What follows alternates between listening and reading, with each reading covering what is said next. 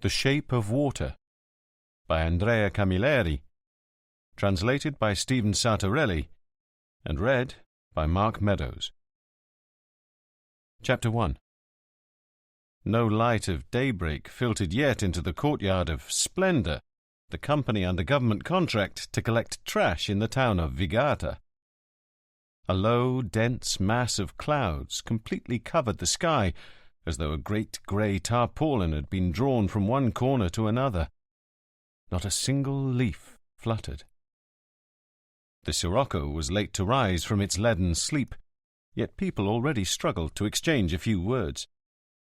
The foreman, before assigning the areas to be cleaned, announced that this day and for some days to come, Pepe Schemari and Caluzzo Bruccoleri would be absent, excused from work. More than excused, they'd been arrested. The previous evening they'd attempted to rob a supermarket, weapons in hand. Two Pino Catalane and Saro Montaperto, young land surveyors, naturally without employment as land surveyors, but hired by Splendor as temporary ecological agents, thanks to the generous string-pulling of Chamber Deputy Cusumano, in whose electoral campaign the two had fought body and soul, and in that order, with the body doing far more than the soul felt like doing. The foreman assigned the jobs vacated by Pepe and Caluzzo, that is, the sector that went by the name of the pasture, because in a time now beyond memory a goat-herd had apparently let his goats roam there. It was a broad tract of Mediterranean brush on the outskirts of town that stretched almost as far as the shore. Behind it lay the ruins of a large chemical works, inaugurated by the ubiquitous Deputy Cusumano, when it seemed the magnificent winds of progress were blowing strong. Soon, however, that breeze changed into the flimsiest of puffs, before dropping altogether. But in that brief time it had managed to do more damage than a tornado, leaving a shambles of compensation benefits and unemployment in its wake. To prevent the crowds of black and not-so-black Senegalese, Algerians, Tunisians and Libyans wandering about the city from nesting in that factory, a high wall had been built all around it, above which the old structures still soared, corroded by weather, neglect and sea salt, looking more and more like architectures designed by Gaudi under the influence of hallucinogens. Until recently the pasture had represented, for those who at the time still went under the undignified name of garbage collectors, a cakewalk of a job.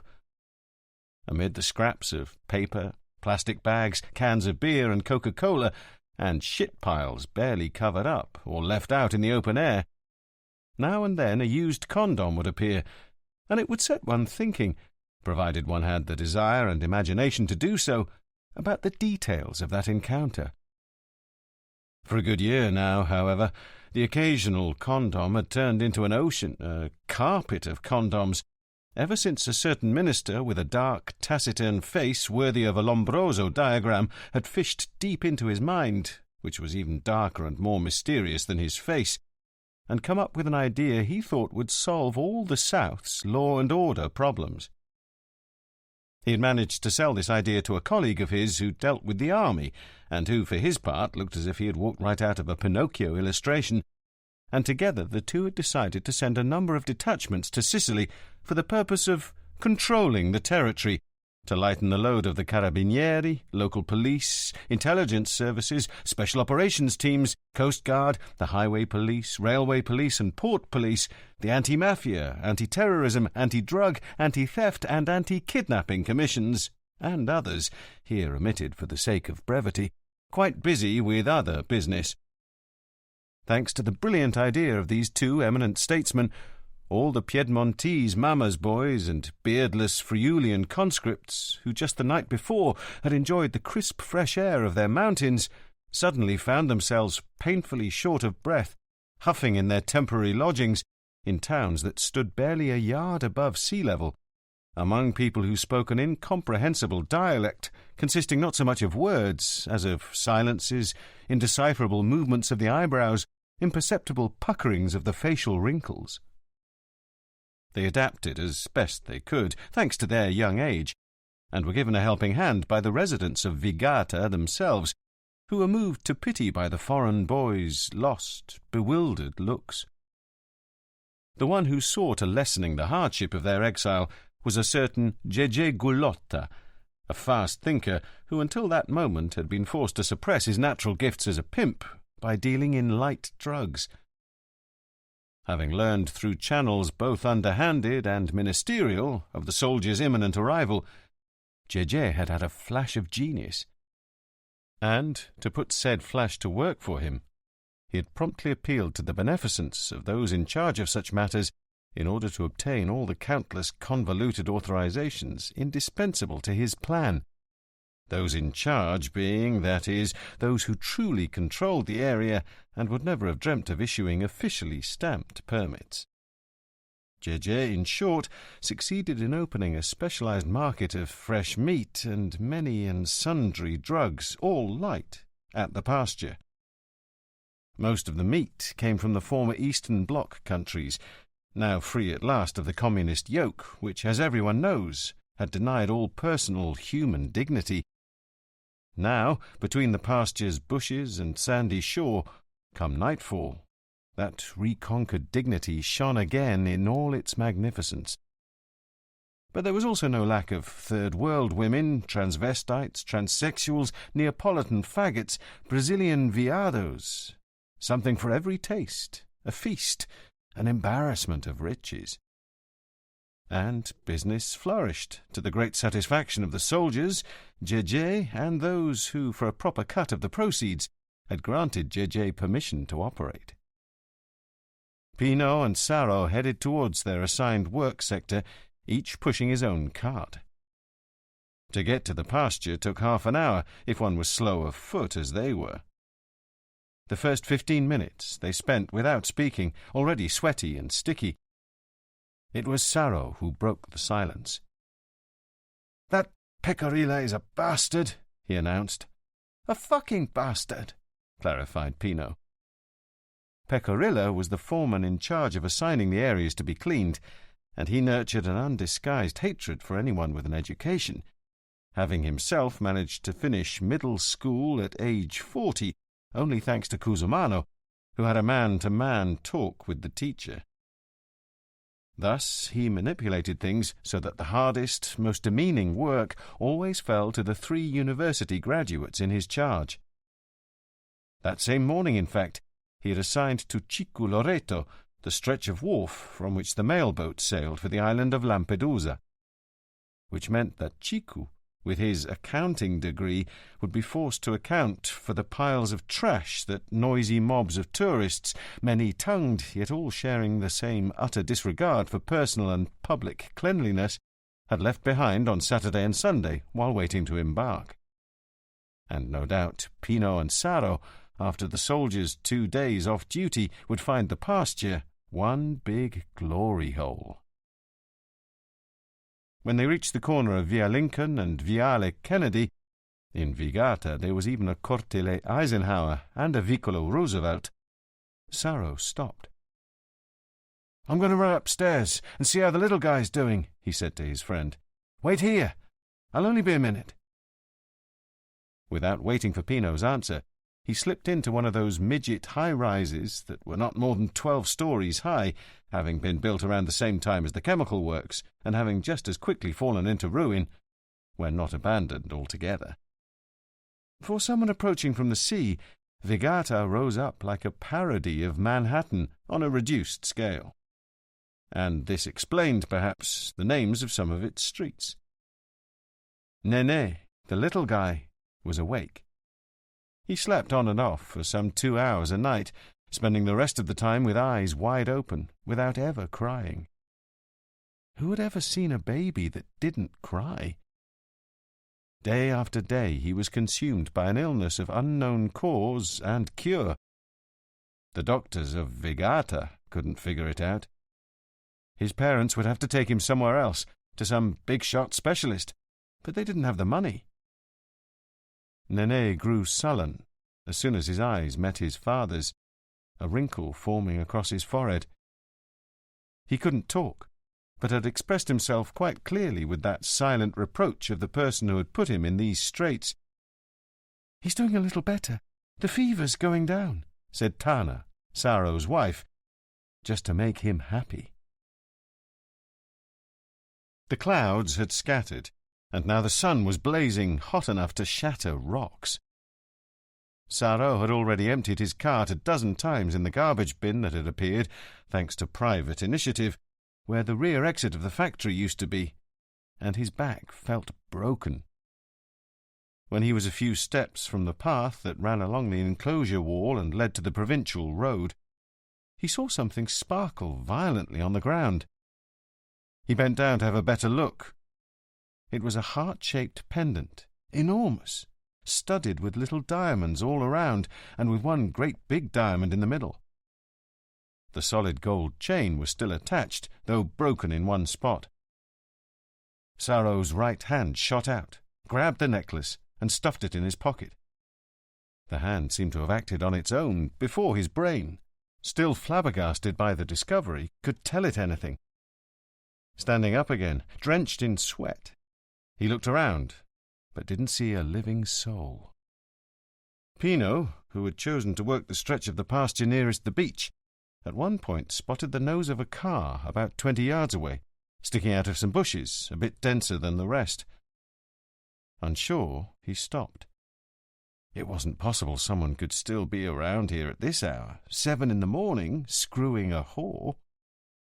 He began to approach cautiously, one step at a time, almost bent over, and when he'd reached the tail lights, he quickly stood straight up. Nothing happened. Nobody shouted to fuck off. The car seemed vacant. Coming nearer, he finally made out the indistinct shape of a man motionless in the passenger seat, head thrown back. He seemed to be in a deep sleep. But by the look and the smell of it, Pino realized something was fishy. He turned around and called to Saro, who came running, out of breath, eyes bulging. "What is it? What the hell do you want?" Pino thought his friend's questions a bit aggressive, but blamed it on the fact that he had run all that way. "Get a load of this," he said. Plucking up his courage, Pino went up to the driver's side and tried to open the door, but couldn't. It was locked. With the help of Saro, who seemed to have calmed down, he tried to reach the other door, against which the man's body was partially leaning, but the car, a large green BMW, was too close to the shrub to allow anyone to approach from that side. Leaning forward, however, and getting scratched by the brambles, they managed to get a better look at the man's face. He was not sleeping. His eyes were wide open and motionless. The moment they realized that the man was dead, Pino and Saro froze in terror, not at the sight of death, but because they recognized him. "I feel like I'm taking a sauna," said Saro as he ran along the provincial road towards a telephone booth. "A blast of cold 1 minute, a blast of heat the next." They had agreed on one thing since overcoming their paralysis upon recognizing the deceased. Before alerting the police, they had to make another phone call. They knew Deputy Cusumano's number by heart, and Saro dialed it. But Pino didn't let the phone ring even once. "Hang up, quick," he said. Saro obeyed automatically. "You don't want to tell him? Let's just think for a minute. Let's think hard. This is very important. You know as well as I do that Cusumano is a puppet. What's that supposed to mean? He's a puppet of Luparello, who is everything, or was everything. With Luparello dead, Cusumano's a nobody, a doormat. So, nothing." They turned back towards Vigata, but after a few steps, Pino stopped Saro. "Rizzo, the lawyer," he said. "I'm not going to call that guy. He gives me the creeps. I don't even know him." "I don't either, but I'm going to call him anyway." Pino got the number from the operator. Though it was still only 7:45, Rizzo answered after the first ring. "Mr. Rizzo?" "Yes?" "Excuse me for bothering you at this hour, Mr. Rizzo, but we found Mr. Luparello, you see, and, well, he looks dead." There was a pause. Then Rizzo spoke. So why are you telling me this? Pino was stunned. He was ready for anything except that bizarre response. "But aren't you his best friend? We thought it was only right." "I appreciate it, but you must do your duty first. Good day." Saro had been listening to the conversation, his cheek pressed against Pino's. They looked at each other, nonplussed. Rizzo acted as if they'd told him they'd just found some nameless cadaver. "Shit! He was his friend, wasn't he?" Saro burst out. "What do we know? Maybe they had a fight," said Pino to reassure him. "So what do we do now?" "We go and do our duty, like the lawyer said," concluded Pino. They headed towards town, to police headquarters. The thought of going to the Carabinieri didn't even cross their minds, since they were under the command of a Milanese lieutenant. The Vigata police inspector, on the other hand, was from Catania, a certain Salvo Montalbano, who, when he wanted to get to the bottom of something, he did. Chapter 2. "Again." "No," said Livia, still staring at him, her eyes more luminous from the amorous tension. "Please." "No, I said no." "I always like being forced a little," he remembered her whispering once in his ear.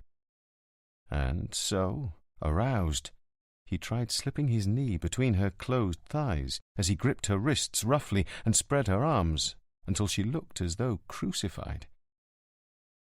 They eyed each other a moment, panting, when suddenly she surrendered. "Yes," she said. "Now." At that exact moment, the phone rang. Without even opening his eyes, Montalbano reached out with his arm to grab not the telephone so much as the fluttering shreds of the dream now inexorably vanishing. "Hello," he shouted angrily at the intruder. "Inspector, we've got a client." He recognized Sergeant Fazio's voice. The other sergeant, Tortorella, was still in the hospital with the nasty bullet he'd taken in the belly from some would-be mafioso who was actually just a pathetic two-bit jerk-off. In their jargon, a client meant a death they should look into. "Who is it?" "We don't know yet." "How was he killed?" "We don't know. Actually, we don't even know if he was killed." "I don't get it, Sergeant. You woke me up to tell me you don't know a goddamn thing?" Montalbano breathed deeply to dispel his pointless anger, which Fazio tolerated with the patience of a saint. "Who found him?" he continued. "A couple of garbage collectors in the pasture. They found him in a car." "I'll be right there. Meanwhile, phone the Montelusa department. Have them send someone from the lab, and inform Judge Lobianco." As he stood under the shower, he reached the conclusion that the dead man must have been a member of the Cuffaro gang. 8 months earlier, probably due to some territorial dispute, a ferocious war had broken out between the Vigata Cuffaros and the Sinagra gang, who were from Fela. 1 victim per month, by turns, and in orderly fashion, 1 in Vigata, 1 in Fela. The latest, a certain Mario Salino, had been shot in Fela by the Vigatese, so now it was apparently the turn of one of the Cuffaro thugs. Before going out, he lived alone in a small house right on the beach on the opposite side of town from the pasture. He felt like calling Livia in Genoa. She answered immediately, drowsy with sleep. "Sorry, but I wanted to hear your voice." "I was dreaming of you," she said. "You were here with me." Montalbano was about to say that he, too, had been dreaming of her, but an absurd prudishness held him back. Instead, he asked, "And what were we doing?" "Something we haven't done for too long," she said. At headquarters, aside from the sergeant, there were only 3 policemen. The rest had gone to the home of a clothing shop owner who had shot his sister over a question of inheritance and then escaped. Montalbano opened the door to the interrogation room. The two garbage collectors were sitting on the bench, huddling one against the other, pale despite the heat. "Wait here till I get back," Montalbano said to them, and the two, resigned, didn't even reply. They both knew well that any time one fell in with the law, whatever the reason, it was going to be a long affair. "Have any of you called the papers?" the inspector asked his men. They shook their heads. No. "Well, I don't want them sticking their noses in this. Make a note of that." Timidly, Galluzzo came forward, raising two fingers, as if to ask if he could go to the bathroom. "Not even my brother-in-law?" Galluzzo's brother-in-law was a newsman with Televigata, who covered local crime, and Montalbano imagined the family squabbles that might break out if Galluzzo weren't to tell him anything. And Galluzzo was looking at him with pitiful, canine eyes. "All right, but he should come only after the body's been removed, and no photographers." They set out in a squad car, leaving Giallombardo behind on duty. Gallo was at the wheel. Together with Galluzzo, he was often the butt of facile jokes such as, "Hey, Inspector, what's new in the chicken coop?" Knowing Gallo's driving habits, Montalbano admonished him, "Don't speed. We're in no hurry." At the curve by the Carmelite church, Pepe Gallo could no longer restrain himself and accelerated, screeching the tyres as he rounded the bend. They heard a loud crack, like a pistol shot, and the car skidded to a halt. They got out. The right rear tyre hung flabbily, blown out. It had been well worked over by a sharp blade. The cuts were quite visible. "Goddamn sons of bitches!" bellowed the sergeant. Montalbano got angry in earnest. "But you all know they cut our tyres twice a month. Jesus! And every morning I remind you, don't forget to check them before going out.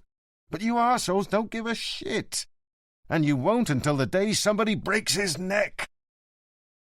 For one reason or another, it took a good 10 minutes to change the tyre, and when they got to the pasture, the Montelusa crime lab was already there. They were in what Montalbano called the meditative stage. That is, 5 or 6 agents circling round and round the spot where the car stood, hands usually in their pockets or behind their backs. They looked like philosophers absorbed in deep thought, but in fact their eyes were combing the ground for clues, traces, footprints. As soon as Giacomuzzi, head of the crime lab, saw Montalbano, he came running up. "How come there aren't any newsmen?" "I didn't want any." "Well, this time they're going to accuse you of trying to cover up a big story." He was clearly upset. "Do you know who the dead man is?" "No. Who?" "None other than the engineer Silvio Luparello." "Shit," was Montalbano's only comment. "And you know how he died?" "No, and I don't want to know. I'll have a look at him myself." Offended, Giacomuzzi went back to his men.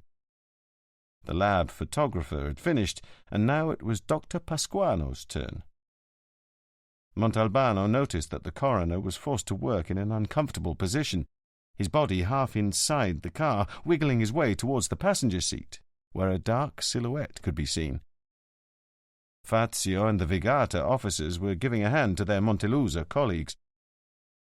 The inspector lit a cigarette and turned to look at the chemical factory. That ruin fascinated him. He decided he would come back one day to take a few snapshots, which he'd send to Livia to explain some things about himself and his island that she was still unable to understand. Lobianco's car pulled up, and the judge stepped out, looking agitated. "Is it really Luparello?" he asked. Apparently Giacomuzzi had wasted no time. "So it seems." The judge joined the lab group and began speaking excitedly with Giacomuzzi and Dr. Pasquano, who in the meantime had extracted a bottle of rubbing alcohol from his briefcase and was disinfecting his hands. After a good while, long enough for Montalbano to broil in the sun, the men from the lab got back in their cars and left. As he passed Montalbano, Giacomuzzi said nothing. Behind him, the inspector heard an ambulance siren wind down. It was his turn now. He'd have to do the talking and acting. There was no escape. He shook himself from the torpor in which he was stewing and walked towards the car with the dead man inside. Halfway there, the judge blocked his path. "The body can be removed now, and considering poor Luparello's notoriety, the quicker we do it, the better. In any case, keep me posted daily as to how the investigation develops." He paused a moment, and then, to make the words he'd just said a little less peremptory, "Give me a ring when you think it's appropriate," he added. Another pause. Then, "During office hours, of course." He walked away. During office hours. Not at home. At home, it was well known, Judge Lobianco was busy penning a stuffy, puffy book, The Life and Exploits of Rinaldo and Antonio Lobianco, Masters of Jurisprudence at the University of Girgenti at the time of King Martin the Younger, 1402 to 1409. These Lobiancos, he claimed, however nebulously, were his ancestors. "How did he die?" Montalbano asked the doctor. "See for yourself," said the doctor, standing aside. Montalbano stuck his head inside the car, which felt like an oven, more specifically a crematorium, took his first look at the corpse, and immediately thought of the police commissioner. He thought of the commissioner not because he was in the habit of turning his thoughts up the hierarchical ladder at the start of every investigation, but merely because some 10 days earlier he had spoken with old Commissioner Burlando, who was a friend of his, about a book by Ariès, Western Attitudes Towards Death, which they had both read. The commissioner had argued that every death, even the most abject, was sacred. Montalbano had retorted, in all sincerity, that in no death, not even a pope's, could he see anything sacred whatsoever. He wished the commissioner were there beside him now, to see what he saw. This Luparello had always been an elegant sort, extremely well-groomed in every physical detail. Now, however, his tie was gone, his shirt rumpled, his glasses askew, his jacket collar incongruously half turned up, his socks sagging so flaccidly that they covered his loafers. But what most struck the inspector was the sight of the trousers pulled down around the man's knees, the white of the underwear showing inside the trousers, the shirt rolled up together with the undershirt halfway up his chest. And the sex organ, obscenely, horridly exposed, thick and hairy, in stark contrast with the meticulous care shown over the rest of his person. "But how did he die?" he asked the doctor again, coming out of the car. "Seems obvious, don't you think?" Pasquano replied rudely. "You did know he'd had heart surgery," he continued, "performed by a famous London surgeon?" "No, I did not. I saw him on TV last Wednesday, and he looked in perfect health to me." "He may have looked healthy, but he wasn't. You know, in politics they're all like dogs. The minute they realize you can't defend yourself, they attack. Apparently he had a double bypass in London. They say it was a difficult operation." "Who was his doctor in Montelusa?" "My colleague, Capuano. He was getting weekly checkups. His health was very important to him. You know, always wanted to look fit." "You think I should talk to Capuano?" "Absolutely unnecessary. It's plain as day what happened here. Poor Mr. Luparello felt like having a good lay in the pasture, maybe with some exotic foreign slut, and he had it all right, and left his carcass behind." He noticed that Montalbano had a faraway look in his eyes. "Not convinced?" "No." "Why not?" "I don't really know, to tell you the truth. Can you send me the results of the autopsy tomorrow?" "Tomorrow? Are you crazy?" Before Luparello, I've got that 20-year-old girl who was raped in a shepherd's hut and found eaten by dogs 10 days later, and then there's Fofo Greco, who had his tongue cut out and his balls cut off before they hung him from a tree to die, and then—" Montalbano cut this macabre list short. "Pasquano, let's get to the point. When can you get me the results?" "Day after tomorrow, if, in the meantime, I don't have to run all over town looking at other corpses." They said goodbye. Montalbano called over the sergeant and his men and told them what they had to do, and went to load the body into the ambulance. He had Gallo drive him back to headquarters. "You can go back afterwards and pick up the others. And if you speed, I'll break your neck."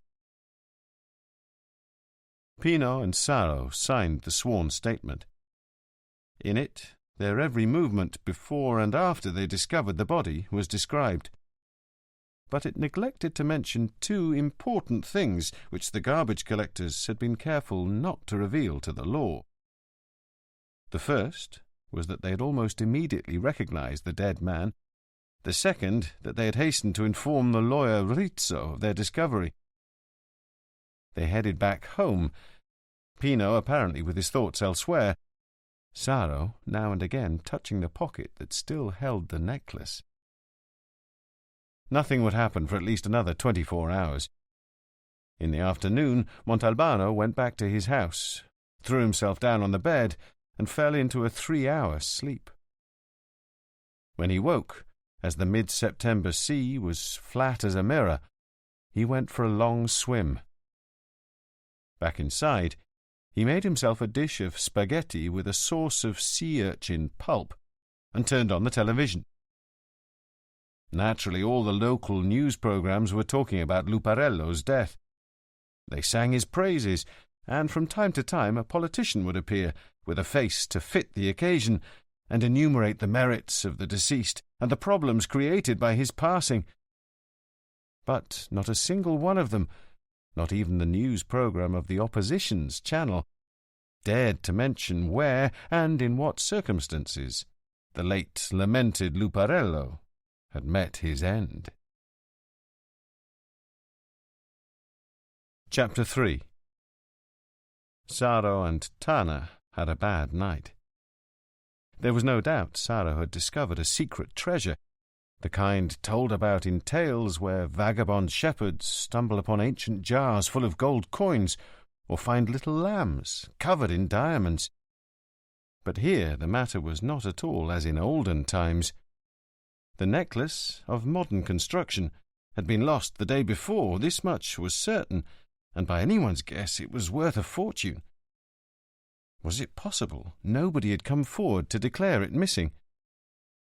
As they sat at their small kitchen table, with the television on and the window wide open, like every night, to keep the neighbours from getting nosy and gossiping at the sight of the slightest change, Tana wasted no time opposing her husband's intention to go and sell it that very day, as soon as the Siracusa brothers' jewellery shop reopened. "First of all," she said, "we're honest people. We can't just go and sell something that's not ours." "But what are we supposed to do? You want me to go to the foreman and tell him I found a necklace, turn it over to him, and have him give it back to its owner when they come to reclaim it? That bastard Pecorila'll sell it himself in 10 seconds flat." "We could do something else. We could keep the necklace at home, and in the meantime tell Pecorilla about it. Then, if somebody comes for it, we'll give it to them." "What good will that do us?" "There's supposed to be a percentage for people who find things like this." "How much do you think it's worth?" 20 million lira, easy," Saro replied, immediately thinking he'd blurted out too high a figure. "So, let's say we get 2 million. Can you tell me how we're going to pay for all of Nene's treatments with 2 million lira? They talked it over until dawn, and only stopped because Saro had to go to work. But they'd reached a temporary agreement that allowed their honesty to remain intact. They would hang on to the necklace without whispering a word to anyone, let a week go by, and then if nobody came forward, they'd pawn it. When Saro, washed up and ready to leave, went to kiss his son, he had a surprise. Nene was sleeping deeply, peacefully, as if he somehow knew that his father had found a way to make him well. Pino couldn't sleep that night either. Speculative by nature, he liked the theatre and had acted in several well-meaning but increasingly rare amateur productions in and around Vigata. So he read theatrical literature. As soon as his meagre earnings would allow him, he would rush off to Montelusa's only bookshop and buy his fill of comedies and dramas. He lived with his mother, who had a small pension, and getting food on the table was not really a problem. Over dinner his mother had made him tell her 3 times how he discovered the corpse, asking him each time to better explain a certain detail or circumstance. She had done this so that she could retell the whole story the next day to her friends at church or at the market, proud to be privy to such knowledge and to have a son so clever as to get himself involved in such an important affair. Finally, around midnight, she'd gone to bed, and shortly thereafter Pino turned in as well. As for sleeping, however, there was no chance of that. Something made him toss and turn under the sheets. He was speculative by nature, as we said, and thus, after wasting 2 hours trying to shut his eyes, he'd convinced himself it was no use. It might as well be Christmas Eve. He got up, washed his face, and went to sit at the little desk he had in his bedroom. He repeated to himself the story he had told his mother, and although every detail fitted and it all made sense, the buzz in his head was still there in the background. It was like the hot-cold guessing game. As long as he was reviewing everything he'd said, the buzz seemed to be saying, "You're cold." Thus the static must be coming from something he'd neglected to tell his mother. And in fact, what he hadn't told her were the same things he, by agreement with Saro, had kept from Inspector Montalbano: their immediate recognition of the corpse and the phone call to Rizzo. And here the buzz became very loud and screamed, "You're hot, hot, hot!" So he took a pen and paper and wrote down word for word the conversation he'd had with the lawyer. He reread it and made some corrections, forcing himself to remember even the pauses, which he wrote in as in a theatrical script. When he'd got it all down, he reread the final draft. Something in that dialogue still didn't work. But it was too late now. He had to go to Splendor. Around 10 o'clock in the morning, Montalbano's reading of the 2 Sicilian dailies, one from Palermo and the other from Catania, was interrupted by a phone call from the commissioner. "I was told to send you thanks," the commissioner began. "Oh, really? On whose behalf?" "On behalf of the bishop and our minister. Monsignor Teruzzi was pleased with the Christian charity, those were his exact words, which you, how shall I say, put into action by not allowing any unscrupulous, indecent journalists and photographers to paint and propagate lewd portraits of the deceased. But I gave that order before I even knew who it was. I would have done the same for anybody. I'm aware of that. Giacomuzzi told me everything. But why should I have revealed such an irrelevant detail to our holy prelate? Why should I disabuse him or you of your Christian charity? Such charity, my dear man, becomes all the more precious the loftier the position of the object of charity. You know what I mean? Just imagine, the bishop even quoted Pirandello. No. Oh, yes. He quoted 6 characters in search of an author. The line where the father says that one cannot be held forever to a less than honourable act after a life of great integrity just because of one moment of weakness. In other words, we cannot pass on to posterity the image of Luparello with his pants momentarily down. What did the minister say? He certainly didn't quote Pirandello, since he wouldn't even know who that is. But the idea, however tortuous and mumbled, was the same. And since he belongs to the same party as Luparello, he took the trouble to add another word. What was that? Prudence. What's prudence got to do with this business? I don't know, but that's the word he used. Any news of the autopsy? Not yet. Pasquano wanted to keep him in the fridge until tomorrow, but I talked him into examining him late this morning or early in the afternoon. I don't think we're going to learn anything new from that end, though. No, probably not, Montalbano concurred. Returning to his newspapers, Montalbano learned much less from them than he already knew of the life, miracles, and recent death of Silvio Luparello, engineer. They merely served to refresh his memory. Heir to a dynasty of Montelusa builders, his grandfather had designed the old train station, his father the courthouse. Young Silvio, after graduating with highest honours from Milan Polytechnic, had returned to his hometown to carry on and expand the family business. A practicing Catholic, he had embraced the political ideals of his grandfather, a passionate follower of Don Luigi Sturzo. The ideals of his father, who had been a fascist militiaman and participated in the March on Rome, were kept under a respectful veil of silence, and had cut his teeth at the FUCI, the National Organization of Catholic University Students, creating a solid network of friendships for himself. Thereafter, on every public occasion, demonstration, assembly, or gala, Silvio Luparello had always shown up alongside the party bigwigs, but always one step behind them, half smiling as if to say that he stood there by choice, not out of hierarchical protocol. Officially drafted numerous times as a candidate in both the local and parliamentary elections, he had withdrawn every time, for the noblest of reasons, always duly brought to the public's attention, invoking that humility, that desire to serve in silence and shadow proper to every true Catholic. And in silence and shadow he had served for nearly 20 years, until the day when, fortified by all that his eagle eyes had seen in the shadow, he took a few servants of his own, first and foremost Deputy Cusumano.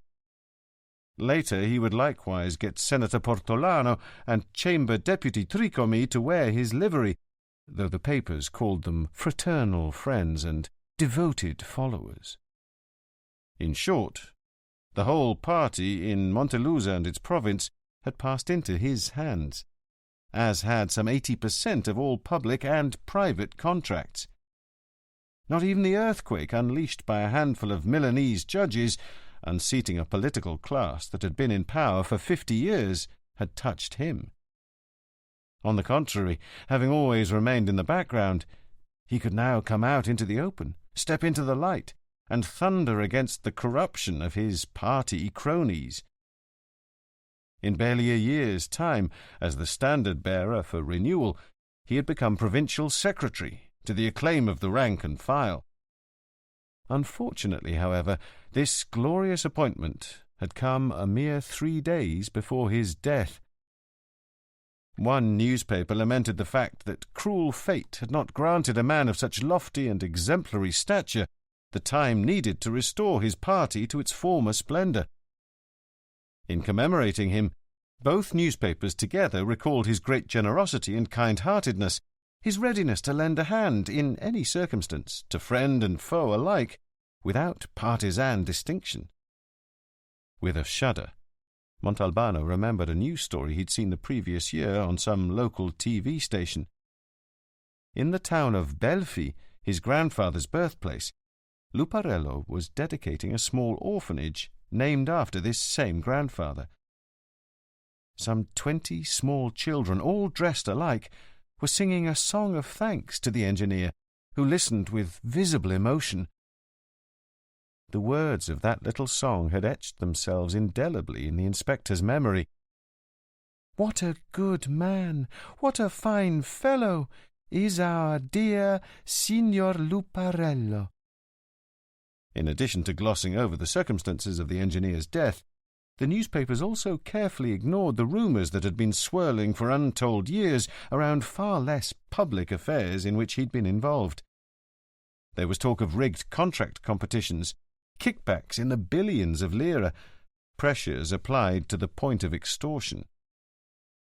And in all these instances, the name that constantly popped up was that of Councillor Rizzo, first the caddy, then the right-hand man, and finally the alter ego of Luparello. But these always remained rumours, voices in the air and on the wind. Some even said that Rizzo was a liaison between Luparello and the Mafia, and on this very subject the inspector had once managed to read a confidential report that spoke of currency smuggling and money laundering.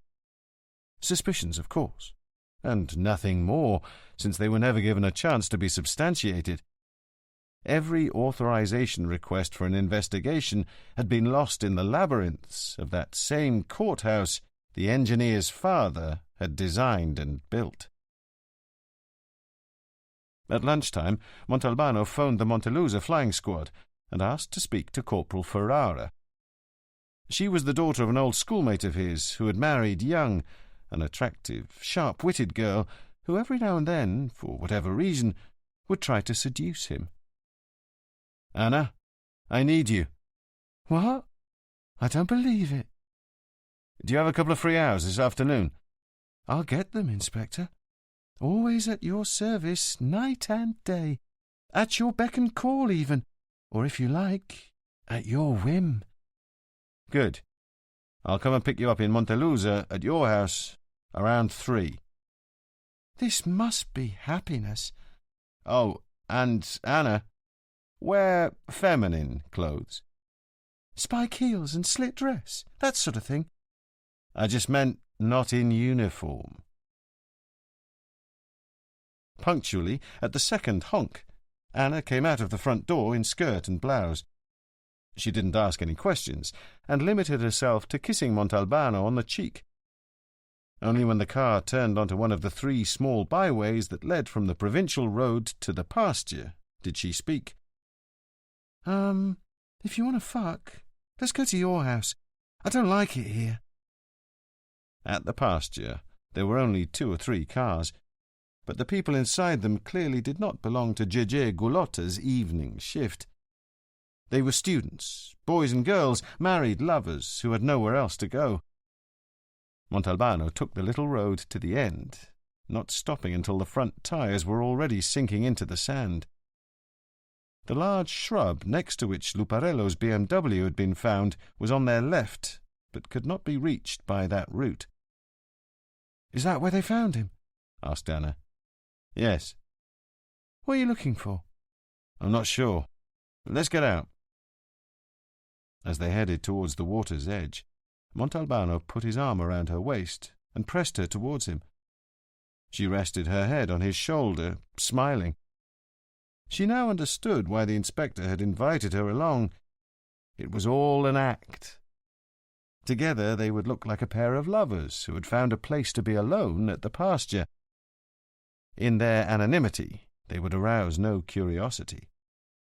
"What a son of a bitch," she thought. "He doesn't give a shit about my feelings for him." At a certain point, Montalbano stopped, his back to the sea. The shrub was in front of them, about 100 yards away as the crow flies. There could be no doubt. The BMW had come not by way of the small roads, but from the beach side, and had stopped after circling towards the bush, its nose facing the old factory. That is, in the exact opposite position to that which all the other cars coming off the provincial road had to take, there being absolutely no room in which to manoeuvre. Anyone who wanted to return to the provincial road had no choice but to go up the byway in reverse. Montalbano walked another short distance, his arm still around Anna, his head down. He could find no tyre tracks. The sea had erased everything. "So what now?" "First I have to call Fazio. Then I'll take you back home." "Inspector, may I tell you something in all honesty?" "Of course." "You're an arsehole." Chapter 4. "Inspector? Pasquano here. Where the hell have you been hiding?" I've been looking for you for 3 hours, and at headquarters they couldn't tell me anything." "Are you angry at me, Doctor?" "At you? At the whole stinking universe." "What have they done to you?" "They forced me to give priority to Luparello, the same way exactly as when he was alive. So even in death the guy has to come before everyone else. I suppose he's first in line at the cemetery, too." "Was there something you wanted to tell me?" "Just an advance notice of what I'm going to send you in writing." "Absolutely nothing. The dear departed died of natural causes." "Such as?"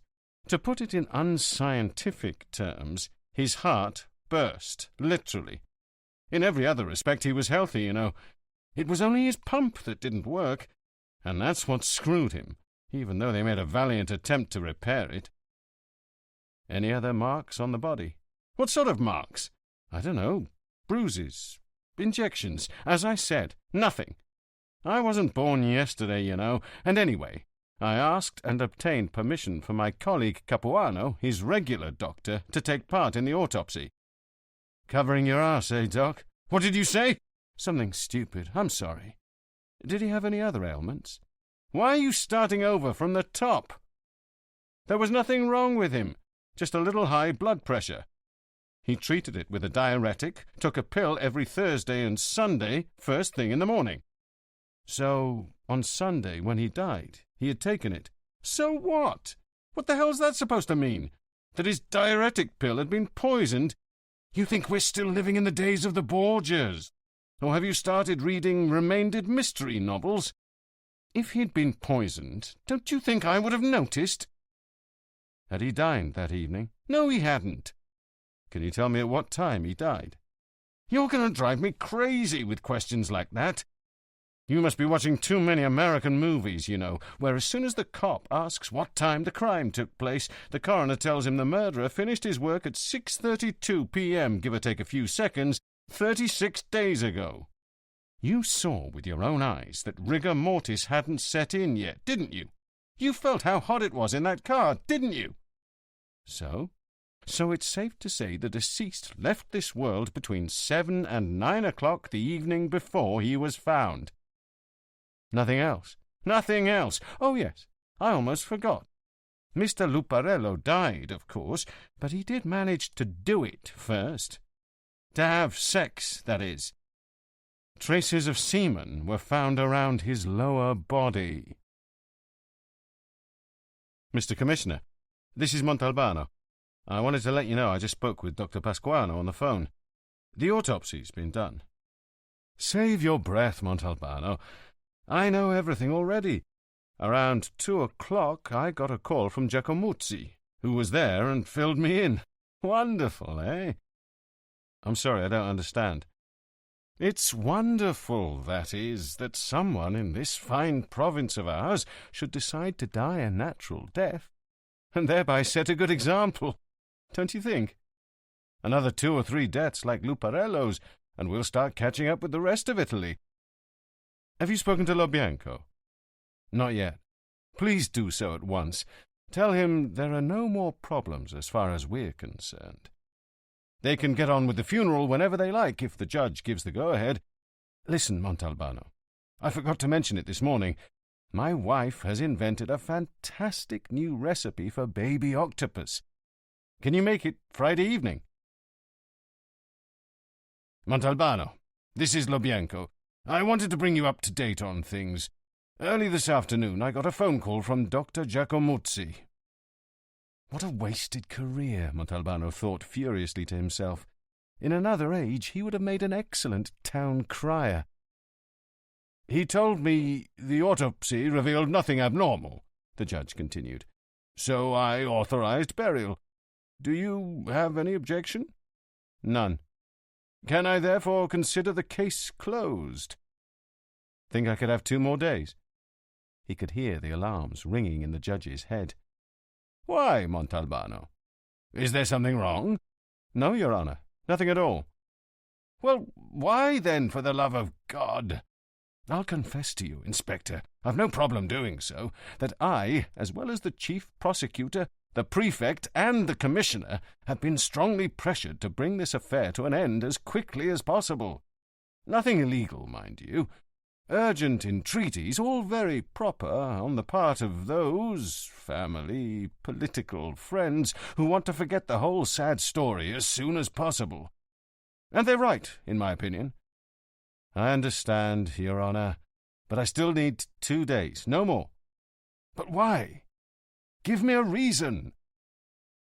He found an answer, a pretext. He couldn't very well tell the judge his request was founded on nothing, or rather on the feeling that he'd been hoodwinked, he didn't know how or why, by someone who at that moment was proving himself to be shrewder than he. If you really must know, it's out of concern for public opinion. I wouldn't want anyone to start whispering that we closed the case in haste, because we had no intention of getting to the bottom of things. As you know, it doesn't take much to start people thinking that way. If that's how you feel, then all right. You can have your 48 hours, but not a minute more. Try to understand the situation. JJ, how's it going, handsome? Sorry to wake you at 6:30 in the evening. Fucking shit! JJ, is that any way to speak to a representative of the law? Especially someone like you, who before the law can only shit your pants.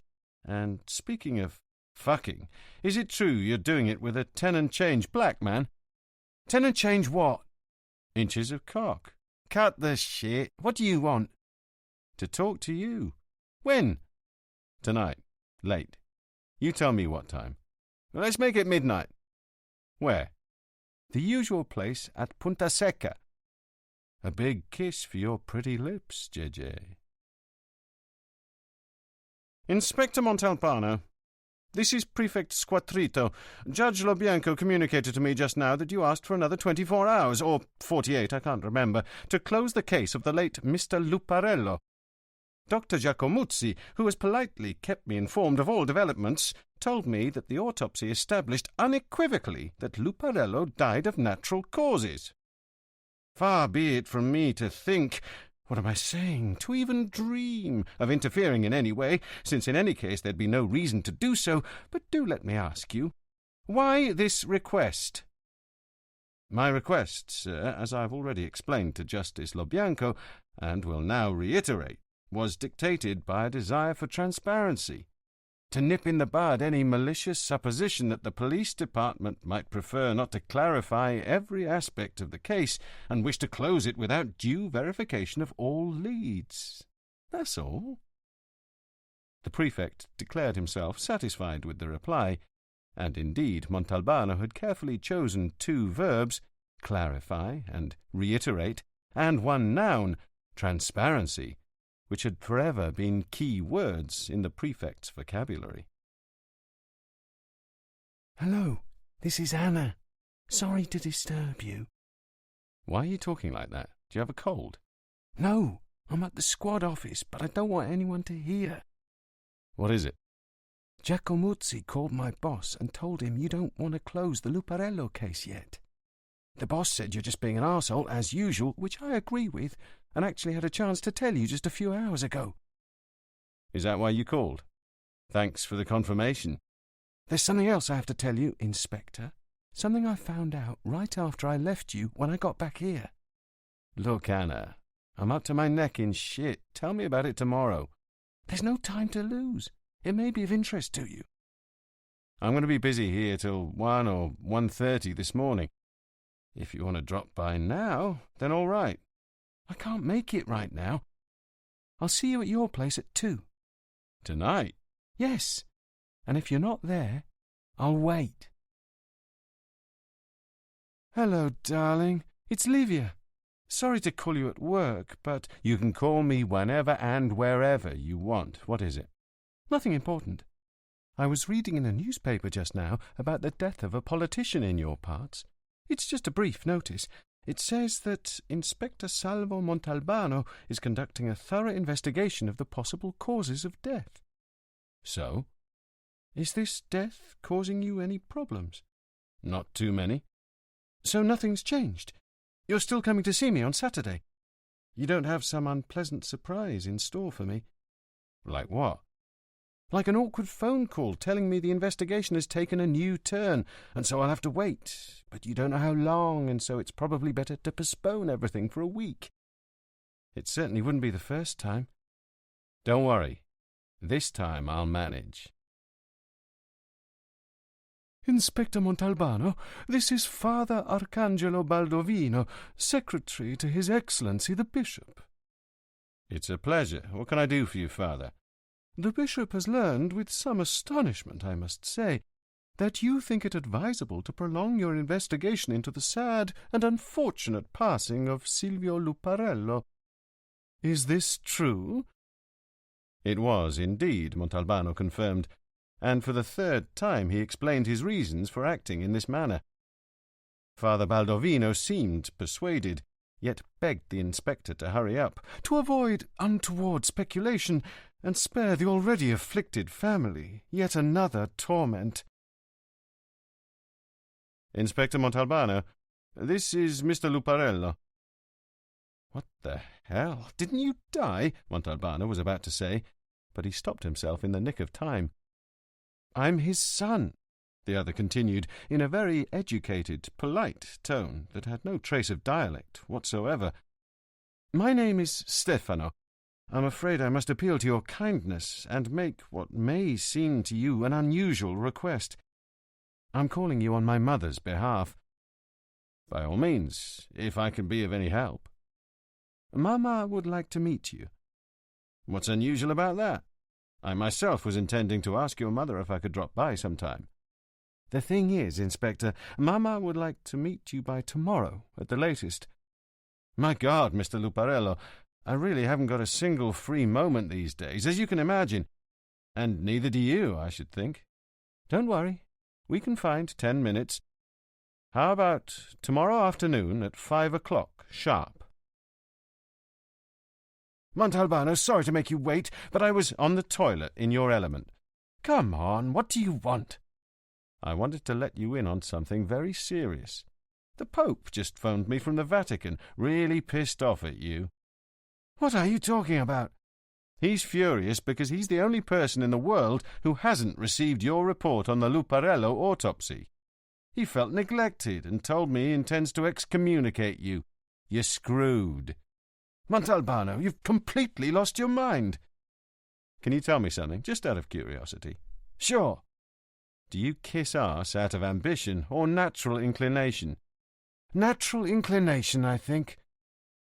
The sincerity of the response caught the inspector by surprise. Listen, have you finished examining the clothes Luparello was wearing? Did you find anything? We found what you'd expect. Traces of semen on the underwear and trousers. And inside the car? We're still examining it. Thanks. Now go back to the toilet.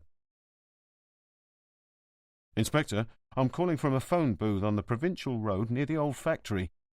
I did what you asked me to do. Tell me about it, Fazio. You were absolutely right. Luparello's BMW came from Montelusa, not Vigata. Are you certain? On the Vigata side, the beach is cordoned off by cement blocks. You can't get through. He would have had to fly. Did you find out which way he might have come? Yes, but he's totally crazy. Why? Explain. Because, even though from Montelusa to Vigata there are dozens of roads and byways that one can take to avoid being seen, at a certain point, to get to the pasture, Luparello's car would have had to pass through the dry bed of the Caneto. The Caneto? But it's impassable. Well, I did it, and therefore somebody else could have done it. It's completely dry. The only problem is, my car's suspension is ruined. And since you didn't want me to take a squad car, I'm going to have to... I'll pay for the repairs myself. Anything else? Yes. As it was pulling out of the riverbed and turning onto the sand, the BMW's tyres left some tracks. If we tell Giacomuzzi right away, we can get a cast of them. Fuck Giacomuzzi. Yes, sir. Need anything else? No, Fazio. Just come back to headquarters. And... thanks. Chapter 5. The little beach of Punta Secca, A compact strip of sand, sheltered by a hill of white marl, was deserted at that hour. When the inspector arrived, JJ was already there, waiting for him, leaning against his car and smoking a cigarette. "Come on out, Salvo," he said to Montalbano. "Let's enjoy the fine night air a minute." They stood there a bit in silence, smoking. Then JJ, having put out his cigarette, began to speak. "I know what you want to ask me, Salvo. I'm well prepared. You can ask me anything you like, even jumping around." They smiled at this shared memory. They'd known each other since La Primina, the little private kindergarten where the teacher was Signorina Marianna, JJ's sister, some 15 years his senior. Salvo and JJ were listless schoolboys, learning their lessons like parrots, and like parrots, repeating them in class. Some days, however, Signorina Marianna wasn't satisfied with those litanies, so she'd start jumping around in her questions. That is, she wouldn't follow the order in which the information had been presented. And this meant trouble, because then you had to have understood the material and grasped the logical connections. "How's your sister doing?" asked Montalbano. "I took her to Barcelona. There's a specialized eye clinic there. They say they can work miracles. They told me they can get the right eye, at least, to recover in part." "When you see her, give her my best." "I will. But as I was saying, I'm well prepared, so you can start firing away with the questions." "How many people do you have working for you at the pasture?" "Between whores and fags of various sorts, 28. Then there's Filippo di Cosmo and Manuele Lopiparo, who are there just to make sure there's no trouble. The smallest thing, you know, and I'm screwed." "You've got to keep your eyes open." "Right. Do you realize the kind of problems I'd have if there was a brawl, or somebody got knifed or OD'd? "Still sticking to light drugs?" "Yeah. Grass, coke at the most. Ask the street cleaners if they ever find a single syringe. Go ahead and ask 'em. I believe you. Then there's Giambalvo, chief of vice, who's always breathing down my neck. He says he'll put up with me as long as I don't create any complications and bust his balls with something big." "I know Giambalvo. He doesn't want to have to shut down the pasture, or he'd lose his cut.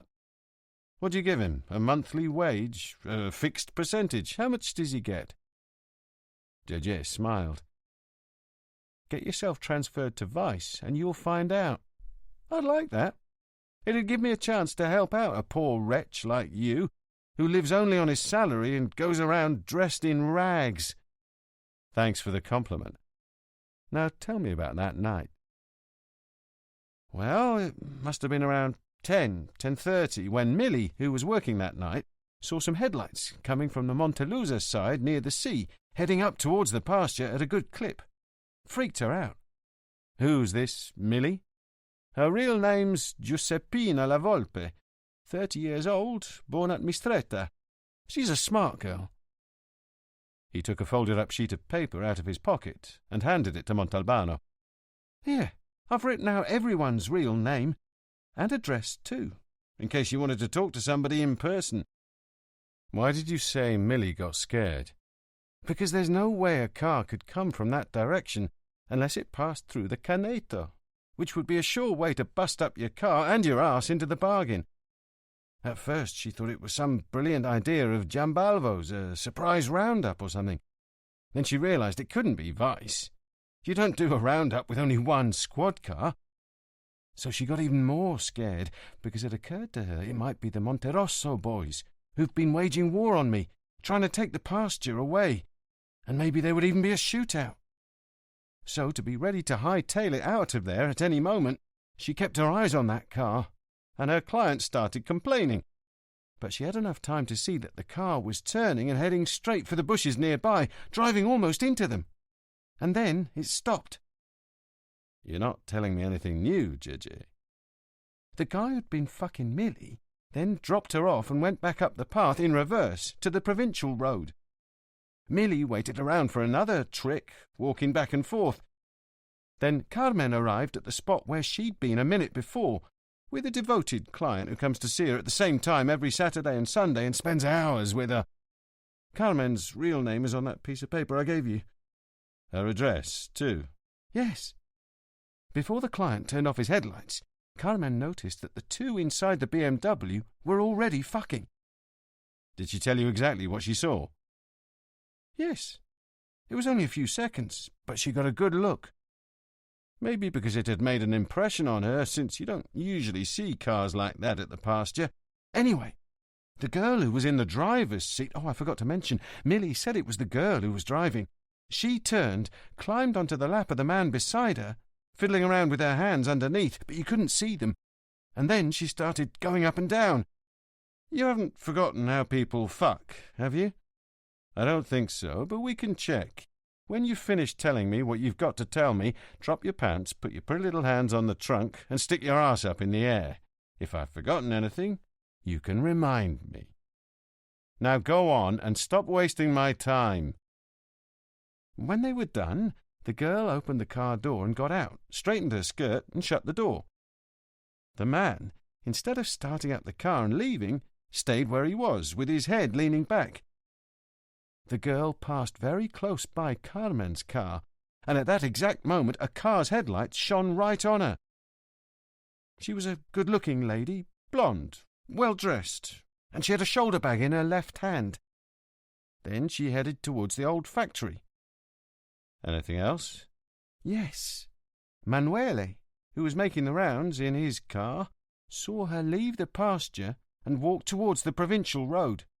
Since she didn't look to him like pasture material by the way she was dressed, he turned around to follow her, but then a car came by and picked her up. Wait a second, JJ. Did Manuele see her standing there with her thumb out, waiting for someone to give her a ride? Salvo, how do you do it? You really are a born cop. Why do you say that? Because that's exactly the point Manuele's not convinced about. In other words, he didn't see the chick make any signal, but the car did stop. And that's not all. Although the car was moving along at a pretty good clip, Manuele had the impression the door was already open when it put on the brakes to pick her up. But Manuele didn't think to take down the license number. There wasn't any reason. Right. And what can you tell me about the man in the BMW, Luparello? Not much.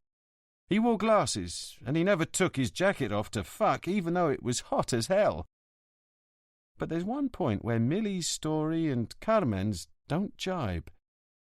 Millie says that when the car arrived, it looked like the man had a tie or a black cravat around his neck. Carmen maintains that when she saw him, he had his shirt unbuttoned, and that was all. But that seems like an unimportant detail to me, since Luparello could have taken off the tie while he was fucking. Maybe it bothered him. His tie, but not his jacket.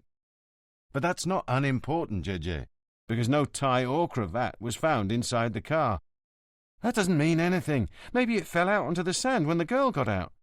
Giacomuzzi's men combed the area and didn't find anything. They stood there in silence, thoughtful. Maybe there's another explanation for what Millie saw, JJ suddenly said. Maybe it was never a question of ties or cravats. Maybe the man still had his seatbelt on.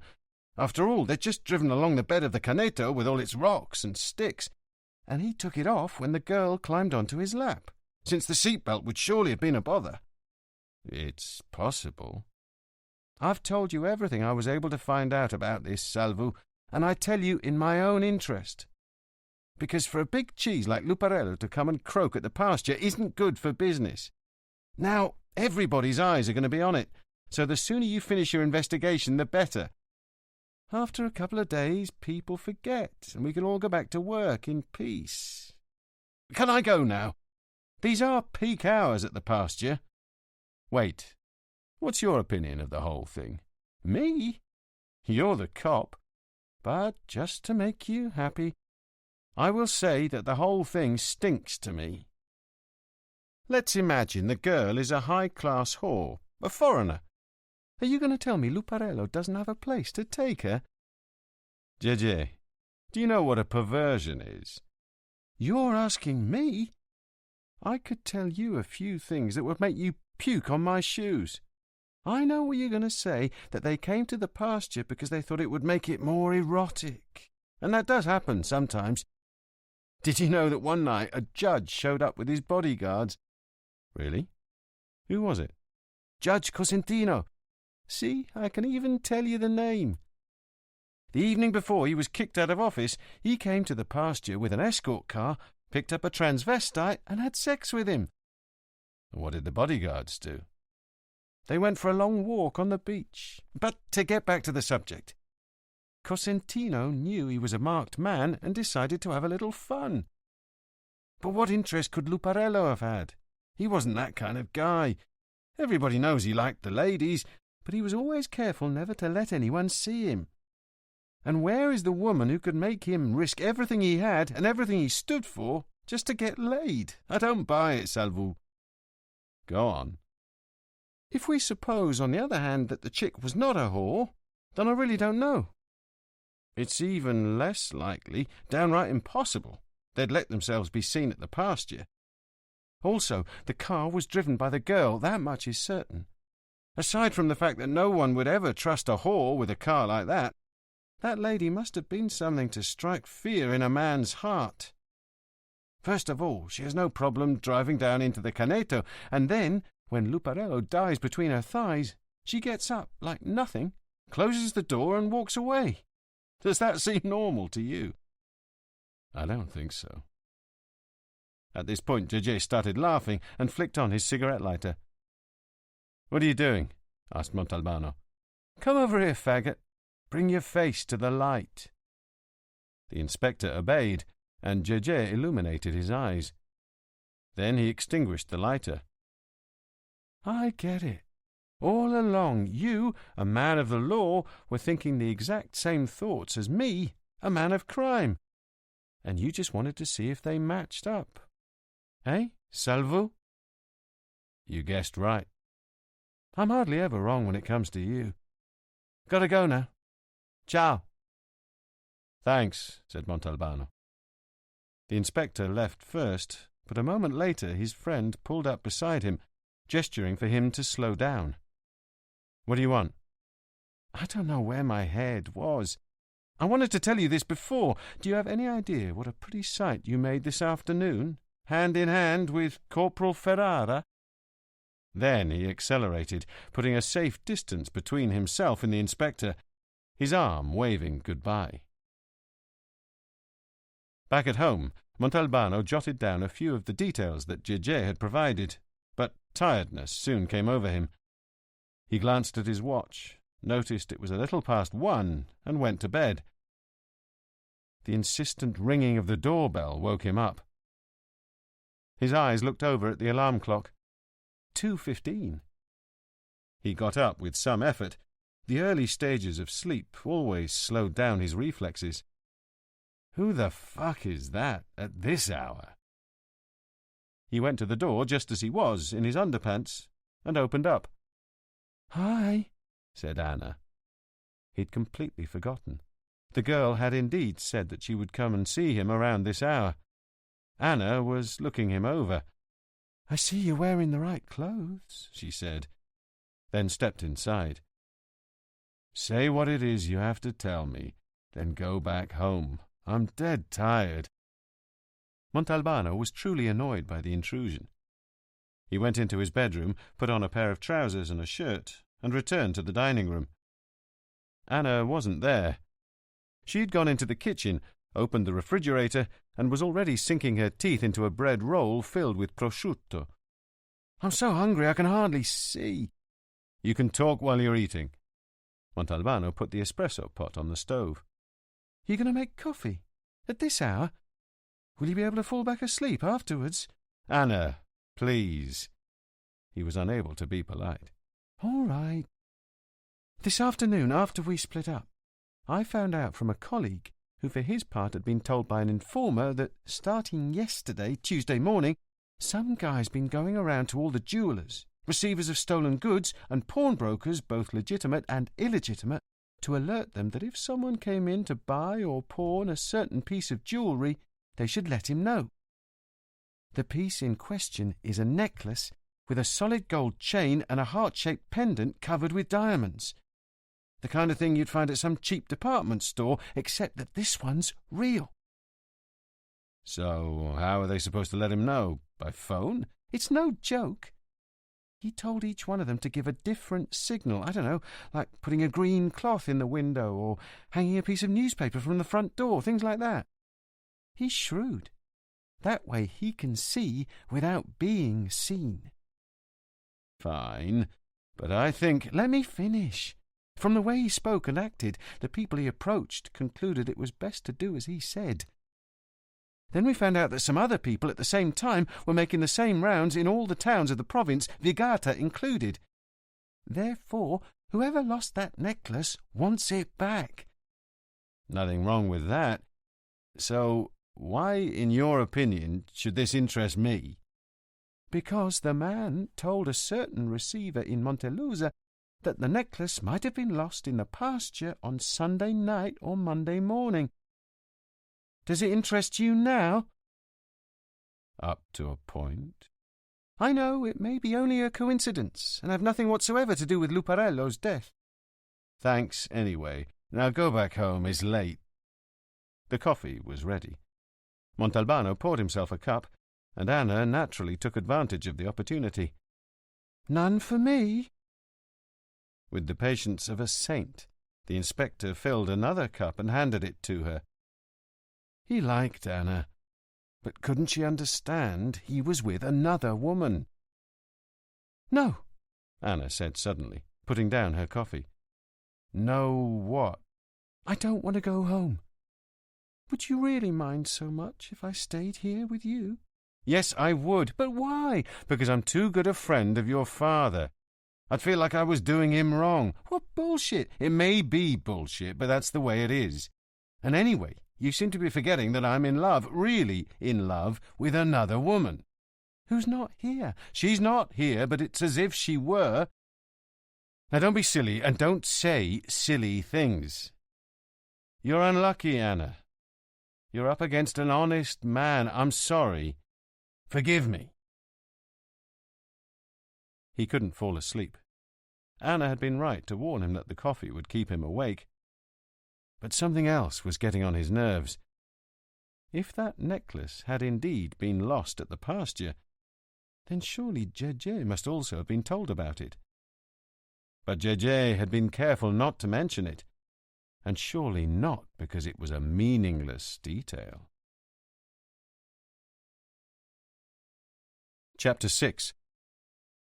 At 5:30 in the morning, after having spent the night repeatedly getting up and going back to bed, Montalbano decided on a plan for Gege, one that would indirectly pay him back for his silence about the lost necklace and his joke about the visit he'd made that afternoon to the pasture. He took a long shower, drank 3 coffees in succession, then got in his car. When he arrived in Rabato, the oldest quarter of Montelusa, destroyed 30 years earlier by a landslide and now consisting mostly of ruins, refurbished and damaged higgledy-piggledy ramshackle hovels inhabited by illegal aliens from Tunisia and Morocco, he headed through narrow, tortuous alleyways towards Piazza Santa Croce. The church stood whole amid the ruins. He took from his pocket the sheet of paper Gege had given him. Carmen, known in the real world as Fatma Ben Galoud, Tunisian, lived at number 48. It was a miserable catorjo, a small ground-floor room with a little window in the wooden door to allow the air to circulate. He knocked. No answer. He knocked harder, and this time a sleepy voice asked, "Who that?" "Police," Montalbano fired back. He had decided to play rough, catching her still drowsy from the sudden awakening. Certainly Fatma, because of her work at the pasture, must have slept even less than he. The door opened, the woman covering herself in a large beach towel that she held up at breast level with one hand. "What you want?" "To talk to you." She stood aside. In the catorjo there was a double bed half unmade, a little table with 2 chairs and a small gas stove. A plastic curtain separated the toilet and sink from the rest of the room. Everything was so clean and orderly it sparkled. But the smell of the woman and her cheap perfume so filled the room that one could hardly breathe. "Let me see your residence permit." As if in fear, the woman let the towel fall as she brought her hands to her face to cover her eyes. Long legs, slim waist, flat belly, high, firm breasts. A real woman, in short, the type you see in television commercials. After a moment or two, Montalbano realized, from Fatma's expectant immobility, that what he was witnessing was not fear, but an attempt to reach the most obvious and common of arrangements between man and woman. "Get dressed." There was a metal wire hung from one corner of the room to another. Fatma walked over to it. Broad shoulders, perfect back, small, round buttocks. With a body like that, thought Montalbano, I bet she's been through it all. He imagined the men lining up discreetly in certain offices, with Fatma earning the indulgence of the authorities behind closed doors, as he had happened several times to read about, an indulgence of the most self-indulgent kind. Fatma put on a light cotton dress over her naked body and remained standing in front of Montalbano. "So, your papers?" The woman shook her head, no, and began to weep in silence. "Don't be afraid," the inspector said. "I'm not afraid. I'm very unlucky." "Why?" "Because you wait a few days. I no hear no more." "And where did you want to go?" "Man from Fela, he like me. I like him. He say Sunday he marry me. I believe him." "The man who comes to see you every Saturday and Sunday?" Fatma's eyes widened. "How you know?" She started crying again. "But now everything finish." "Tell me something. Is JJ going to let you go with this man from Fela?" "Man talk to Signor JJ. Man pay." "Listen, Fatma. Pretend I never came to see you here. I only want to ask you one thing, and if you answer me truthfully, I will turn around and walk out of here, and you can go back to sleep." "What you want to know?" "Did they ask you at the pasture if you'd found anything?" The woman's eyes lit up. "Oh, yes. Signor Filippo, come. He's Signor JJ's man. Tell us if we find gold necklace with heart of diamond. We give it straight to him. If not find, then look." "And do you know if it was found?" "No. Also tonight, all girls look." "Thank you," said Montalbano, heading for the door. In the doorway he stopped and turned round to look at Fatma. "Good luck." So JJ had been foiled. What he had so carefully neglected to mention to Montalbano, the inspector had managed to find out anyway. And from what Fatma had just told him, he drew a logical conclusion. When he arrived at headquarters at the crack of dawn, the officer on guard gave him a look of concern. "Anything wrong, Chief?" "Nothing at all," he reassured him. "I just woke up early." He had bought the 2 Sicilian newspapers and sat down to read them. With a great wealth of detail, the first announced that the funeral service for Luparello would be held the following day. The solemn ceremony would take place at the cathedral, officiated by the bishop himself. Special security measures would be taken due to the anticipated arrival of numerous important personages come to express their condolences and pay their last respects. At the latest count, they would include 2 government ministers, 4 under-secretaries, 18 members of Parliament between senators and deputies, and a throng of regional deputies. And so city police, carabinieri, Coast Guard agents and traffic cops would all be called into action, to say nothing of personal bodyguards and other even more personal escorts, of which the newspaper mentioned nothing, made up of people who certainly had some connection with law and order, but from the other side of the barricade, on top of which stood the law. The second newspaper more or less repeated the same things, while adding that the casket had been set up in the atrium of the Luparello mansion, and that an endless line of people were waiting to express their thanks for everything the deceased had dutifully and impartially done, when still alive, of course. Meanwhile, Sergeant Fazio had arrived, and Montalbano spoke to him at great length about a number of investigations currently under way. No phone calls came in from Montelusa. Soon it was noon, and the inspector opened a file containing the deposition of the 2 garbage collectors concerning their discovery of the corpse. He copied down their addresses, said goodbye to the sergeant and the other policemen, and told them they'd hear from him in the afternoon. If Jeje's men had talked to the whores about the necklace, they must certainly have said something to the garbage collectors as well. Number 28 Gravette Terrace was a 3-story building with an intercom at the front door. A mature woman's voice answered. "I'm a friend of Pino's." "My son's not here." "Didn't he get off work?" "He got off, but he went somewhere else." "Could you let me in, Signora? I only want to leave him an envelope. What floor is it?" "Top floor." A dignified poverty. 2 rooms, eat-in kitchen, bathroom. One could calculate the square footage the minute one entered. Pino's mother, 50-ish and modestly attired, showed him in. "Pino's room's this way."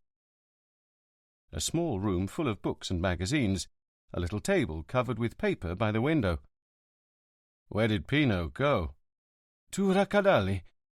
He's auditioning for a part in a play by Martoglio, the one about St. John getting his head cut off. Pino really likes the theatre, you know." Montalbano approached the little table. Apparently Pino was writing a play. On a sheet of paper he had lined up a column of dialogue. But when he read one of the names, the inspector felt a kind of shock run through him. "Signora, could I please have a glass of water?" As soon as the woman left, he folded up the page and put it in his pocket.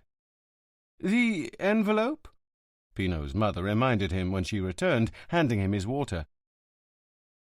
Montalbano then executed a perfect pantomime, one that Pino, had he been present, would have admired. He searched first in the pockets of his trousers, then more hastily in his jacket, whereupon he gave a look of surprise, and finally slapped his forehead noisily. "What an idiot! I left the envelope at the office. Just give me 5 minutes, Signora. I'll be right back." Slipping into his car, he took out the page he'd just stolen, and what he read there darkened his mood. He restarted the engine and left. 102 Via Lincoln. In his deposition, Saro had even specified the apartment number. With a bit of simple maths, the inspector figured that the surveyor/garbage collector must live on the 6th floor. The front door to the block was open, but the elevator was broken. He had to climb up 6 flights of stairs, but had the satisfaction of having guessed right. A polished little plaque there read, Baldassare Montaperto. A tiny young woman answered the door with a baby in her arms and a worried look in her eye. "Is Saro home?" "He went to the drugstore to buy some medicine for the baby, but he'll be right back." "Is he sick?" Without answering, she held her arm out slightly to let him see. The little thing was sick, and how. Sallow, hollow-cheeked, with big, already grown-up eyes staring angrily at him. Montalbano felt terrible. He couldn't stand to see children suffer. "What's wrong with him?" "The doctors can't explain it. Who are you, sir?" "The name's Virduzzo. I'm the accountant at Splendor." "Come on in." The woman felt reassured. The apartment was a mess, it being all too clear that Saro's wife was too busy always attending to the little boy to look after the house. "What do you want with Saro?" "I believe I made a mistake on the minus side on the amount of his last payslip. I'd like to see the stub." "If that's all you need," said the woman, "there's no need to wait for Saro. I can get you the stub myself. Come." Montalbano followed her, ready with another excuse to stay until the husband returned. There was a nasty smell in the bedroom, as of rotten milk. The woman tried to open the top drawer of a commode, but was unable to, having only one free hand to use, as she was holding the baby in her other arm. "I can do it, if you like," said Montalbano. The woman stepped aside, and the inspector opened the drawer and saw that it was full of papers, bills, prescriptions, receipts. "Where are the payment envelopes?" At that moment, Saro entered the bedroom. They hadn't heard him come in. The front door to the apartment had been left open. The instant he saw Montalbano rummaging in the drawer, he was convinced the inspector was searching their house for the necklace. He turned pale, started trembling, and leaned against the doorframe. "What do you want?" he barely managed to articulate. Frightened by her husband's obvious terror, the woman spoke before Montalbano had a chance to answer. "But it's Virduzzo, the accountant!" she almost yelled. "Virduzzo? That's Inspector Montalbano!" The woman tottered, and Montalbano rushed forward to support her, fearing the baby might end up on the floor together with his mother. He helped her sit down on the bed. Then he spoke, the words coming out of his mouth without the intervention of his brain, a phenomenon that had come over him before, and which one imaginative journalist had once called that flash of intuition which now and then strikes our policemen. "Where'd you put the necklace?" he said. Saro stepped forward, stiff from struggling to remain standing on his pudding legs, went over to his bedside table, opened the drawer, and pulled out a packet wrapped in newspaper which he threw on the bed. Montalbano picked it up, went into the kitchen, sat down, and unwrapped the packet. The jewel was at once vulgar and very fine. Vulgar in its design and conception, fine in its workmanship and in the cut of the diamonds with which it was studded. Saro, meanwhile, had followed him into the kitchen. "When did you find it?" "Early Monday morning at the pasture." "Did you tell anyone?" "No, sir, just my wife." "And has anyone come to ask if you found a necklace like this?" "Yes, sir. Filippo di Cosmo came. He's one of Gege Gullotta's men." "And what did you tell him?" "I said I hadn't found anything." "Did he believe you?" "Yes, sir, I think so. Then he said that if I happened to find it, I should give it to him right away and not mess around, because it was a very sensitive matter." "Did he promise you anything?" "Yes, sir. A deadly beating if I found it and kept it. 50,000 lire if I found it and turned it over to him." "What did you plan to do with the necklace?" "I wanted to pawn it. That's what Tana and I decided." "You weren't planning to sell it?" "No, sir, it didn't belong to us. We saw it like something somebody had lent to us. We didn't want to profit from it. We're honest people," said the wife, who'd just come in, wiping her eyes. "What were you going to do with the money?" "We wanted to use it to treat our son. We could have taken him far away from here, to Rome, Milan, anywhere there might be doctors who know something." They were all silent a few moments. Then Montalbano asked the woman for 2 sheets of paper, which she tore out of a notebook they used for shopping expenses. Holding out one of the sheets to Saro, the inspector said, "Make me a drawing that shows the exact spot where you found the necklace. You're a land surveyor, aren't you?" As Saro was sketching, on the other sheet, Montalbano wrote, "I, the undersigned, Salvo Montalbano, Chief Inspector of the Police Department of Vigata, Province of Montelusa, hereby declare having received on this day from Mr. Baldassare, Saro, Monteperto, a solid gold necklace with a heart-shaped pendant, also solid gold but studded with diamonds, found by Mr. Monteperto around the area known as the pasture during the course of his work as ecological agent. In witness whereof—" And he signed, but paused a moment to reflect before adding the date at the bottom. Then he made up his mind and wrote, "Vigata, September the 9th, 1993. Meanwhile, Saro had finished. They exchanged sheets. "Perfect," said the inspector, looking over the detailed drawing. "Here, however, the date is wrong," Saro said. "The 9th was last Monday. Today's the 11th. "No, nothing wrong there. You brought that necklace into my office the same day you found it. You had it in your pocket when you came to police headquarters to tell me you'd found Luparello dead, but you didn't give it to me till later, because you didn't want your fellow worker to see. Is that clear?" "If you say so, sir." "Take good care of this statement." "What are you going to do now? Arrest him?" asked the woman. "Why? What's he done?" asked Montalbano, standing up. Chapter 7. Montalbano was well respected at the San Calogero trattoria, not so much because he was a police inspector, as because he was a good customer with discerning tastes. Today they fed him some very fresh striped mullet, fried to a delicate crisp and drained on absorbent paper. After coffee and a long stroll on the eastern jetty, he went back to the office. Fazio got up from his desk as soon as he saw him. "There's someone waiting for you, Chief." "Who is it?" "Pino Catalane, remember him? One of the 2 garbage collectors who found Luparello's body." "Send him right in." He immediately noticed that the youth was tense, nervous. "Have a seat." Pino sat with his buttocks on the edge of the chair. "Could you tell me why you came to my house and put on the act that you did?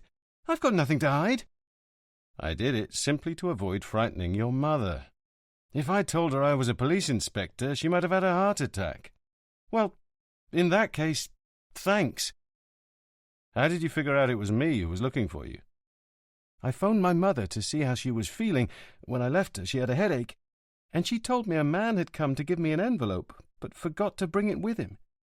She said he'd gone out to get it, but had never come back. I became curious and asked her to describe the guy.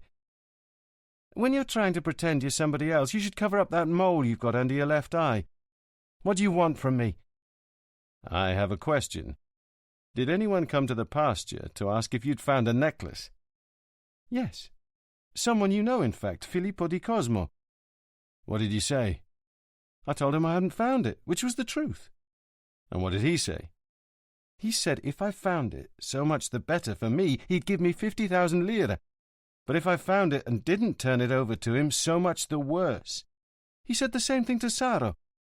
But Saro didn't find it either." "Did you go home before coming here?" "No, sir. I came here directly." "Do you write for the theatre?" "No, but I like to act now and then." "Then what's this?" Montalbano handed him the page he'd taken from the little table.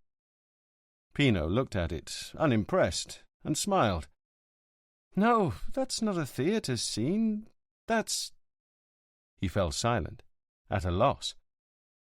It occurred to him that if those weren't lines of dramatic dialogue, he would have to explain what they were, and it wouldn't be easy. "I'll help you out," said Montalbano. "This is a transcript of a phone call one of you made to Rizzo, the lawyer, right after you found Luparello's body, before you came here to headquarters to report your discovery. Am I right?" "Yes, sir." "Who made the phone call?" "I did. But Saro was right beside me, listening." "Why'd you do it?" "Because Luparello was an important person, a big cheese. So we immediately thought we should inform Rizzo. Actually, no, the first person we thought of calling was Deputy Cusumano." "Why didn't you?" "Because Cusumano, with Luparello dead, was like somebody who, when an earthquake hits, loses not only his house, but also the money he was keeping under the floorboards." "Give me a better explanation of why you called Rizzo." "Because we thought maybe something could still be done." "Like what?" Pino didn't answer, but only passed his tongue over his lips. "I'll help you out again. You said maybe something could still be done. Something like moving the car out of the pasture and letting the body be found somewhere else? Were you thinking that's what Rizzo might ask you to do?" "Yes." And you would have been willing to do it? Of course, that's why we called. What did you expect to get out of it? We were hoping maybe he could find us other jobs, or help us win some competition for surveyors, or find us the right job so we wouldn't have to work as stinking garbage collectors anymore. You know as well as I do, Inspector, you can't sail without a favourable wind. Now explain the most important thing. Why did you write down that conversation? Were you hoping to blackmail him with it? How? With words? Words are just air. So, what was your reason? Well, believe it or not, I wrote down that conversation because I wanted to study it. Something didn't sound right to me, speaking as a man of the theatre, that is. I don't follow. Let's pretend that what's written down is supposed to be staged. I'm the Pino character, and I phoned the Rizzo character early in the morning to tell him I've just found his boss dead. He's the guy's secretary, his devoted friend, his political crony. He's more than a brother. But the Rizzo character, he keeps cool as a cucumber, doesn't get upset, doesn't ask where we found him, how he died, if he was shot, if he died in a car crash, nothing. He only asks why we've come to him, of all people, with the news. Does that sound right to you? No. Go on. He shows no surprise, in other words. In fact, he tries to put a distance between himself and the dead man, as if this was just some passing acquaintance of his. And he immediately tells us to do our duty, which is to call the police. Then he hangs up. No, Inspector, as drama, it's all wrong. The audience would just laugh. It doesn't work. Montalbano dismissed Pino and kept the sheet of paper. When the garbage collector left, he reread it. It did work. And how? It worked marvellously, if, in this hypothetical drama, which in the end was not really so hypothetical, Rizzo, before receiving the phone call, already knew where and how Luparello had died, and anxiously wanted the body to be discovered as quickly as possible. Giacomuzzi gaped at Montalbano, astonished. The inspector stood before him, dressed to the nines. Dark blue suit, white shirt, burgundy tie, sparkling black shoes. Jesus, going to your wedding? Have you done with Luparello's car? What did you find? Nothing of importance inside, but... The suspension was broken. How did you know? A little bird told me. Listen, Giacomuzzi. He pulled the necklace out of his pocket and tossed it onto the table. Giacomuzzi picked it up, looked at it carefully, and made a gesture of surprise. But this is real. It's worth tens of millions of lire. Was it stolen? No. Somebody found it on the ground at the pasture and brought it in to me. At the pasture? What kind of whore can afford a piece of jewellery like that? You must be kidding. I want you to examine it, photograph it, do all the little things you usually do. Then bring me the results as soon as you can.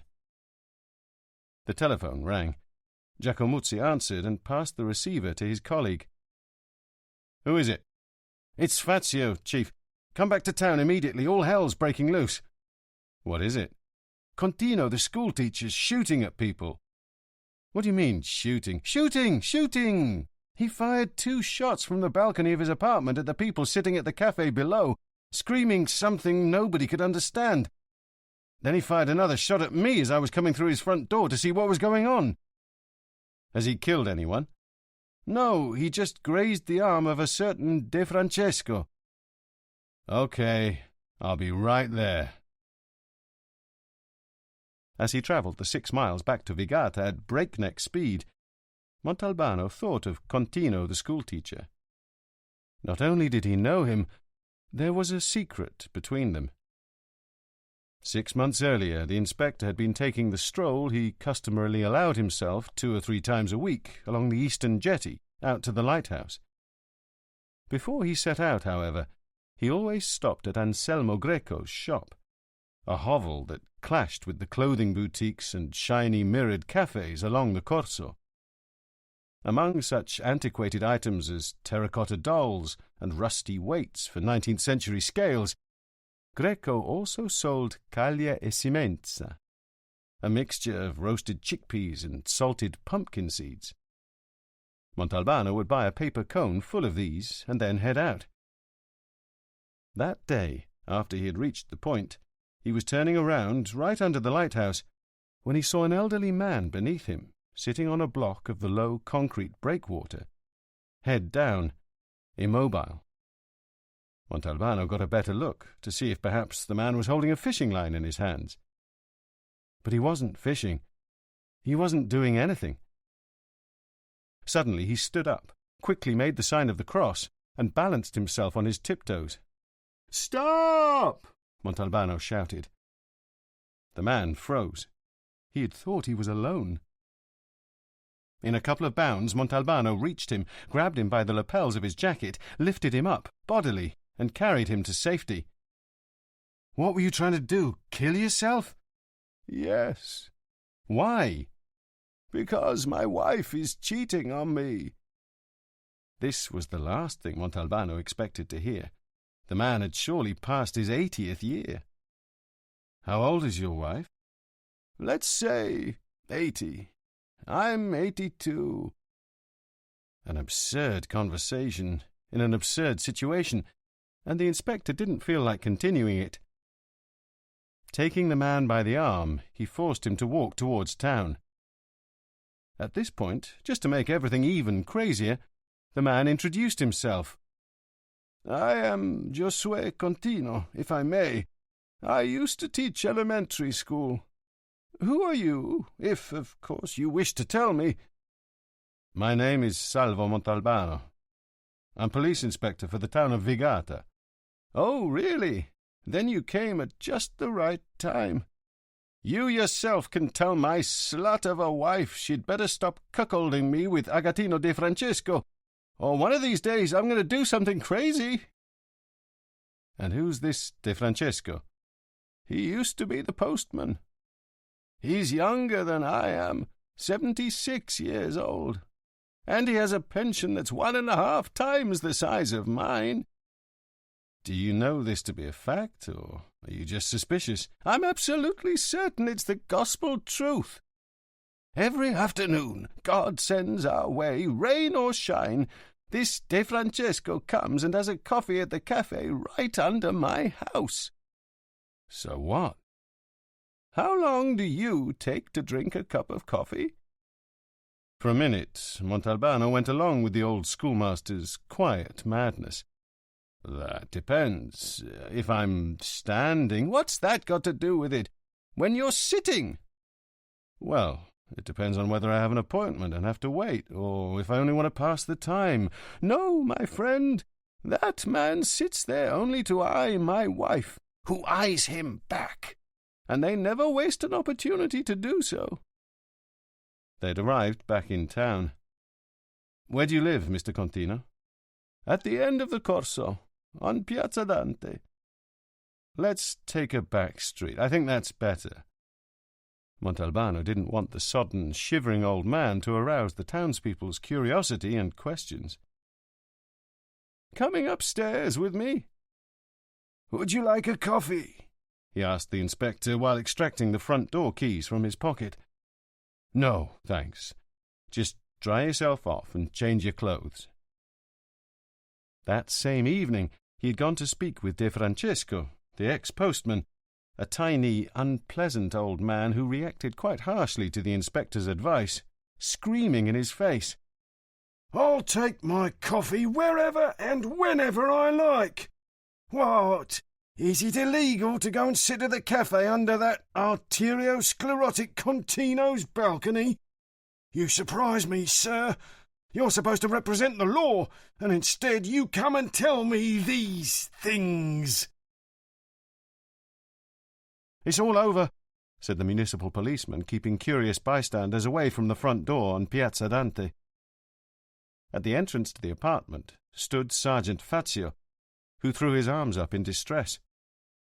The rooms were in perfect order, sparkling clean. Master Contino was lying in an armchair, a small bloodstain over his heart. The revolver was on the floor next to the armchair, an ancient Smith & Wesson 5-shooter that must have dated back at least to the time of Buffalo Bill, but which, unfortunately, still worked. His wife was lying on the bed, she, too, with a bloodstain over her heart, her hands clasped around a rosary. She must have been praying before agreeing to let her husband kill her. Montalbano thought again of the commissioner, who this time was right. Here death had indeed found its dignity. Nervous and surly, Montalbano gave the sergeant his instructions and left him there to wait for the judge. He felt, aside from a sudden melancholy, a subtle remorse. If only he had intervened more wisely with the schoolmaster. If only he had alerted Contino's friends and doctor in time. He took a long walk along the wharf and the eastern jetty, his favourite. His spirits slightly revived, he returned to the office. There he found Fazio beside himself. "What is it? What's happened? Hasn't the judge come yet?" "No, he came, and they've already taken the bodies away." "So, what's wrong?" "What's wrong is that while half the town was watching Contino shoot his gun, some bastards went into action and cleaned out 2 apartments top to bottom. I've already sent 4 of our men. I was waiting for you to show up so I could go and join them." "All right, go. I'll be here." He decided it was time to play his ace. The trap he had in mind couldn't fail. He reached for the phone. "Giacomuzzi?" "What, for God's sake? What's the rush? I still don't have any report on your necklace. It's too early." "I'm well aware you couldn't possibly tell me anything yet. I realize that." "So what do you want?" "To advise you to maintain total secrecy. The story behind that necklace is not as simple as it may appear. It could lead to unexpected developments." "You insult me. If you tell me not to talk about something, I won't talk about it, even if the heavens fall." "Mr. Luparello, I'm so sorry I couldn't come today. It simply wasn't possible. You must believe me. Please extend my apologies to your mother." "Just a minute, Inspector." Montalbano waited patiently. "Inspector, Mamma says tomorrow at the same hour, if that's all right with you." It was all right with him, and he confirmed the appointment. Chapter 8. He returned home tired, intending to go straight to bed, but almost mechanically, it was sort of a tic. He turned on the television. The Televigata anchorman, after talking about the event of the day, a shootout between petty mafiosi on the outskirts of Mileta a few hours earlier, announced that the provincial secretariat of the party to which Luparello belonged, actually used to belong, had convened in Montelusa. It was a highly unusual meeting, one that in less turbulent times than these would have been held, out of due respect for the deceased, at least 30 days after his passing. But, things being what they were, the troubling situation called for quick, lucid decisions. And so a new provincial secretary had been elected, unanimously. Dr. Angelo Cardamone, chief osteologist at Montelusa Hospital, a man who had always fought with Luparello from within the party, but fairly and courageously, and always out in the open. This clash of ideas, the newsman continued, could be simplified in the following terms. Engineer Luparello was in favour of maintaining the 4-party governing coalition, while allowing the introduction of pristine new forces untrammelled by politics, read not yet subpoenaed for questioning, whereas the osteologist tended to favour a dialogue, however cautious and clear-eyed, with the left. The newly elected secretary had been receiving telegrams and telephone calls of congratulation, even from the opposition. Cardamone, who in an interview appeared moved but determined, declared that he would commit himself to the best of his abilities not to betray his predecessor's hallowed memory, and concluded by asserting that he would devote his diligent labour and knowledge to the now renovated party. Thank God he'll devote it to the party, Inspector Montalbano couldn't help but exclaim, since Dr. Cardamone's knowledge, surgically speaking, had left more people hobbled than a violent earthquake usually does. The newsman's next words made the inspector prick up his ears. To enable Cardamone to follow his own path without losing sight of the principles and people that represented the very best of Luparello's political endeavours, the members of the Secretariat had besought Councillor Pietro Rizzo, the engineer's spiritual heir, to work alongside the new secretary. After some understandable resistance, given the onerous tasks that came with the unexpected appointment, Rizzo had let himself be persuaded to accept. In his interview with Televigata, Rizzo, also deeply moved, declared that he had no choice but to assume this weighty burden if he was to remain faithful to the memory of his mentor and friend, whose watchword was always and only to serve. Montalbano reacted with surprise. How could this new secretary so blithely swallow having to work, with official sanction, alongside the man who had been his principal adversary's most loyal right-hand man? His surprise was short-lived, however, and proved naive once the inspector had given the matter a moment's rational thought. Indeed, that party had always distinguished itself by its innate inclination for compromise, for finding the middle path. It was possible that Cardamone didn't yet have enough clout to go it alone, and felt the need for extra support. He changed the channel.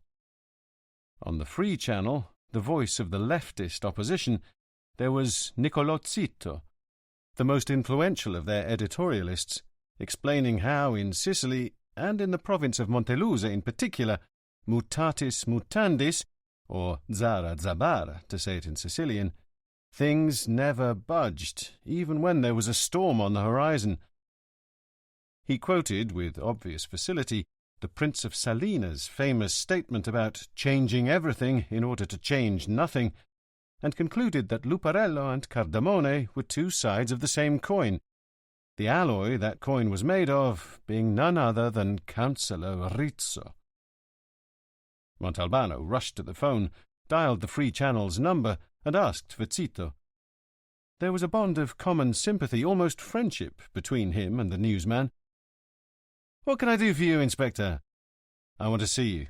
"My dear friend, I'm leaving for Palermo tomorrow morning, and will be away for at least a week. How about if I come by to see you in half an hour? And fix me something to eat, I'm starving." A dish with pasta with garlic and oil could be served up without any problem. He opened the refrigerator. Adelina had prepared a hefty dish of boiled shrimp, enough for 4.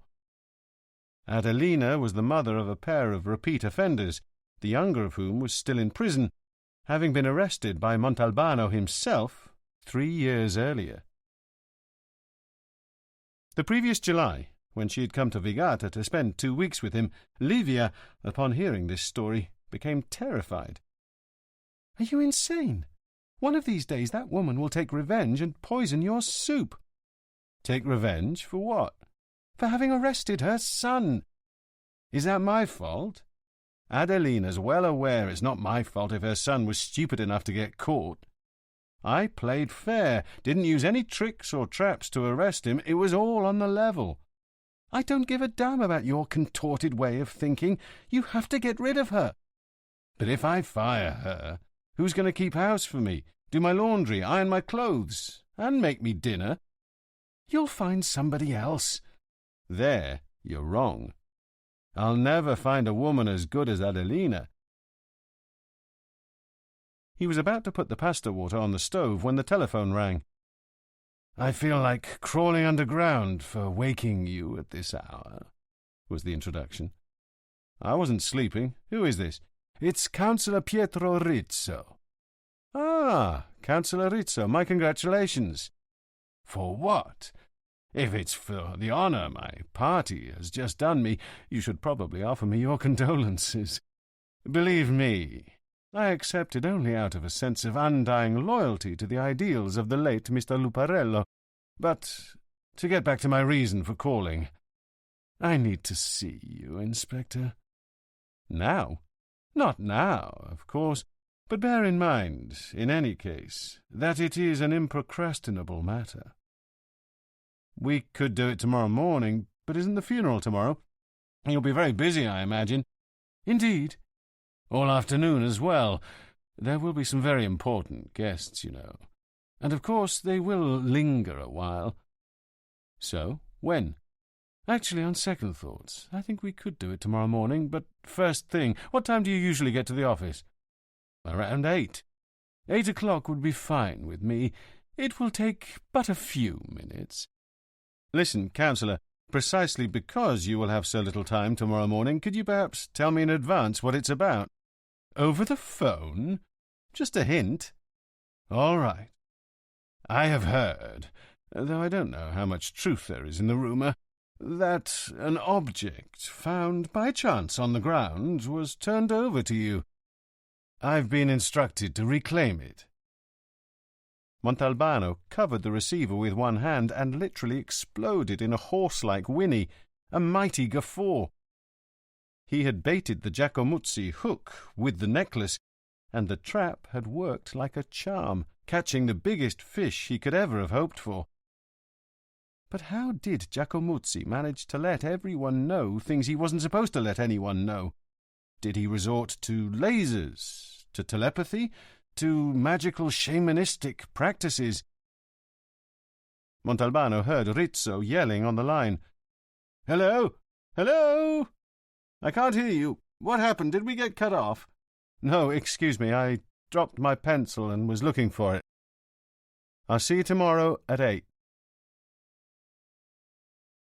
As soon as he heard the doorbell ring, he put the pasta in the water and went to the door. "So, what's for supper?" asked Zito as he entered. "Pasta with garlic and oil, and shrimp with oil and lemon." "Excellent." "Come into the kitchen and give me a hand. Meanwhile, my first question is, can you say improcrastinable?" "Have you gone soft in the head? You make me race all the way from Montelusa to ask me if I can say some word. Anyway, of course I can say it. No problem."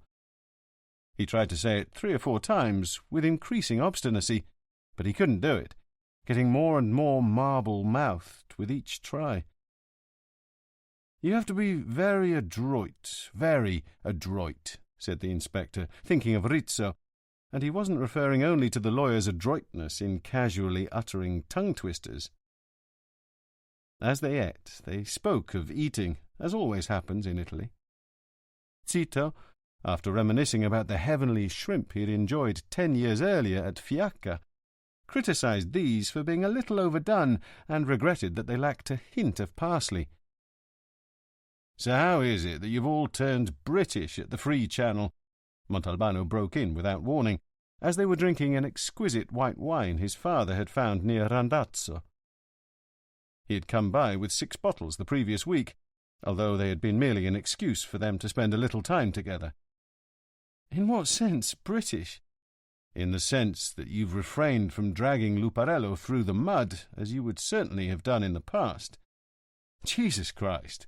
The man dies of a heart attack in a kind of open-air brothel among whores, pimps and buggers, his trousers down around his ankles. It's downright obscene, and you guys, instead of seizing the moment for all it's worth, you all toe the line and cast a veil of mercy over how he died. We're not really in the habit of taking advantage of such things." Montalbano started laughing. "Would you do me a favour, Niccolò? Would you and everyone else at the Free Channel please go fuck yourselves?" Zito started laughing in turn. "All right. Here's what happened. A few hours after the body was found, Councillor Rizzo dashed over to see Baron Filò di Baucina, the Red Baron, a millionaire but a communist, and begged him, with hands folded, not to let the Free Channel mention the circumstances of Luparello's death. He appealed to the sense of chivalry that the Baron's ancestors seem, long ago, to have possessed. As you know, the Baron owns 80% of the network. Simple as that." "Simple as that, my arse. And so you, Niccolò Zito, who have won the admiration of your adversaries for always saying what needed to be said, you just say, 'Yes, sir,' to the Baron, and lie down?" What colour is my hair?" asked Zito by way of reply. "It's red." "I'm red inside and out, Montalbano. I belong to the bad, rancorous communists, an endangered species. I accepted the whole bit because I was convinced that those who were saying we shouldn't sully the poor bastard's memory by dwelling on the circumstances of his death actually wished him ill, not well, as they were trying to make us think." "I don't understand." "Well, let me explain, my innocent friend. The quickest way to make people forget a scandal is to talk about it as much as possible, on television, in the papers, and so on. Over and over you flog the same dead horse, and pretty soon people start getting fed up. They're really dragging this out, they say. Haven't we had enough? After a couple of weeks, the saturation effect is such that nobody wants to hear another word about that scandal. Now, do you understand?" "I think so." If, on the other hand, you hush everything up, the silence itself starts to talk. Rumours begin to multiply out of control until you can't stop them any more.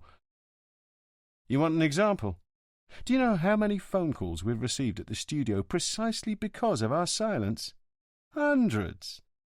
So is it true that Mr. Luparello used to do 2 women at a time in his car? Is it true that Mr. Luparello liked to do the sandwich, fucking a whore while a black man worked on him from behind? Then, the latest, which came in tonight, is it true that Luparello used to give all his prostitutes fabulous jewels?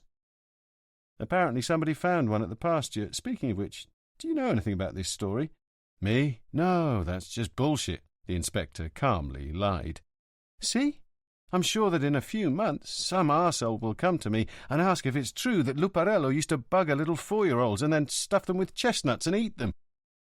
The slandering of his name will become eternal, the stuff of legend. That, I hope, will help you understand why I agreed to sweep it all under the carpet. And what's Cardamone's position? I don't know. That was very strange, his election. In the provincial secretariat, they were all Luparello's men, you see, except for 2 who were Cardamone's. But they were just there for the sake of appearances, to show that they were democratic and all. Clearly the new secretary could have been, and should have been, a follower of Luparello. Instead, surprise, Rizzo stands up and proposes Cardamone. The other members of the clique were speechless, but didn't dare object. If Rizzo's talking this way, it must mean there's something lurking beneath all this which could turn dangerous. Better follow the councillor down that path, and so they vote in favour. Cardamone gets the call, accepts the post, and himself proposes that Rizzo work alongside him, to the great dismay of his 2 representatives in the secretariat. But here I understand Cardamone. Better to have Rizzo aboard, he must have thought, than at large, like a loose cannon. Zito then proceeded to tell him about a novel he was planning to write, and they went on till 4. As he was checking the health of a succulent plant, a gift from Livia that he kept on the window-sill in his office, Montalbano saw a blue government car pull up, the kind equipped with telephone, chauffeur, and bodyguard, the latter of which got out first and opened the rear door for a short, bald man wearing a suit the same colour as the car. "There's someone outside who needs to talk to me," he said to the guard. "Send him right in." When Rizzo entered, the inspector noted that the upper part of his left sleeve was covered by a broad black band, the width of a palm. The councillor was already in mourning for the funeral. "What can I do to win your forgiveness?" "For what?" "For having disturbed you at home at so late an hour." "But you said the matter was improcrastinable, yes." Such a clever man, Councillor Pietro Rizzo. "I'll come to the point. Late last Sunday night, a young couple, highly respectable people, having had a bit to drink, decided to indulge an imprudent whim. The wife persuaded the husband to take her to the pasture. She was curious about the place and what goes on there.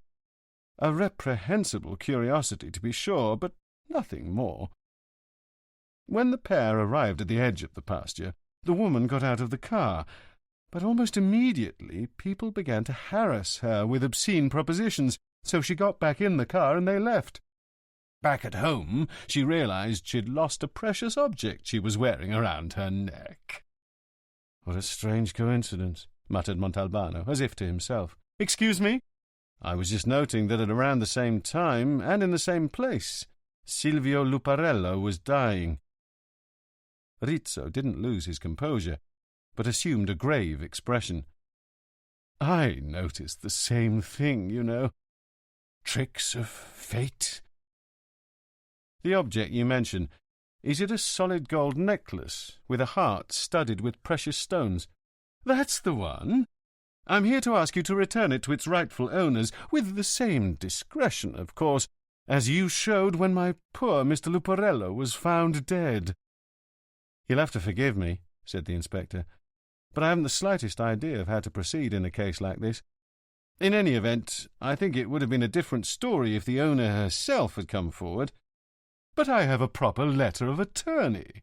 Really? Let me see it. No problem, Inspector. You must understand that before bandying my clients' names about, I wanted to be quite sure you had the object they were looking for. He reached into his jacket pocket, extracted a sheet of paper, and handed it to Montalbano. The inspector read it carefully. Who's this Giacomo Cardamone that signed the letter? He is the son of Dr. Cardamone, our new provincial secretary. Montalbano decided it was time to repeat the performance. But it's so strange, he mumbled again, almost inaudibly, assuming an air of deep contemplation. I'm sorry, what did you say? Montalbano did not answer at once, letting the other stew a moment in his own juices. I was just thinking that in this whole affair, fate, as you say, is playing too many tricks on us. In what sense, if you don't mind my asking? In the sense that the son of the new party secretary happens to be in the same place at the same time as the old secretary at the moment of his death. Curious, don't you think? Now that you bring it to my attention, yes. But I'm certain there is not the slightest connection between the two matters, absolutely certain. So am I, said Montalbano, adding, I don't understand this signature next to Giacomo Cardamone's. That's his wife's signature. She's Swedish. A rather reckless woman, frankly, who seems unable to adapt to our ways. How much is the piece worth, in your opinion? I'm no expert, but the owners said about 80 million lire. Then here's what we'll do. Later this morning I'm going to call my colleague Giacomuzzi, he's got the necklace at the moment, and have it sent back to me. Tomorrow morning I'll send it over to your office with one of my men. I don't know how to thank you, Montalbano cut him off. And you will give my man a proper receipt. But of course, as well as a cheque for 10 million lire. I've taken the liberty of rounding up the value of the necklace, which would be the usual percentage due anyone who finds valuables or large sums of money. Rizzo absorbed the blow almost gracefully. That seems quite fair. To whom should I make it out? To Baldassare Monteperto, one of the 2 street cleaners who found Luparello's body. The lawyer carefully wrote down the name. Chapter 9. Rizzo had no sooner finished closing the door than Montalbano already began dialing Niccolò Zito's home phone number. What the lawyer had just told him had set in motion a mechanism inside his brain that outwardly manifested itself in a frantic need to act. Zito's wife answered. My husband just walked out. He's on his way to Palermo. Then she said, suddenly suspicious, But didn't he stay with you last night? He certainly did, signora, but something of importance occurred to me just this morning. Wait. Maybe I can still get him. I'll try calling him on the intercom. A few minutes later he heard his friends panting, then his voice. What do you want? Wasn't last night enough for you? I need some information. If you can make it brief. I want to know everything, but really everything, even the most bizarre rumours about Giacomo Cardamone and his wife, who seems to be Swedish. No seems about it. She's a statuesque 6-footer with tits and legs like you wouldn't believe. But if you really want to know everything, that would take time, which I haven't got right now. Listen, let's do this. I'm going to leave now. On the way, I'll give it some thought, and as soon as I arrive, I'll send you a fax. Send a fax to police headquarters? Here we still use tom-toms and smoke signals. I meant I'll send a fax for you to my Montelusa office. You can pass by later this morning or around midday. Montalbano had to do something, so he went out of his office and into the sergeant's room. "How's Tortorella doing?" Fazio looked over at the desk of his absent colleague. "I went to see him yesterday. They've apparently decided to release him from the hospital on Monday." "Do you know how to get inside the old factory?" "When they built the enclosure wall after shutting it down, they put in a tiny little door, so small you have to bend down to pass through it, an iron door." "Who's got the key?" "I don't know. I can find out." "Don't just find out. I want it before noon." He went back to his office and phoned Giacomuzzi, who let him wait a bit before deciding to answer. "What's wrong? You got dysentery?" "Cut it, Montalbano. What do you want?" "What have you found on the necklace?" "What do you think? Nothing. Actually, fingerprints, but there are so many of them and there's such a mess, they're indecipherable. What should I do?" "Send it back to me before the end of the day. Understood? Before the end of the day." He heard Fazio's irritated voice shout from the next room, "Jesus Christ! Is it possible nobody knows who this Sicily Kim belonged to? He must have some sort of bankruptcy trustee, some official custodian." As soon as he saw Montalbano enter, "It'd probably be easier to get the keys to St. Peter's." The inspector told him he was going out and wouldn't be gone more than 2 hours. When he returned, he wanted to find that key on his desk. As soon as she saw him in the doorway, Montaperto's wife turned pale and put her hand over her heart. "Oh, my God! What is it? What happened?" "Nothing that you should worry about. Actually, I have good news for you, believe it or not. Is your husband home?" "Yes, he got off early today." The young woman sat him in the kitchen and went to call Saro, who had lain down in the bedroom at the baby's side, hoping to get him to close his eyes for just a little while. "Sit down," the inspector said to Saro when he appeared, "and listen to me carefully. Where were you thinking of taking your son with the money you would have got from pawning the necklace?" "To Belgium," Saro promptly replied. "My brother lives there, and he said we could stay at his house for a while." "Have you got the money for the journey?" "Scrimping and saving here and there, we've managed to put a little aside," said the woman, without repressing a hint of pride in her voice. "But it's only enough for the trip." "Excellent. Now, I want you to go to the station today and buy the tickets. Actually, no, take the bus and go to Raccadali. Is there a travel agency there?"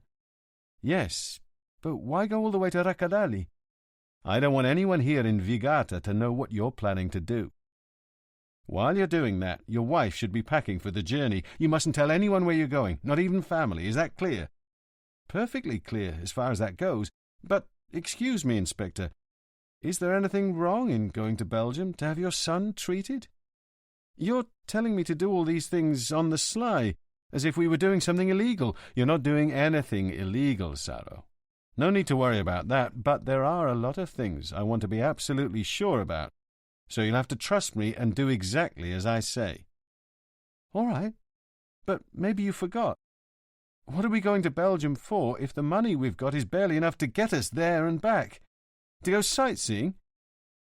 "You'll get the money you need. Tomorrow morning one of my men will bring you a cheque for 10 million lire." 10 million? What for?" asked Saro, breathless. "You've earned it. It's the percentage you're entitled to for turning in the necklace you found. You can spend the money openly, without worry. As soon as you get the cheque, cash it immediately, and then leave. Who's the cheque from? From Councillor Rizzo. Ah, said Saro, turning pale. You mustn't be afraid. It's all legitimate, and in my hands. Still, it's best to be as careful as possible. I wouldn't want Rizzo to change his mind out of the blue like some bastards. 10 million lire, after all, is still 10 million lire. Giallombardo told Montalbano that the sergeant had gone to get the key to the old factory, but wouldn't be back for at least 2 hours. The custodian, who was not in good health, was staying with a son in Montedoro. The policeman also informed him that Judge Lobianco had phoned, looking for him, and wanted to be called back by 10 o'clock. Ah, Inspector, excellent. I was just on my way out. I have to go to the cathedral for the funeral, and I know I will be assaulted, literally assaulted, by influential people all asking me the same question. Do you know what that question is? Why hasn't the Luparello case been closed yet? You guessed it, Inspector, and it's no joke. I don't want to use harsh words, and I don't want to be misunderstood in any way. But, in short, if you've got something concrete in hand, then out with it. Otherwise close the case, and let me say, I simply don't understand. What do you think you're going to discover? Mr. Luparello died of natural causes. And you, I have the impression, are digging your heels in only because he happened to die in the pasture. I'm curious, if Luparello had been discovered at the side of the road, would you have found anything wrong with that? Answer me. No. So where do you want to go with this? The case must be closed by tomorrow, understood? Don't get angry, Judge. Well, I am indeed angry, but only at myself. You're making me use a word, the word case, that should not properly be used in this case. By tomorrow, understood? Could we make it Saturday? What are we doing, bartering at the market? All right. But if you are so much as an hour late, your superiors will hear about this. Zito kept his word, and the Free Channel office secretary handed him the fax from Palermo. Montalbano read it as he headed off to the pasture. Young Mr. Giacomo is a classic example of the spoiled rich kid, very true to the model, from which he hasn't the imagination to deviate. His father is notoriously honourable, except for one peccadillo, more of which below, the opposite of the late lamented Luparello. Giacomino lives with his second wife, Ingrid Sjöström, whose qualities I have already personally described to you, on the second floor of his father's villa. I shall now enumerate his exploits, at least those I can remember. An ignorant dolt, he never wanted to study or apply himself to anything other than the precocious analysis of pussy, but nevertheless he always passed with flying colours, thanks to the intervention of the eternal father, or more simply, his father. He never attended any university courses, though enrolled in the medical school, just as well for the public health. At age 16, driving his father's powerful car without a licence, he ran over and killed an 8-year-old boy.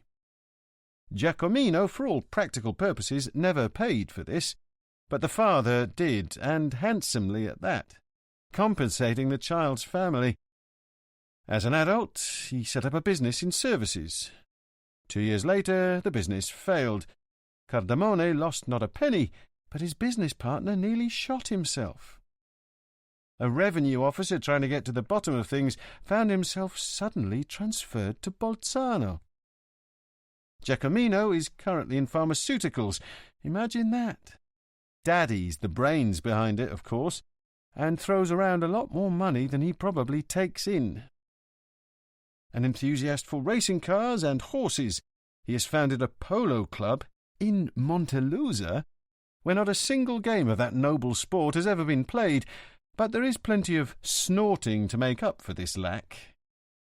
If I had to express my sincere opinion of the man, I would say that he represents a splendid specimen of the nincompoop, of the sort that flourish wherever there is a rich and powerful father. At age 22, he contracted matrimony, isn't that how you say it, with one Alba Marina, Baba to friends, Colatino, from a wealthy Palermo business family. 2 years later, Baba went to the Rota with a request for annulment on the grounds of manifest impotentia generandi on the part of her spouse. I forgot to mention that at age 18, that is 4 years before the marriage, Giacomino got one of the maid's daughters pregnant, and the regrettable incident was, as usual, hushed up by the Almighty. Thus, there are two possibilities. Either Baba was lying, or the maid's daughter was lying. In the uncensurable opinion of the holy Roman prelates, it was the maid who had lied. How could it be otherwise? And Giacomino was incapable of procreating, and for this we should thank the Lord in heaven. Granted her annulment, Baba got engaged to a cousin with whom she'd already had relations, while Giacomino headed towards the foggy lands of the north to forget. In Sweden, he happened to attend a treacherous sort of rally race, the course of which ran around lakes, crags, and mountains. The winner was a tall, beautiful blonde, a mechanic by profession, whose name is, of course, Ingrid Sjöström. How shall I put it, my friend, to avoid having it all sound like a soap opera? Coup de foudre, followed by marriage. They have now been living together for 5 years, and from time to time Ingrid goes back home and enters her little auto races. She cuckolds her husband with Swedish ease and simplicity. The other day at the polo club, 5 gentlemen, so to speak, played a party game. One of the questions asked was, "Will anyone who has not made it with Ingrid please stand?" All 5 remained seated. They all had a good laugh, especially Giacomino, who was present, though he didn't take part in the game. There is a rumour, totally unverifiable, that even the austere Dr. Cardamone père has wet his whistle with his daughter-in-law, and this is the peccadillo I alluded to at the start. Nothing else comes to mind. I hope I've been enough of a gossip for your purposes. Vale, Nicolò. Montalbano arrived at the pasture about 2. There wasn't a living soul around. The lock on the little iron door was encrusted with salt and rust. He had expected this, and had expressly brought along the oil spray used to lubricate firearms. He went back to the car and turned on the radio, waiting for the oil to do its work. The funeral, as a local radio announcer recounted, had reached some very high peaks of emotion, so that at one point the widow had felt faint and had to be carried outside. The eulogies were given, in order, by the bishop, the national vice-secretary of the party, the regional secretary, and, in a personal vein, by Minister Pellicano, who had long been a friend of the deceased. A crowd of at least 2,000 people waited in front of the church for the casket to emerge, at which point they burst into warm, deeply touched applause. Warm is fine, but how can applause be deeply touched? Montalbano asked himself. He turned off the radio and went to try the key. It turned in the lock, but the door seemed anchored to the ground. Pushing it with his shoulder, he finally managed to open it a crack, just wide enough to squeeze through. The door was obstructed by plaster chips, metal scraps, and sand. Obviously the custodian hadn't been around for years. He noticed that there were actually 2 outer walls. The protective wall with the little entrance door, and a crumbling old enclosure wall that had once surrounded the factory when it was running. Through the breaches in this second wall, he could see rusted machinery, large tubes, some twisted, some straight, gigantic alembics, iron scaffolds with big holes, trestles hanging in absurd equilibrium, steel turrets soaring at illogical angles, and everywhere gashes in the flooring, great voids once covered with iron truss beams, now broken and ready to fall below, where there was nothing any more except a layer of dilapidated cement with yellowing spikes of grass shooting up from the cracks. Montalbano stood motionless in the gap between the 2 walls, taking it all in, spellbound. While he liked the view of the factory from the outside, he was thrilled by the inside, and regretted not having brought a camera. Then a low, continuous sound distracted his attention, a kind of sonic vibration that seemed to be coming, in fact, from inside the factory. What machinery could be running in here, he asked himself, suspicious. He thought it best to exit, return to his car, and get his pistol from the glove compartment. He hardly ever carried a weapon. The weight bothered him, and the gun rumpled his trousers and jackets. Going back inside the factory, where the noise continued, he began to walk carefully towards the side furthest from where he had entered. The drawing Saro had made was extremely precise and served as his guide. The noise was like the humming that certain high-tension wires sometimes make in very humid conditions, except that here the sound was more varied and musical, and broke off from time to time, only to resume almost at once with a different modulation. He advanced, tense, taking care not to trip over the rocks and debris that constituted the floor in the narrow corridor between the two walls, when, out of the corner of his eye, through an opening, he saw a man moving parallel to him inside the factory. He drew back, sure the other had already seen him. There was no time to lose. The man must have accomplices. Montalbano leapt forward, weapon in hand, and shouted, "Stop! Police!" He realized in a fraction of a second that the other had anticipated this move and was already half bent forward, pistol in hand. Diving down, Montalbano pulled the trigger, and before he hit the ground, he managed to fire another 2 shots. But instead of hearing what he expected, a return shot, a cry, a shuffling of fleeing steps, he heard a deafening explosion and then a tinkling of glass breaking to pieces. When, in an instant, he realized what had happened, he was overcome by laughter so violent that he couldn't stand up. He had shot at himself, at the image that a large surviving pane of glass, tarnished and dirty, had cast back at him. "I can't tell anyone about this," he said to himself. "I would be asked to resign and ridden out of the force on a rail." The gun he was holding in his hand suddenly looked ridiculous to him, and he stuck it inside his belt.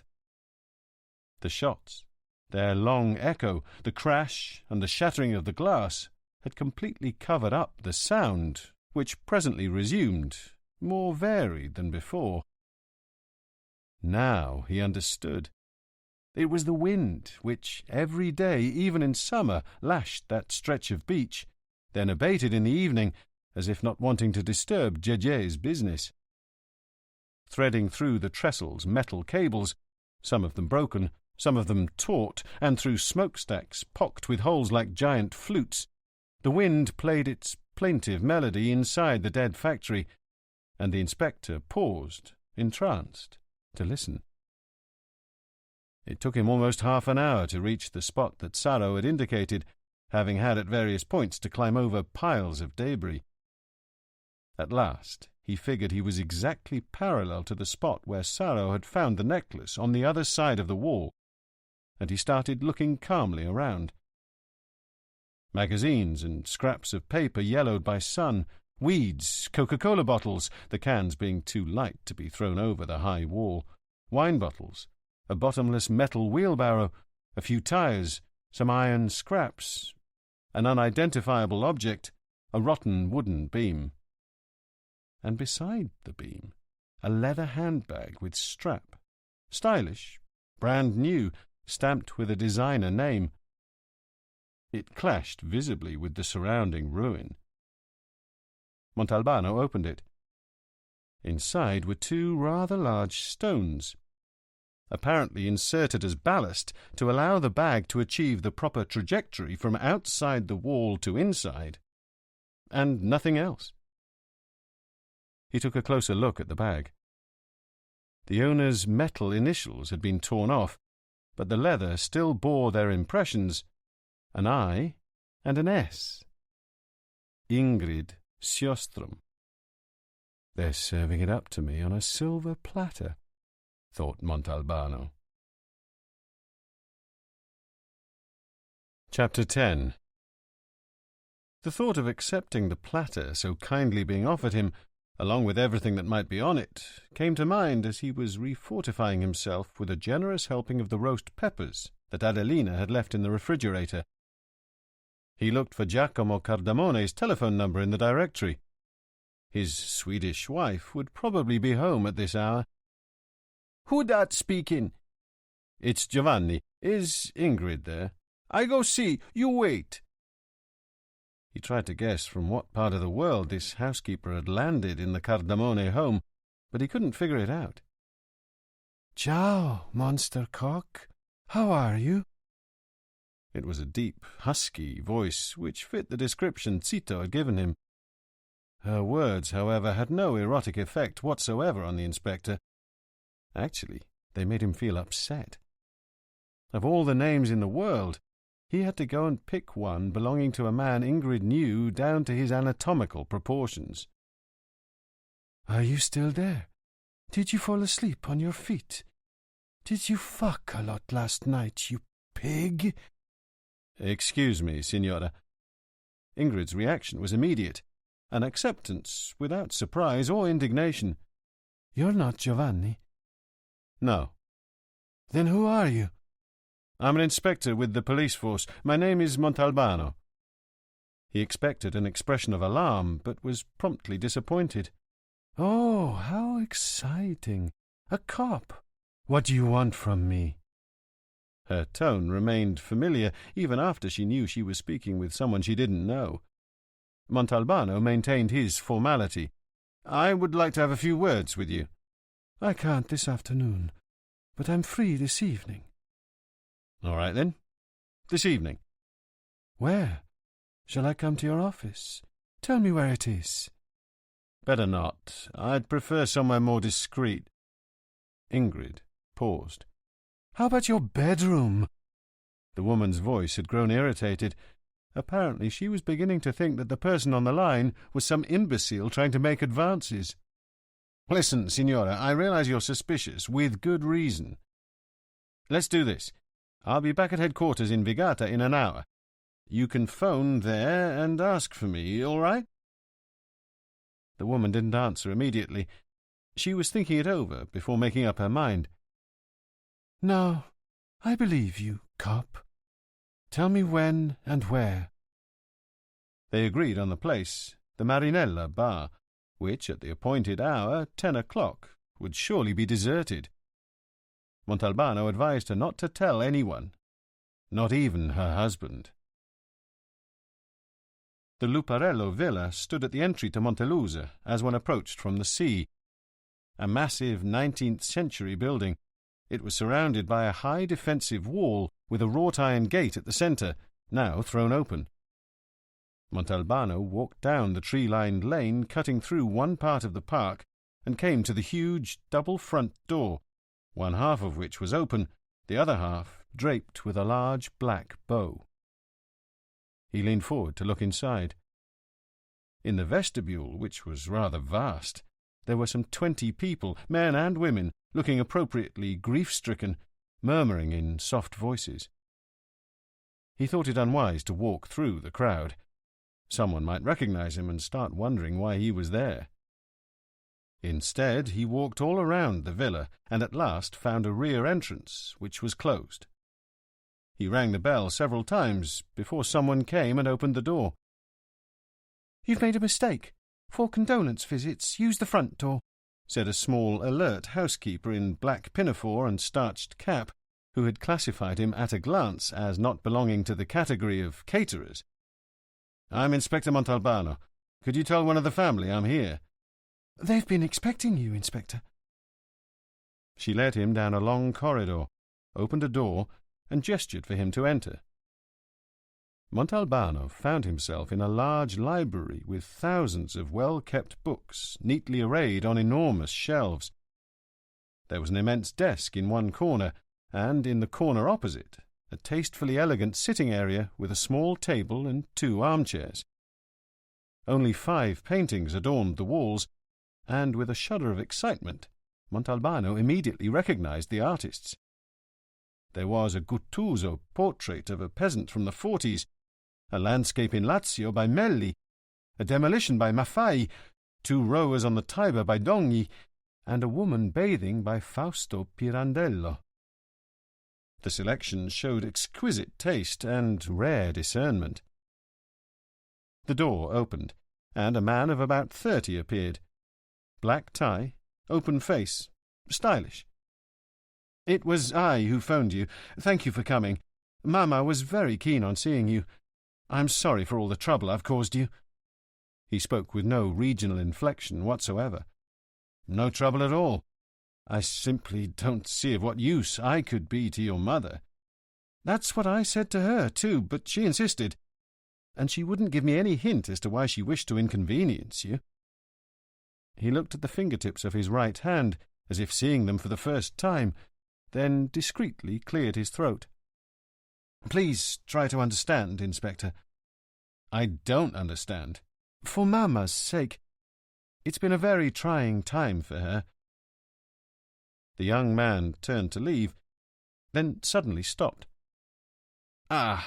Inspector, I wanted to inform you, so you wouldn't find yourself in an embarrassing situation, that Mamma knows how my father died and where he died. How she found out, I have no idea. She already knew 2 hours after the body was found. Please excuse me." Montalbano felt relieved. If the widow knew, he wouldn't be forced to concoct any pious fictions to hide the indecency of her husband's death from her. He went back to enjoying the paintings.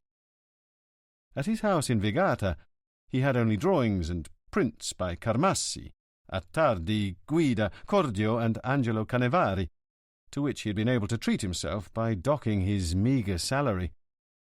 More than that he couldn't afford. He could never pay for a painting on the level of these. "Do you like them?"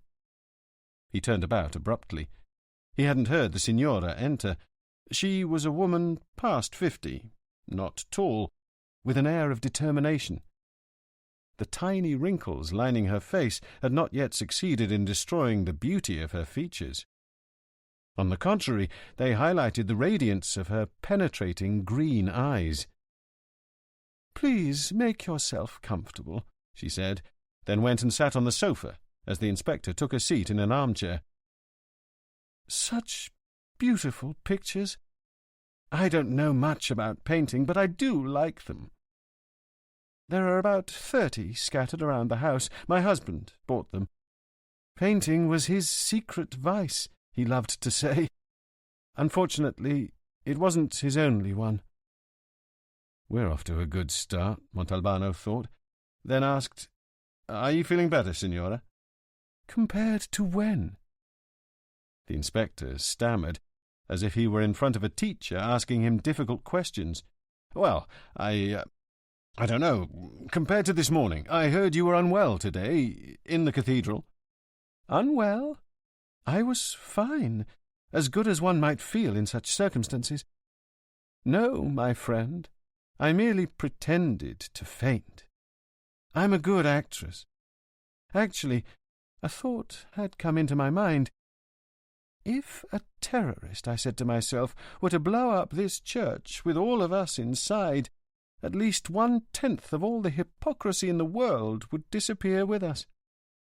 So I had myself escorted out."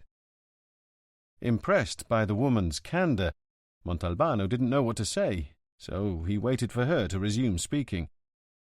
"When I was told where my husband had been found, I called the police commissioner and asked him who was in charge of the investigation, if there was any investigation. The commissioner gave me your name, adding that you were a decent man. I had my doubts. Are there still any decent men? And so I had my son phone you." "I can only thank you, signora." "But we're not here to exchange compliments. I don't want to waste your time. Are you absolutely certain it wasn't a homicide?" "Absolutely." "Then what are your misgivings?" "Misgivings?" "Yes, my dear, you must have some. There is no other way to explain your reluctance to close the investigation. I'll be frank, Signora. They're only impressions I really can't and shouldn't allow myself, in the sense that, since we are dealing with a death by natural causes, my duty should lie elsewhere. If you have nothing new to tell me, I shall inform the judge this very evening. But I do have something new to tell you. Montalbano was struck dumb. I don't know what your impressions may be, the Signora continued, but I'll tell you what mine are. Silvio was, of course, a shrewd, ambitious man.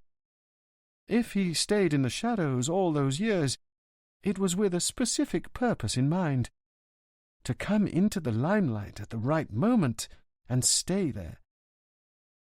Now, do you really believe that this man, after all that time spent on patient manoeuvres to get where he did, would decide one fine evening to go with a woman surely of ill repute to a shady place where anyone could recognize him and possibly blackmail him?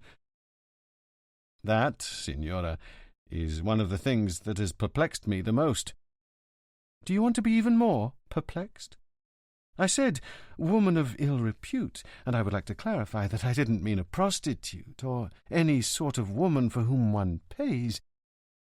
I'm not sure if I'm explaining myself clearly. Let me tell you something. Right after we got married, Silvio confided in me that he had never been with a prostitute or gone to a licensed brothel when they still existed. Something prevented him. So this leads one to wonder what sort of woman it was who convinced him to have relations with her in that hideous place. Montalbano had never been with a prostitute either, and he hoped that no new revelations about Luparello would reveal other points of similarity between him and a man with whom he would not have wanted to break bread. You see, my husband quite comfortably gave in to his vices, but he was never tempted by self-destruction, by that ecstasy for baseness, as one French writer put it. He consummated his affairs discreetly, in a little house he had built, though not in his name, at the tip of Capo Massaria. I found out about it from the customary compassionate friend. She stood up, went over to the desk, rummaged through a drawer, then sat back down holding a large yellow envelope, a metal ring with 2 keys, and a magnifying glass. She handed the keys to the inspector. Incidentally, he had a mania for keys. He had 2 copies of each set, one of which he would keep in that drawer.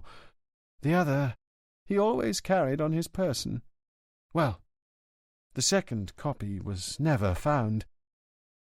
They weren't in your husband's pocket? No, and they weren't in his engineering studio either. Nor were they found in his other office, the so-called political office. Vanished. Evaporated. He could have lost them on the street. We don't necessarily know that they were removed from him. It's not possible. You see, my husband had 6 sets of keys. One for this house, one for the country house, one for the house by the sea, one for the office, one for the studio, one for his little house. He kept them all in the glove compartment of his car. From time to time he would take out the set he needed. And none of these sets was found? No. I gave orders to have all the locks changed. With the exception of the little house, of whose existence I am officially unaware. If you wish, you may visit the place. I'm sure you'll find some revealing vestiges of his affairs. Twice she had said his affairs, and Montalbano wished he could console her in some way.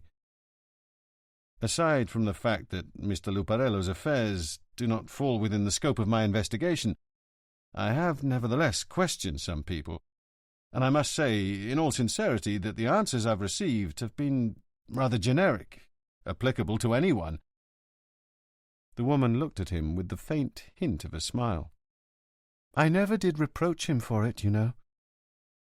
Practically speaking, 2 years after the birth of our son, my husband and I ceased to be a couple, and so I was able to observe him calmly and quietly for 30 years, without having my vision clouded by the agitation of the senses. You seem not to understand. Please forgive me. In speaking of his affairs, my intention was to avoid specifying the sex. Montalbano hunched his shoulders, sinking farther down into the armchair. He felt as if he'd just taken a blow to the head from a crowbar.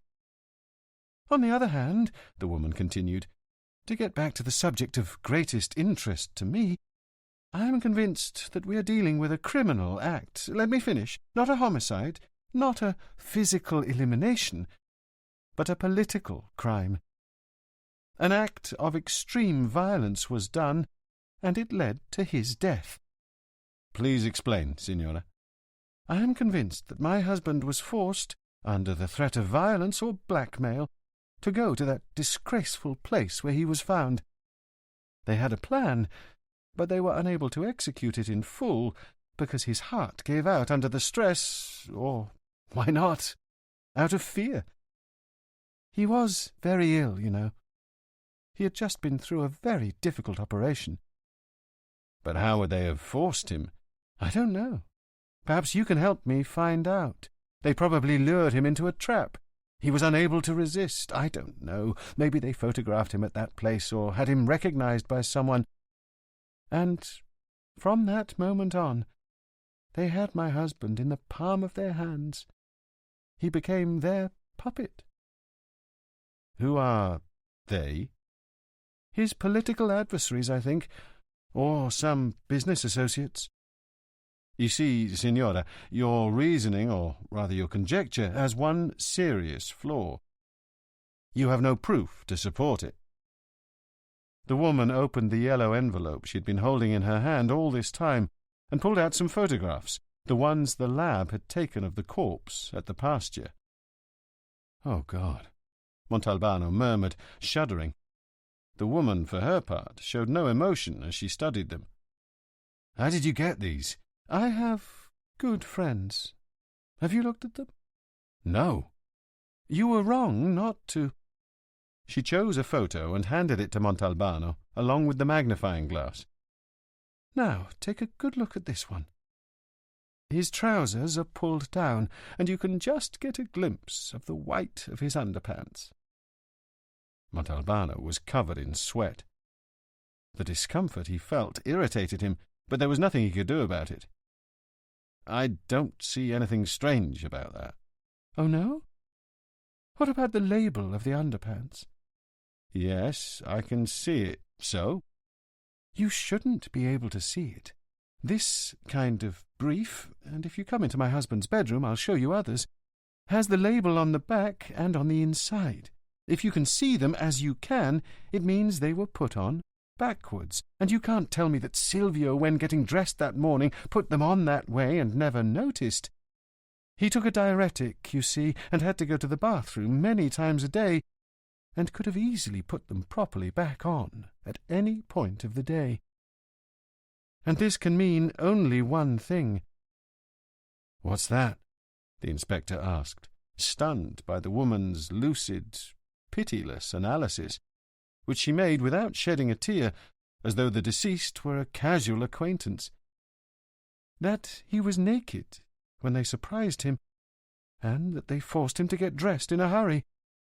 And the only place he could have been naked was in the little house at Capomassaria. That is why I gave you the keys. I repeat, it was a criminal act against my husband's public image, but only half successful. They wanted to make him out to be a pig, so they could feed him to the pigs at any moment. It would have been better if he hadn't died. Forced to cover himself, he would have done whatever they asked. The plan did, however, succeed in part.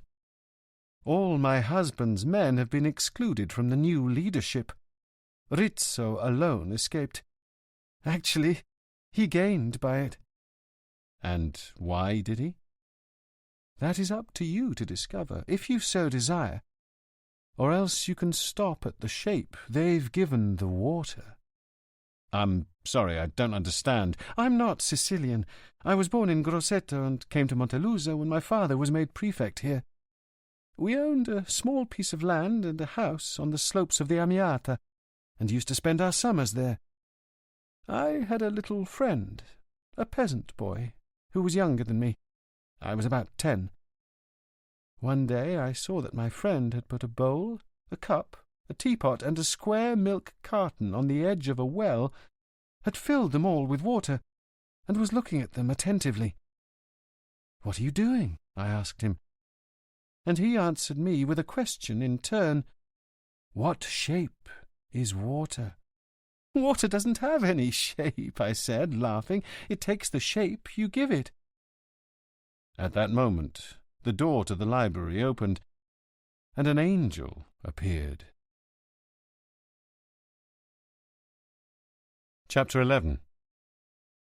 The angel, Montalbano at that moment didn't know how else to define him, was a young man of about 20, tall, blond, very tanned, with a perfect body and an ephebic aura.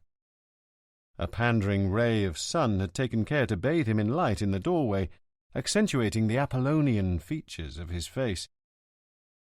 "May I come in, Zia?" "Come in, Giorgio, come in."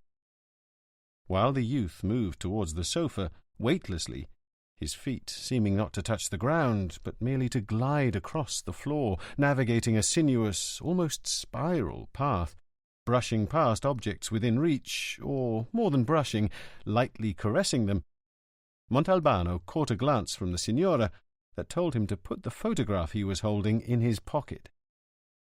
He obeyed, while the widow quickly put the other photos back in the yellow envelope, which she placed beside her on the sofa. When the young man came near, the inspector noticed that his blue eyes were streaked with red, puffy from tears, and ringed with dark circles. "How do you feel, Zia?" he asked, in an almost singing voice, then knelt elegantly beside the woman, resting his head in her lap. In Montalbano's mind flashed the memory, bright as if under a floodlight, of a painting he had seen once, he couldn't remember where, a portrait of an English lady with a greyhound in the exact same position as the one the young man had assumed. "This is Giorgio," the woman said. "Giorgio Zicari, son of my sister, Elisabetta, and Ernesto Zicari, the criminal lawyer. Perhaps you know him." As she spoke, the woman caressed his hair. Giorgio gave no indication of having understood what was said. Visibly absorbed in his devastating grief, he didn't even bother to turn towards the inspector. The woman, moreover, had taken care not to tell her nephew who Montalbano was and what he was doing in their house. "Were you able to sleep last night?" Giorgio's only reply was to shake his head. "I'll tell you what you should do. Did you notice that Dr. Capuano's here? Go and talk to him. Have him prescribe you a strong sedative. Then go back to bed." Without a word, Giorgio stood up fluidly, levitated over the floor with his curious spiral manner of movement, and disappeared beyond the door. "You must forgive him," the lady said. "Giorgio is without doubt the one who has suffered most, and who suffers most from the death of my husband. You see, I wanted my own son to study and find himself a position independently of his father, far from Sicily. You can perhaps imagine my reasons for this.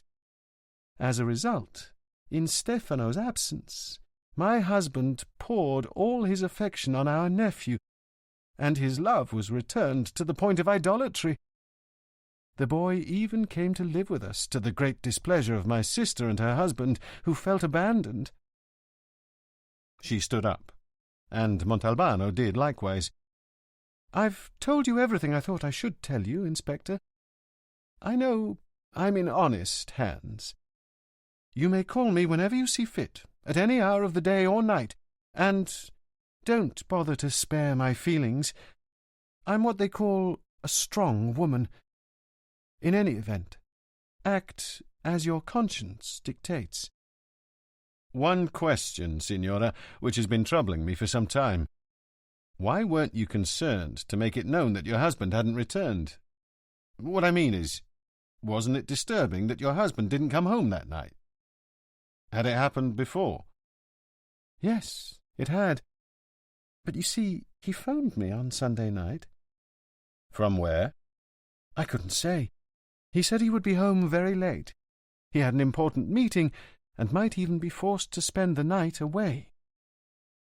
She extended her hand to him, and the inspector, without knowing why, squeezed it in his own, and then kissed it. Once outside, having exited by the same rear door of the villa, he noticed Giorgio sitting on a stone bench nearby, bent over, shuddering convulsively. Concerned, Montalbano approached and saw the youth's hands open and drop the yellow envelope and the photos, which scattered about on the ground. Apparently, spurred by a cat-like curiosity, he had got hold of them when crouching beside his aunt. "Are you unwell?" "Not like that. Oh, God, not like that." Giorgio spoke in a clotted voice, his eyes glassy, and hadn't even noticed the inspector standing there. It took a second, then suddenly he stiffened, falling backwards from the bench, which had no back. Montalbano knelt beside him, trying in some way to immobilize that spasm-racked body. A white froth was beginning to form at the corners of the boy's mouth. Stefano Luparello appeared at the door to the villa, looked around, saw the scene, and came running. "I was coming after you to say hello. What's happening?" "An epileptic fit, I think." They did their best to prevent Giorgio, at the height of the crisis, from biting off his tongue or striking his head violently against the ground. Then the youth calmed down, his shudders diminishing in fury. "Help me carry him inside," said Stefano. The same maid who had opened the door for the inspector came running at Stefano's first call. "I don't want Mamma to see him in this state." "My room," said the girl. They walked with difficulty down a different corridor from the one the inspector had taken upon entering. Montalbano held Giorgio by the armpits, with Stefano grabbing the feet. When they arrived in the servants' wing, the maid opened a door. Panting, they laid the boy down on the bed.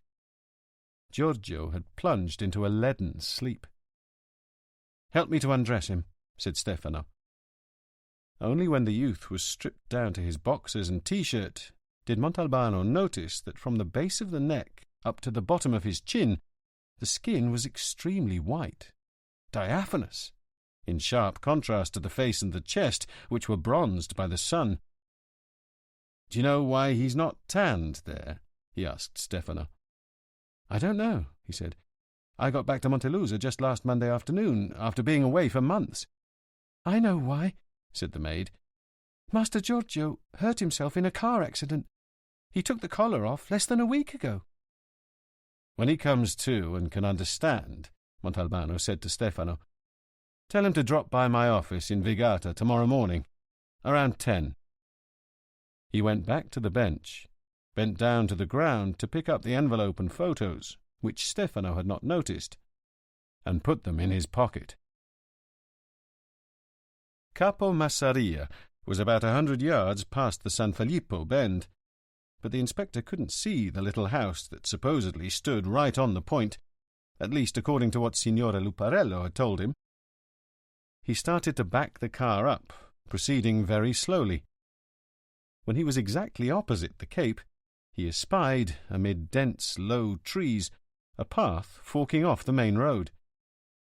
He took this, and shortly afterwards found the small road blocked by a gate, the sole opening in a long dry stone wall that sealed off the part of the cape that jutted out over the sea. The keys were the right ones. Leaving the car outside the gate, Montalbano headed up a garden path made of blocks of tufa set in the ground. At the end of this he went down a small staircase also made of tufa, which led to a sort of landing, where he found the house's front door, invisible from the landward side because it was built like an eagle's nest, right into the rock, similar to a mountain refuge. Entering, he found himself inside a vast room facing the sea, indeed suspended over the sea, and the impression of being on a ship's deck was reinforced by an entire wall of glass. The place was in perfect order. There was a dining table with 4 chairs in one corner, a sofa and 2 armchairs turned towards the window, a 19th century sideboard full of glasses, dishes, bottles of wine and liqueur, and a television with a VCR. On top of a low table beside it was a row of video cassettes, some pornographic, others not. The large room had 3 doors, the first of which opened onto an immaculate kitchenette, with shelves packed with foodstuffs and a refrigerator almost empty, except for a few bottles of champagne and vodka. The bathroom, which was quite spacious, smelled of disinfectant. On the shelf under the mirror were an electric razor, deodorants, and a flask of eau de cologne.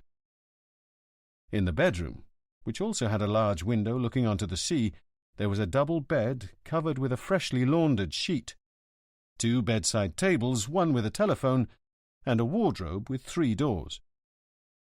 On the wall at the head of the bed, a drawing by Emilio Greco, a very sensual nude. Montalbano opened the drawer of the bedside table with the telephone, no doubt the side of the bed Luparello usually slept on. 3 condoms, a pen, a white notepad. He gave a start when he saw the pistol, a .765, at the very back of the drawer, loaded. The drawer to the other bedside table was empty. Opening the left-hand door of the wardrobe, he saw 2 men's suits. In the top drawer, a shirt, 3 sets of underpants, some handkerchiefs, a T-shirt. He checked the underpants. The signora was right. The label was inside and in the back. In the bottom drawer, a pair of loafers and a pair of slippers. The wardrobe's middle door was covered by a mirror that reflected the bed. That section was divided into 3 shelves. The topmost and middle shelves contained, jumbled together, hats, Italian and foreign magazines whose common denominator was pornography, a vibrator, sheets and pillowcases. On the bottom shelf were 3 female wigs on their respective stands, one brown, one blonde, one red. Maybe they were part of the engineer's erotic games. The biggest surprise, however, came when he opened the right-hand door. 2 women's dresses, very elegant, on coat hangers. There were also 2 pairs of jeans and some blouses. In a drawer, minuscule panties, but no bras. The other was empty. As he leaned forward to better inspect this second drawer, Montalbano understood what it was that had so surprised him. Not the sight of the feminine apparel, but the scent that emanated from them. The very same he had smelled, only more vaguely, at the old factory, the moment he'd opened the leather handbag. There was nothing else to see. Just to be thorough, he bent down to look under the furniture. A tie had been wrapped around one of the rear legs of the bed. He picked it up, remembering that Luparello had been found with his shirt collar unbuttoned. He took the photographs out of his pocket and decided that the tie, for its colour, would have gone quite well with the suit the engineer was wearing at the time of his death. At headquarters, he found Germanà and Galuzzo in a state of agitation. "Where's the sergeant?" "Fazio's with the others at a petrol station, the one on the way to Marinella. There was some shooting there." "I'll go there at once. Did anything come for me?" "Yes, a package from Giacomuzzi." He opened it. It was the necklace. He wrapped it back up. "Germanà, you come with me to this petrol station. You'll drop me off there and continue on to Montelusa in my car. I'll tell you what road to take." He went into his office, phoned Rizzo, told him the necklace was on its way with one of his men, and added that he should hand over the cheque for 10 million lire to the agent. As they were heading towards the site of the shooting, the inspector explained to Germanà, that he must not turn the package over to Rizzo before he had the cheque in his pocket, and that he was to take this cheque, he gave him the address, to Saro Montaperto, advising him to cash it as soon as the bank opened at 8 o'clock the following morning. He couldn't say why, and this bothered him a great deal, but he sensed that the Luparello affair was quickly drawing to a conclusion. "Should I come back and pick you up at the petrol station?" "No, stop at headquarters. I'll return in a squad car." The police car and a private vehicle were blocking the entrances to the petrol station. As soon as he stepped out of his car, with Germanà taking the road for Montelusa, the inspector was overwhelmed by the strong odour of petrol. "Watch where you step!" Fazio shouted at him. The gasoline had formed a kind of bog, the fumes of which made Montalbano feel nauseous and mildly faint. Stopped in front of the station was a car with a Palermo licence plate, its windscreen shattered. "One person was injured, the guy at the wheel," said the sergeant. "He was taken away by ambulance." "Seriously injured?" "No, just a scratch, but it scared him to death." "What happened exactly?" "If you want to speak to the station attendant yourself—" The man answered Montalbano's questions in a voice so high-pitched that it had the same effect on him as fingernails on glass. Things had happened more or less as follows. A car had stopped. The only person inside had asked him to fill it up. The attendant had stuck the nozzle into the car and left it there to do its work, setting it on automatic stop, because meanwhile another car had pulled in and its driver had asked for 30,000 in gas and a quick oil check.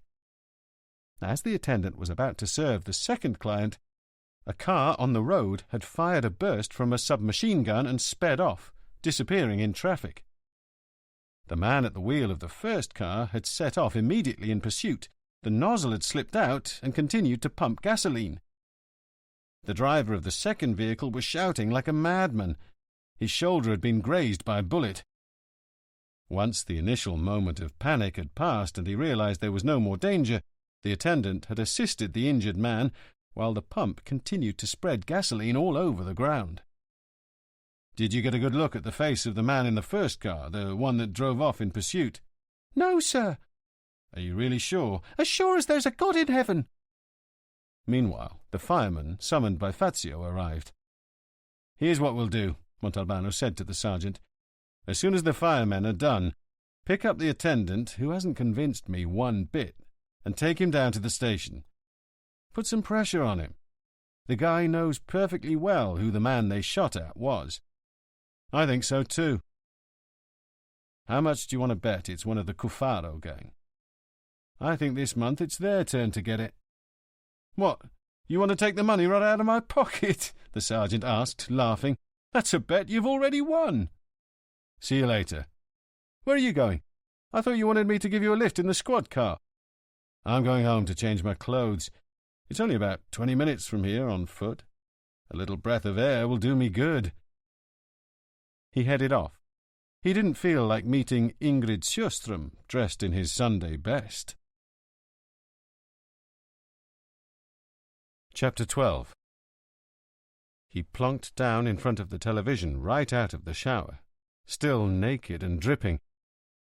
The images were from Luparello's funeral that morning, and the cameraman had apparently realized that the only people capable of lending a sense of drama to the ceremony, in every other way so like countless other tedious official events, were the trio of the widow, Stefano the son, and Giorgio the nephew. From time to time, Signora Luparello, without realizing it, would jerk her head backwards, as if repeatedly saying no. This no was interpreted by the commentator in a low, sorrowful voice as the obvious gesture of a creature irrationally rejecting the concrete fact of death. But as the cameraman was zooming in on her to catch the expression in her gaze, Montalbano found confirmation of what the widow had already confessed to him. There was only disdain and boredom in those eyes. Beside her sat her son, numb with grief, according to the announcer, and he called him numb only because the composure the young engineer showed seemed to border on indifference. Giorgio, instead, teetered like a tree in the wind, livid as he swayed, continually twisting a tear-soaked handkerchief in his hands.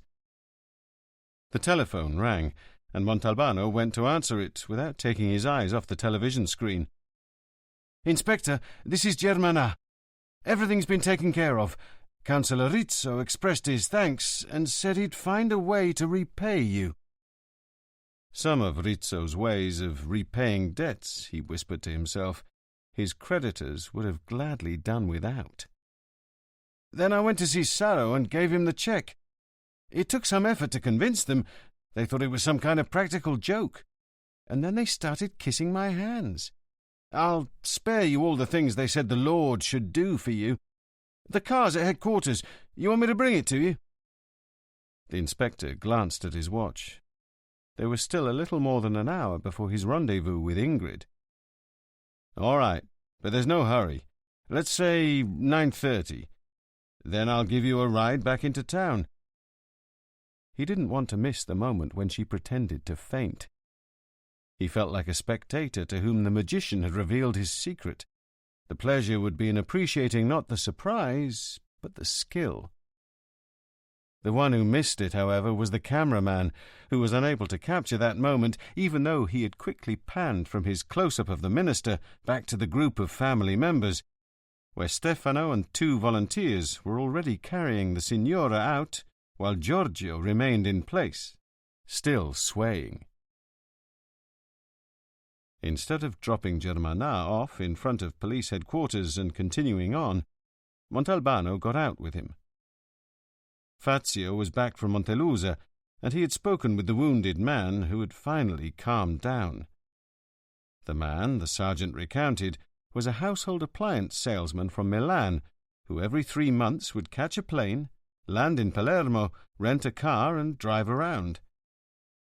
Having stopped at the petrol station, he was looking at a piece of paper to check the address of the next store on his list of clients, when he suddenly heard the shots and felt a sharp pain in his shoulder. Fazio believed his story.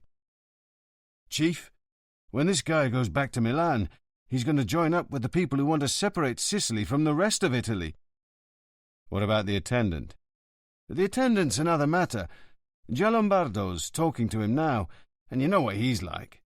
Someone spends a couple of hours with him, talking like he's known him for 100 years, and afterwards he realizes he's told him secrets he wouldn't even tell the priest at confession." The lights were off, the glass entrance door barred shut.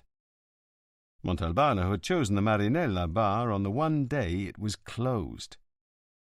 He parked the car and waited. A few minutes later, a 2-seater arrived, red and flat as a fillet of sole. The door opened, and Ingrid emerged.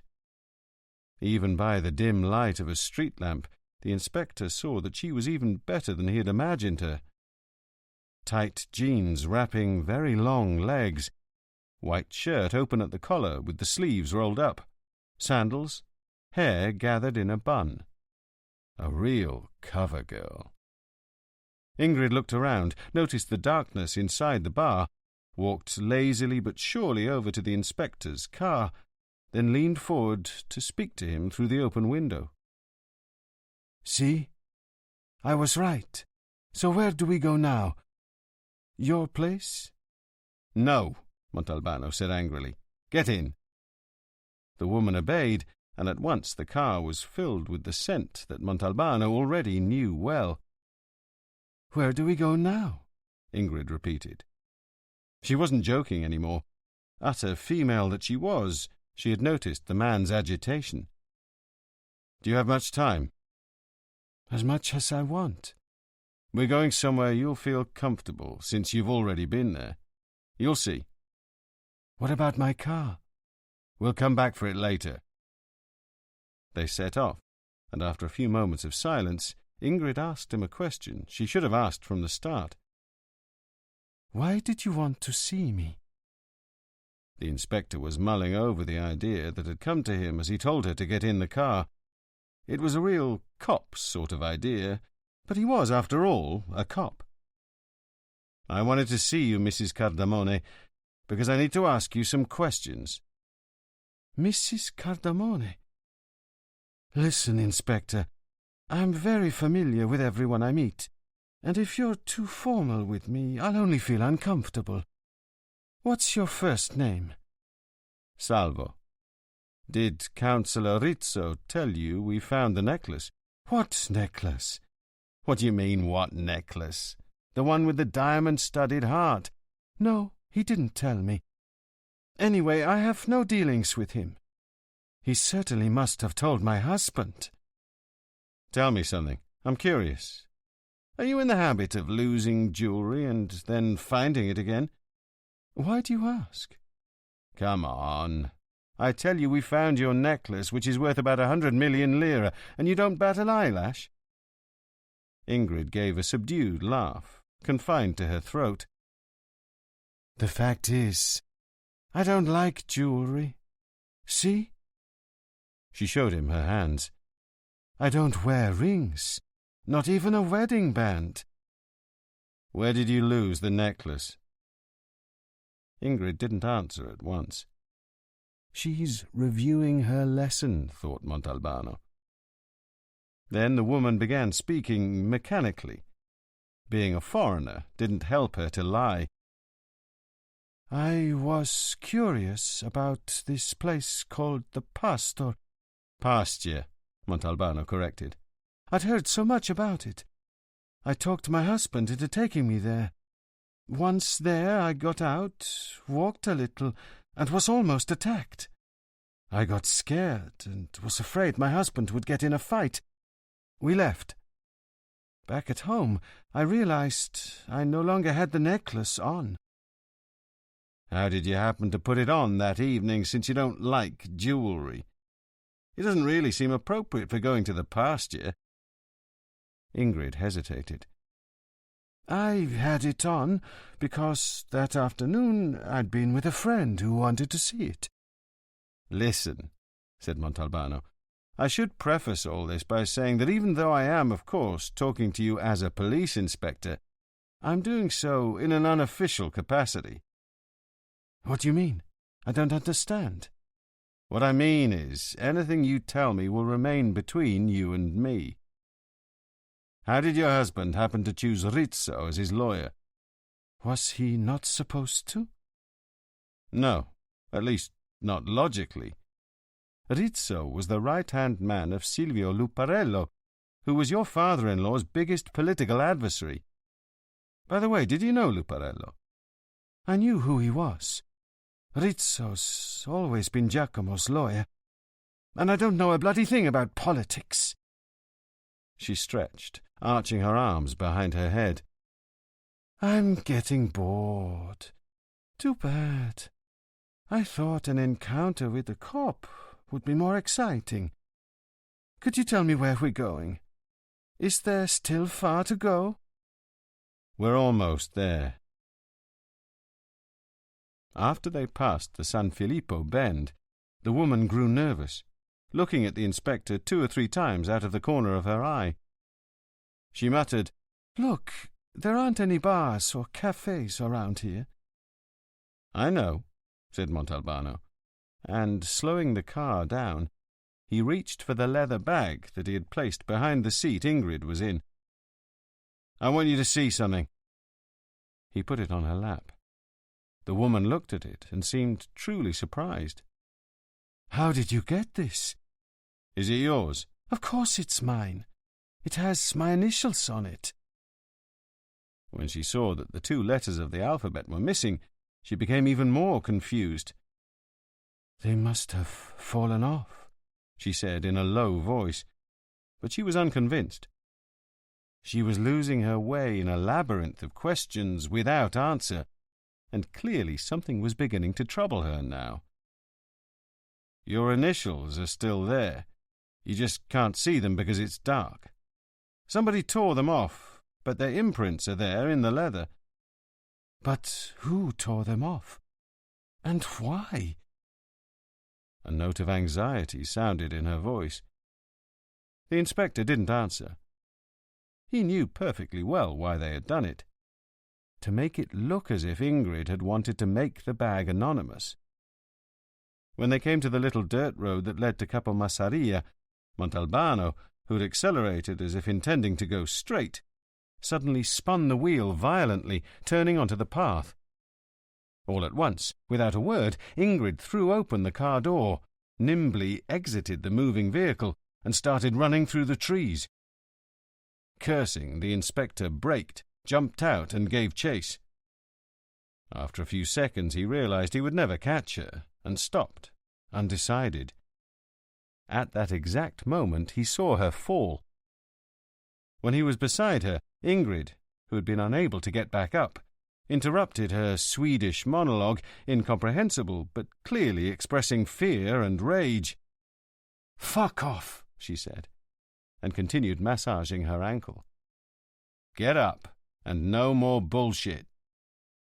With effort she obeyed and leaned against Montalbano, who remained motionless, not helping her. The gate opened easily. It was the front door that put up resistance. "Let me do it," said Ingrid. She had followed him without making a move, as though resigned. But she had been preparing her plan of defence. "You won't find anything inside, you know," she said in the doorway, her tone defiant. She turned on the light, confident, but when she looked inside and saw the videocassettes and the perfectly furnished room, she reacted with visible surprise, a wrinkle creasing her brow. "They told me—" She checked herself at once and fell silent, shrugging her shoulders. She eyed Montalbano, waiting for his next move. "Into the bedroom," said the inspector. Ingrid opened her mouth, about to make an easy quip, but lost heart. Turning her back, she limped into the other room, turned on the light, and this time showed no surprise. She had expected it to be all in order. She sat down at the foot of the bed. Montalbano opened the left-hand door of the wardrobe. "Do you know whose clothes these are?" "They must belong to Silvio, to Mr. Luparello." He opened the middle door. "Are these wigs yours?" "I've never worn a wig." When he opened the right-hand door, Ingrid closed her eyes. "Look, that's not going to solve anything. Are these yours?" "Yes, but—" "But they weren't supposed to be there anymore." Montalbano finished her sentence. Ingrid gave a start. "How did you know? Who told you?" "Nobody told me. I figured it out. I'm a cop, remember?" "Was the bag also in the wardrobe?" Ingrid nodded, yes. "And the necklace you said you lost, where was that?" "Inside the bag. I had to wear it once. Then I came here and left it here." She paused a moment and looked the inspector long in the eye. "What does this all mean?" she asked. "Let's go back in the other room." Ingrid took a glass from the sideboard, half filled it with straight whiskey, drank almost all of it in a single draught, then refilled it. "You want any?" Montalbano said no. He had sat down on the couch and was looking out at the sea. The light was dim enough to allow him to see beyond the glass. Ingrid came and sat down beside him. "I've sat here looking at the sea in better times." She slid a little closer on the sofa and rested her head on the inspector's shoulder. He didn't move. He immediately understood that her gesture was not an attempt at seduction. "Ingrid, remember what I told you in the car? That our conversation was an unofficial one?" "Yes." "Now answer me truthfully. Those clothes in the wardrobe, did you bring them here yourself, or were they put there?" "I brought them myself. I thought I might need them." "Were you Luparello's mistress?" No. "No? You seemed quite at home here." I slept with Luparello only once, 6 months after arriving in Montelusa, but never again. He brought me here. But we did become friends, true friends, like I had never had before with a man, not even in my country. I could tell him anything, anything at all. If I got into trouble, he would manage to get me out of it without asking any questions. Are you trying to make me believe that the one time you were here, you brought all those dresses, jeans and panties, not to mention the bag and the necklace? Ingrid pulled away, irritated. I'm not trying to make you believe anything. I'm just telling you. After a while I asked Silvio if I could use this house now and then, and he said yes. He asked me only one thing, to be very discreet and never tell anyone who it belonged to. And when you wanted to come, how did you know if the place was empty and available? We had agreed on a code of telephone rings. I kept my word with Silvio. I used to bring only one man here, always the same one. She took a long sip and sort of hunched her shoulders forward. A man who forced his way into my life 2 years ago, because afterwards, I didn't want to any more. After what? After the first time. I was afraid of the whole situation, but he was sort of blinded, sort of obsessed with me. Only physically, though. He would want to see me every day. Then, when I brought him here, he would jump all over me, turn violent, tear my clothes off. That was why I had those changes of clothes in the wardrobe. Did this man know whose house this was? I never told him, and he never asked. He's not jealous, you see. He just wants me. He never gets tired of being inside me. He's ready to take me at any moment. I see. And for his part, did Luparello know who you were bringing here? Same thing. He didn't ask, and I didn't tell. Ingrid stood up. Couldn't we go somewhere else to talk? This place depresses me now. Are you married? No, said Montalbano, surprised. Let's go to your place. She smiled cheerlessly. I told you it would end up this way, didn't I? Chapter 13. Neither of them felt like talking, and 15 minutes passed in silence. But once again the inspector surrendered to the cop in him. In fact, once they had reached the bridge that spanned the Caneto, he pulled up to the side, put on the brakes, and got out of the car, telling Ingrid to do the same. From the summit of the bridge, Montalbano showed the woman the river's dry bed, which one could make out in the moonlight.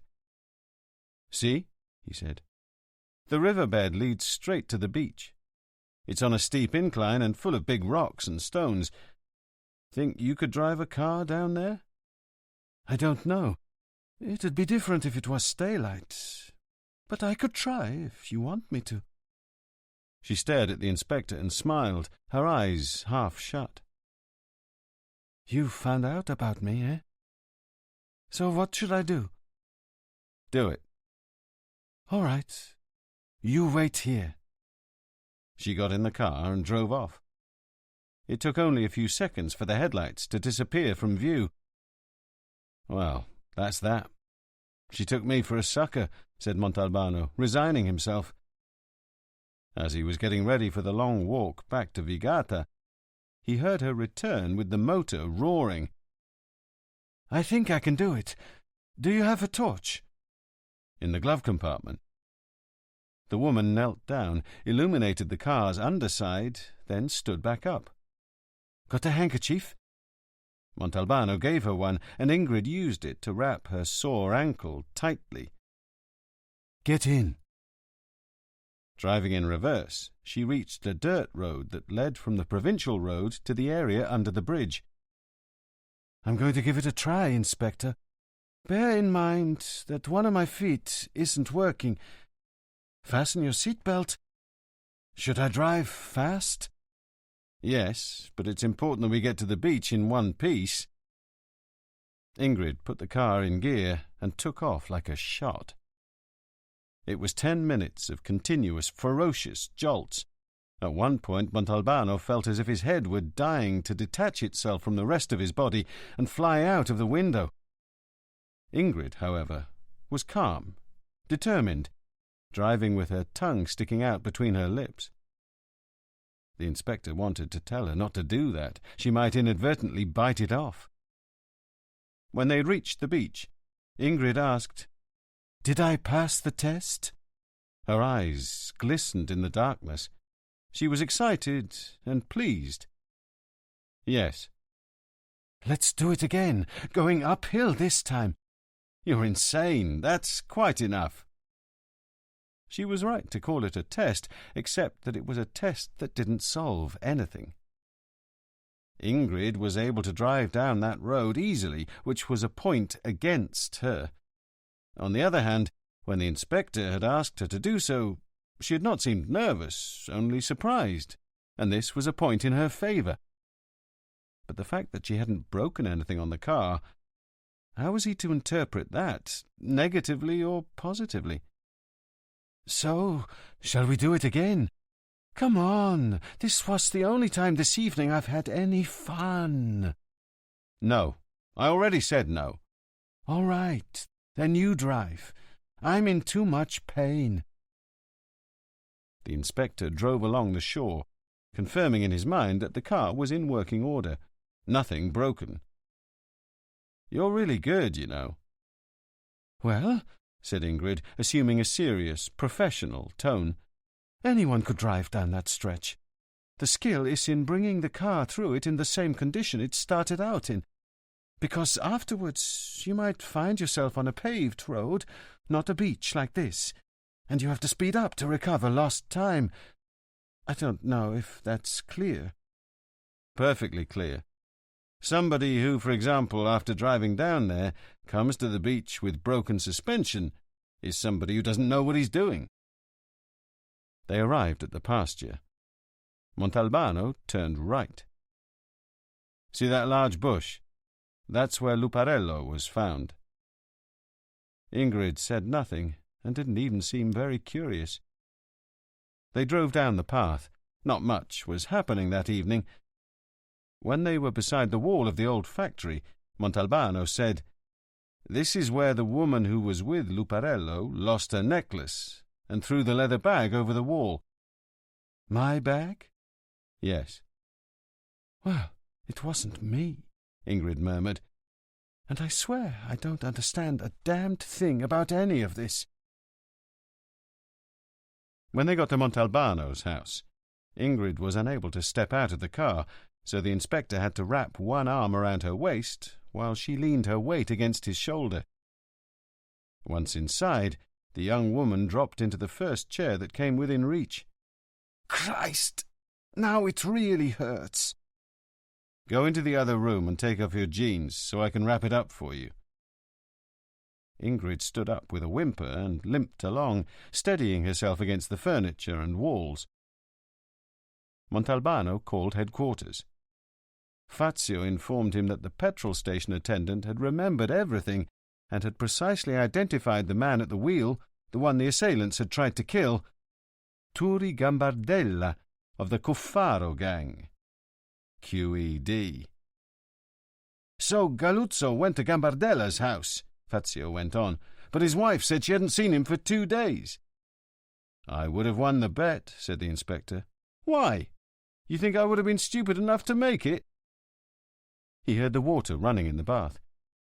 Ingrid apparently belonged to that category of women who cannot resist the sight of a bathtub. He dialed Jeje's number, the one for his cell phone. "Are you alone? Can you talk?" "As for being alone, I'm alone. As for talking, that depends." "I just need a name from you. There's no risk to you in giving me this information, I promise. But I want a precise answer." "Whose name?" Montalbano explained, and JJ had no trouble giving him the name, and for good measure, he even threw in a nickname. Ingrid had laid down on the bed, wearing a large towel that covered very little of her. "Sorry, but I can't stand up." Montalbano took a small tube of salve and a roll of gauze from a shelf in the bathroom. "Give me your leg." When she moved, her minuscule panties peeped out, and so did one breast, which looked as if it had been painted by a painter who understood women. The nipple seemed to be looking around, curious about the unfamiliar surroundings.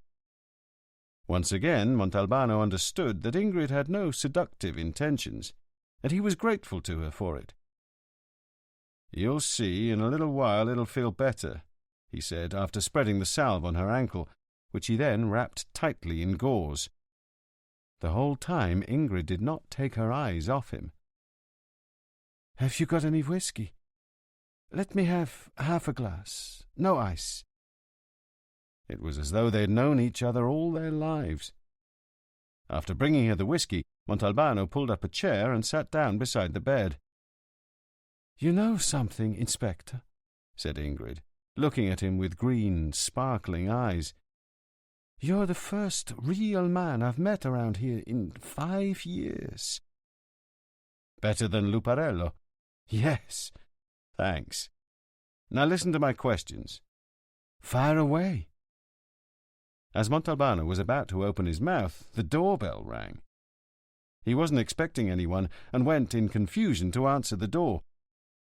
There in the doorway was Anna, in civilian clothing, smiling at him. "Surprise!" She walked round him and into the house. "Thanks for the enthusiasm," she said. "Where have you been all evening? At headquarters they said you were here, so I came, but it was all dark. I phoned 5 more times, but to no avail. Then I finally saw the lights on." She eyed Montalbano, who hadn't opened his mouth.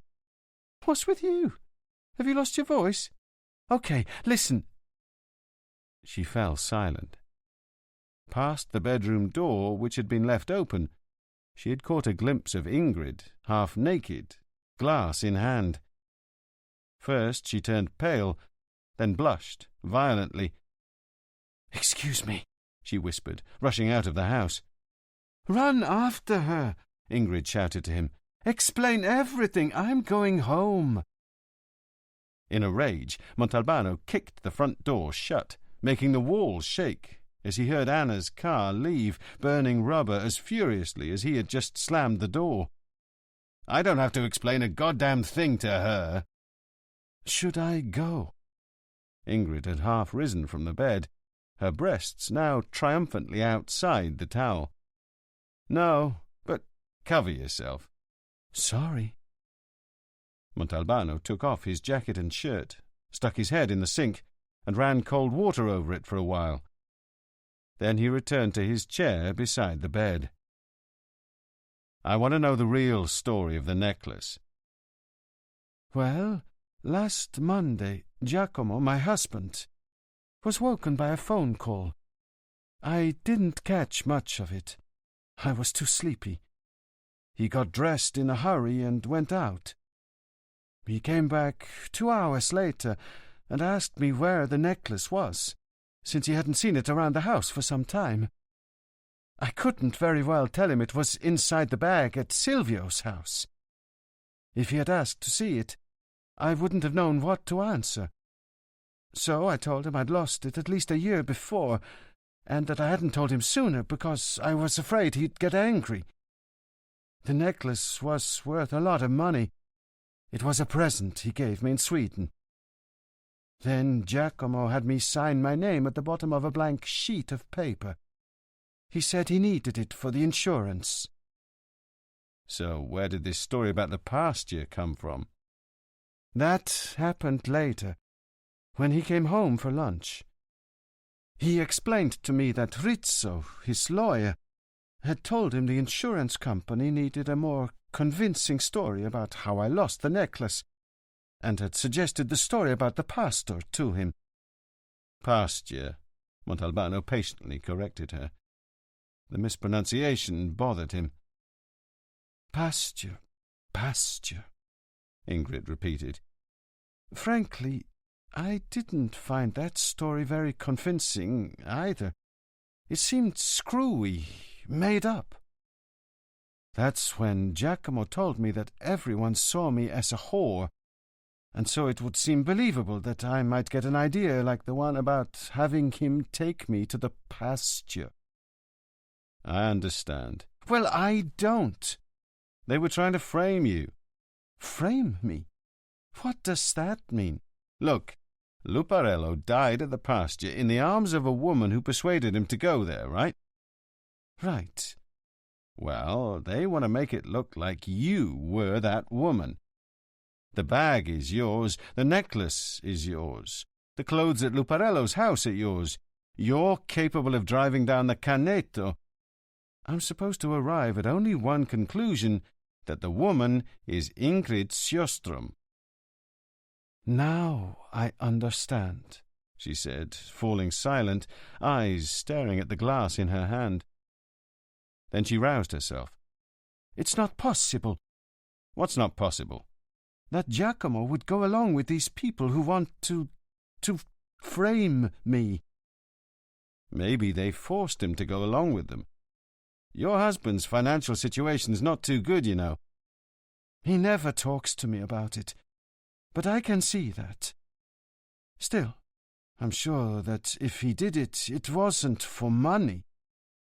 I'm pretty sure of that myself. Then why? There must be another explanation, which could be that your husband was forced to get involved to save someone who is more important to him than you. Wait. He went into the other room, where there was a small desk covered with papers. He picked up the fax that Niccolò Zitto had sent to him. But to save someone else from what? Ingrid asked as soon as he returned. If Silvio died when he was making love, it's not anybody's fault. He wasn't killed. To protect someone not from the law, Ingrid, but from a scandal. The young woman began reading the fax, first with surprise, then with growing amusement. She laughed openly at the polo club episode. But immediately afterwards she darkened, let the sheet fall on the bed, and leaned her head to one side. Was he, your father-in-law, the man you used to take to Luparello's pied-à-terre? Answering the question visibly cost Ingrid some effort. Yes, and I can see that people are talking about it, even though I did everything I could so they wouldn't. It's the worst thing that's happened to me the whole time I've been in Sicily. You don't have to tell me the details. But I want to explain that it wasn't me who started it. 2 years ago, my father-in-law was supposed to take part in a conference in Rome, and he invited Giacomo and me to join him. At the last minute, my husband couldn't come, but he insisted on my going anyway, since I'd never been to Rome. It all went well, except that the very first night my father-in-law entered my room.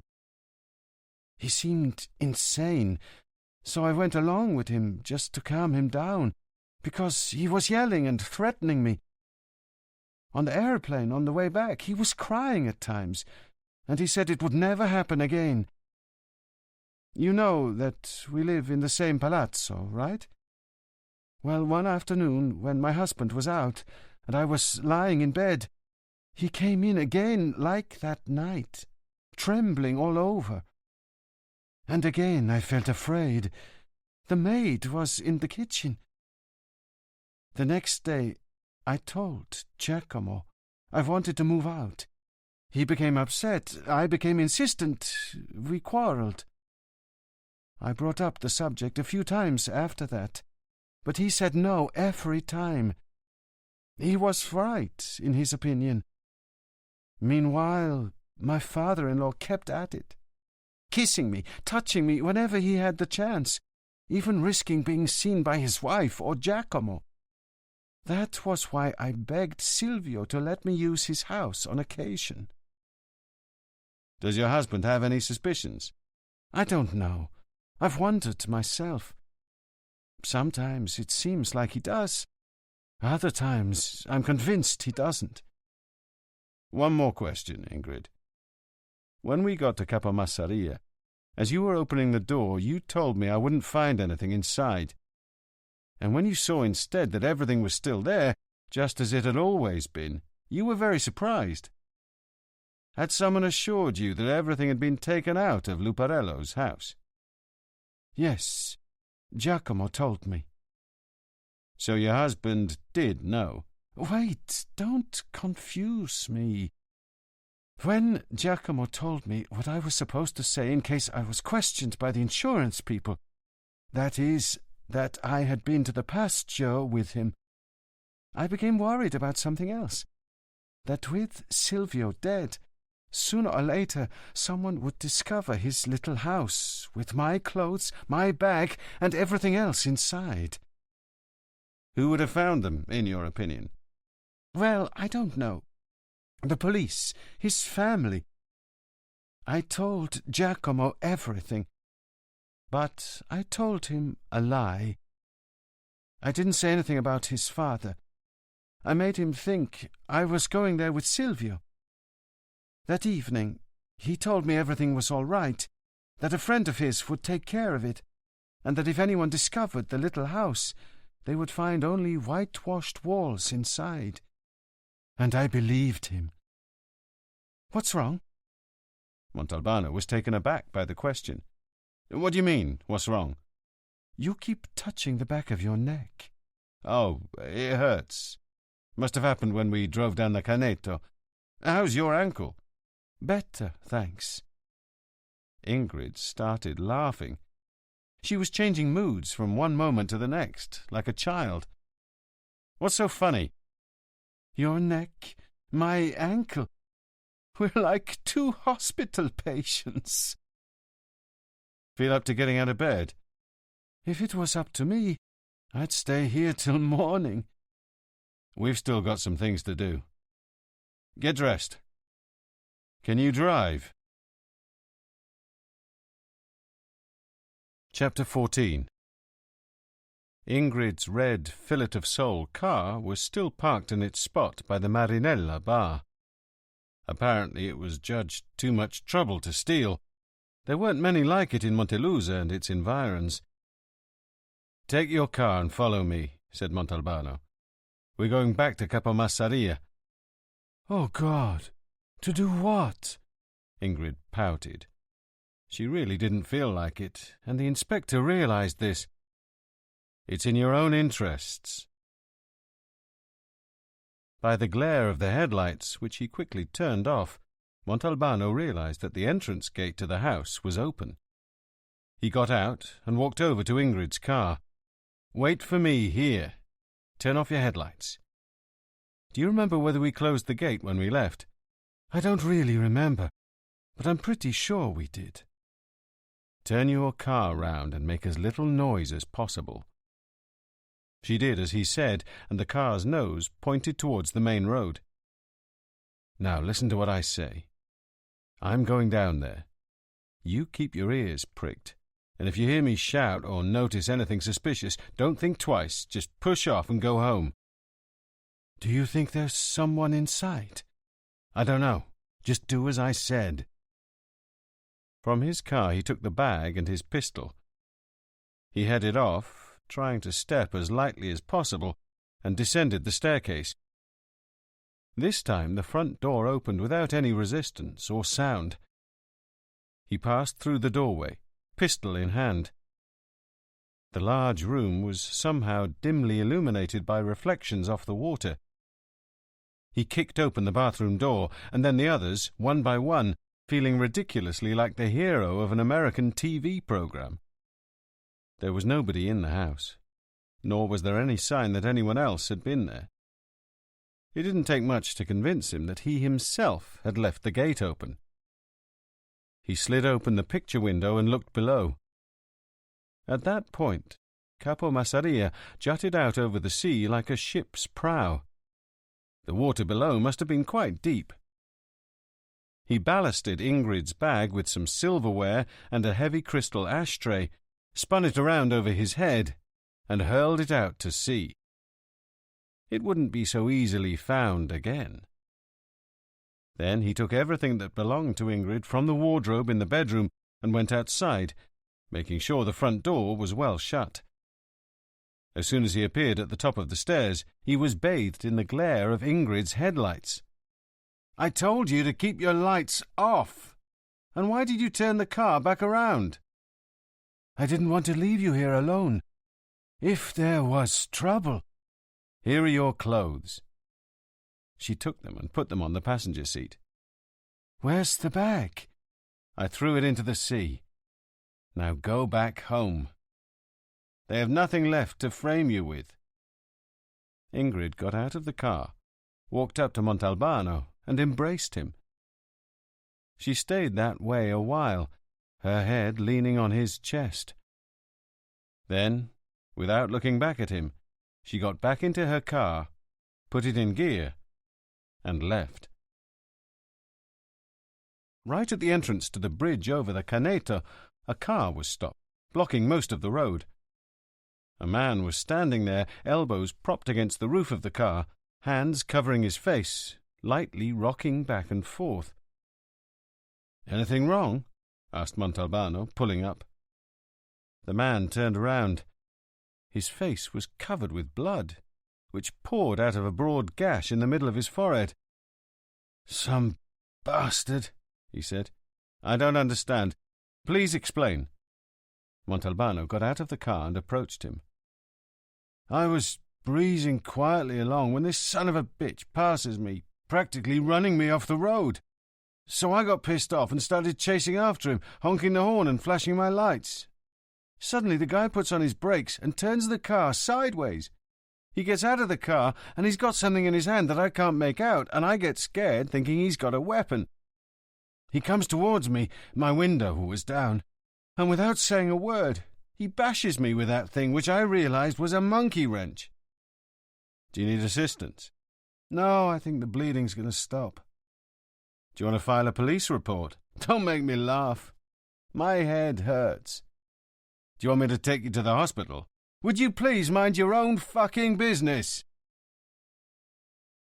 How long had it been since he'd had a proper night of God-given sleep?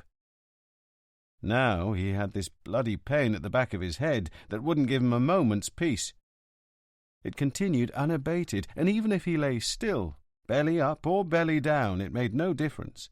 The pain persisted, silent, insidious, without any sharp pangs which possibly made it worse. He turned on the light. It was 4 o'clock. On the bedside table was still the salve and roll of gauze he'd used on Ingrid. He grabbed them, and in front of the bathroom mirror, rubbed a little of the salve on the nape of his neck. Maybe it would give him some relief. Then wrapped his neck in the gauze, securing it with a piece of adhesive tape. But perhaps he put the wrap on too tight. He had trouble moving his head. He looked at himself in the mirror, and at that moment a blinding flash exploded in his brain, drowning out even the bathroom light. He felt like a comic book character with X-ray vision who could see all the way inside of things. In grammar school he'd had an old priest as his teacher of religion. "Truth is light," the priest had said one day. Montalbano, never very studious, had been a mischievous pupil, always sitting in the last row. "So that must mean that if everyone in the family tells the truth, they save on the electric bill." He had made this comment aloud, which had got him kicked out of the classroom. Now, some 30-odd years after the fact, he silently asked the old priest to forgive him. "Boy, do you look ugly today," exclaimed Fazio as soon as he saw the inspector come into work. "Not feeling well?" "Leave me alone," was Montalbano's reply. "Any news of Gambardella? Did you find him?" Nothing. Vanished. I've decided we'll end up finding him back in the woods somewhere, eaten by dogs." There was something, however, in the sergeant's tone of voice that he found suspicious. He had known him for too many years. "Anything wrong?" "It's Gallo. He's gone to the emergency room. Hurt his arm. Nothing serious." "How did it happen?" "With the squad car." "Did he crash it, speeding?" "Yes." "Are you going to spit it out, or do you need a midwife to pull the words out of your mouth?" "Well, I'd sent him to the town market on an emergency, some kind of brawl, and he took off in a hurry, you know how he is, and he skidded and crashed into a telephone pole. The car got towed to our depot in Montelusa, and they gave us another." "Tell me the truth, Fazio. Had the tyres been slashed?" "Yes." "And did Gallo check, as I told him 100 times to do?" "Can't you clowns understand that slashing tyres is the national sport in this goddamn country?" "Tell him he'd better not show his face at the office, or I'll bust his arse." He slammed the door to his room, furious. Searching inside a tin can in which he kept almost everything from postage stamps to buttons, he found the key to the old factory and went out without saying goodbye. Sitting on the rotten beam near where he'd found Ingrid's bag, he was staring at what had previously looked like an unidentifiable object, a kind of coupling sleeve for pipes, but which he now easily identified. It was a neck brace, brand new, though it had clearly been used. As if by power of suggestion, his neck started hurting again. He got up, grabbed the brace, left the old factory, and returned to headquarters. "Inspector, this is Stefano Luparello." "What can I do for you?" "Yesterday I told my cousin Giorgio you wanted to see him this morning at 10. Just 10 minutes ago, however, my aunt, Giorgio's mother, called me. I don't think Giorgio can come to see you, though he had intended to do so." "What happened?" "I'm not exactly sure, but apparently he was out all night, my aunt said. He got back just a little while ago, around 9 o'clock, in a pitiful state." "Excuse me, Mr. Luparello, but I believe your mother told me he sleeps at your house." "He did, but only until my father died. Then he moved back home. At our house, without father around, he felt uneasy. Anyway, my aunt called the doctor, who gave him a shot of sedative. He's in a deep sleep right now. I'm very sorry for him, you know. He was probably too attached to father." "I understand. But if you see your cousin, tell him I really do need to talk to him. No hurry, though. Nothing important, at his convenience." "Of course." Mamma, who's right next to me, tells me to give you her regards." "And I send mine. Tell her I—" "Your mother is an extraordinary woman, Mr. Luparello. Tell her I respect her immensely." "I certainly shall. Thank you." Montalbano spent 1 hour signing papers and a few more hours writing. They were complicated and useless questionnaires for the public prosecutor's office. Suddenly, Galluzzo, without knocking, threw open the door with such violence that it crashed against the wall. He was clearly upset. "What the fuck? What is it?" "Montelusa headquarters just called. Councillor Rizzo's been murdered. Shot. They found him next to his car in the San Giussipuzzo district. If you want, I'll find out more." "Forget it. I'm going there myself." Montalbano looked at his watch, 11 o'clock, and rushed out of the door. Nobody answered at Saro's flat.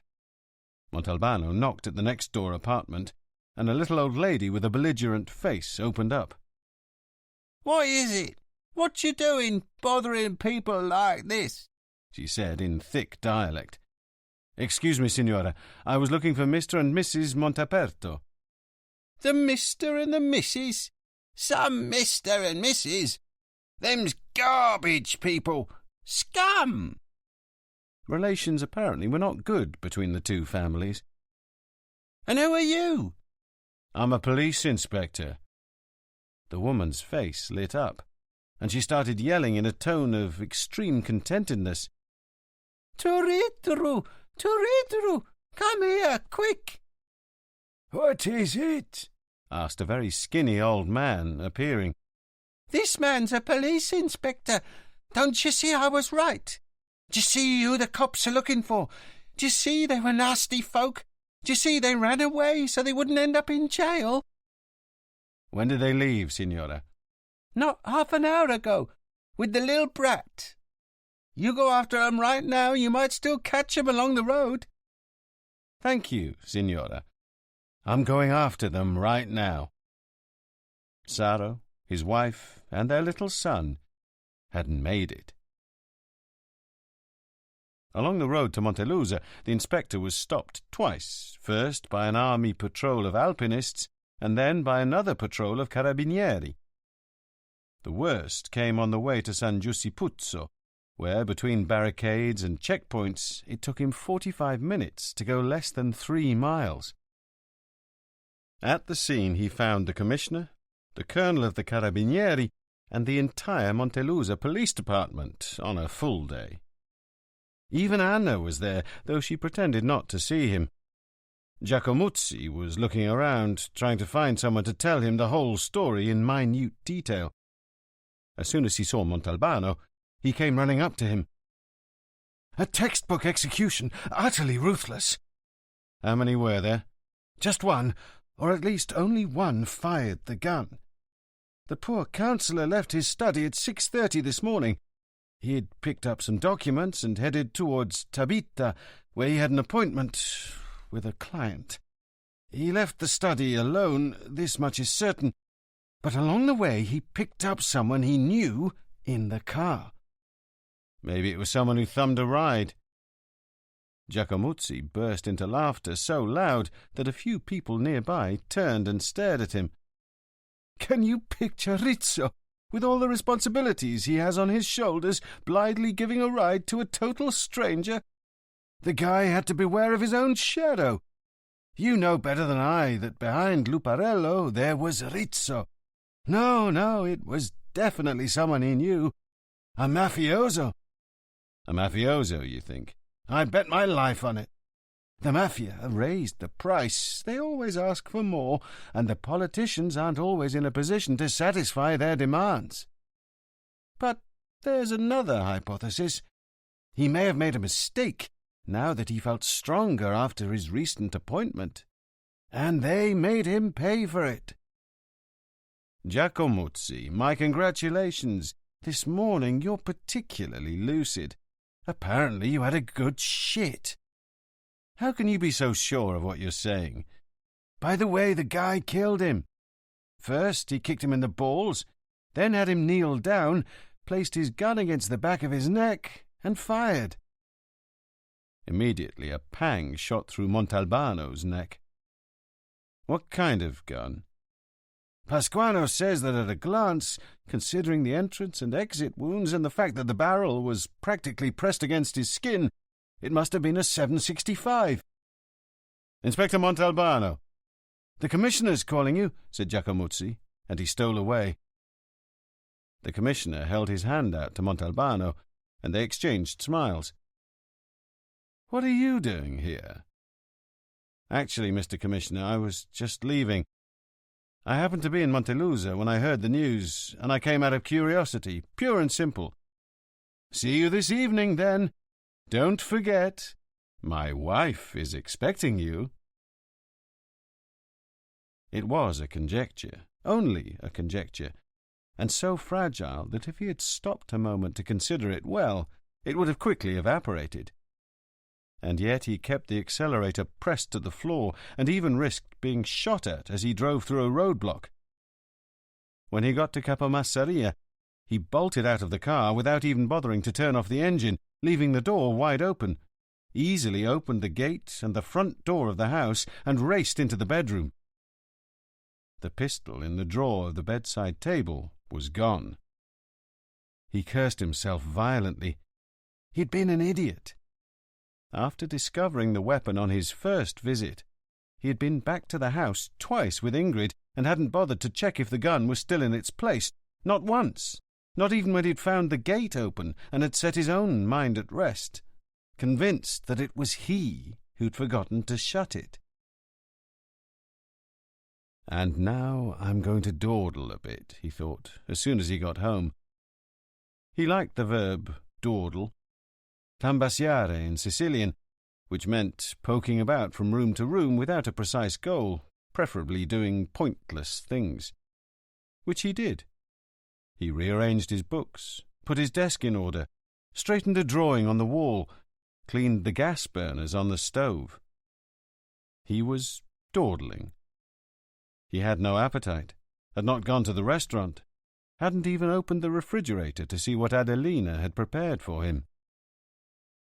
Upon entering, he had, as usual, turned on the television. The first item on the Televigata news gave the details surrounding the murder of Councillor Rizzo. Only the details, because the initial announcement of the event had already been given in an emergency broadcast. The newsman had no doubt about it. Rizzo had been ruthlessly murdered by the mafia, which became frightened when the deceased had recently risen to a position of great political responsibility from which he could better carry on the struggle against organized crime. For this was the watchword of the political renewal, all-out war against the mafia. Even Niccolò Zitto, having rushed back from Palermo, spoke of the mafia on the Free Channel, but he did so in such contorted fashion that it was impossible to understand anything he said. Between the lines, indeed between the words, Montalbano sensed that Zitto thought it had actually been a brutal settling of scores, but wouldn't say so openly, fearing yet another lawsuit among the hundreds he already had pending against him. Finally, Montalbano got tired of all the empty chatter, turned off the television, closed the shutters to keep the daylight out, threw himself down on the bed, still dressed, and curled up.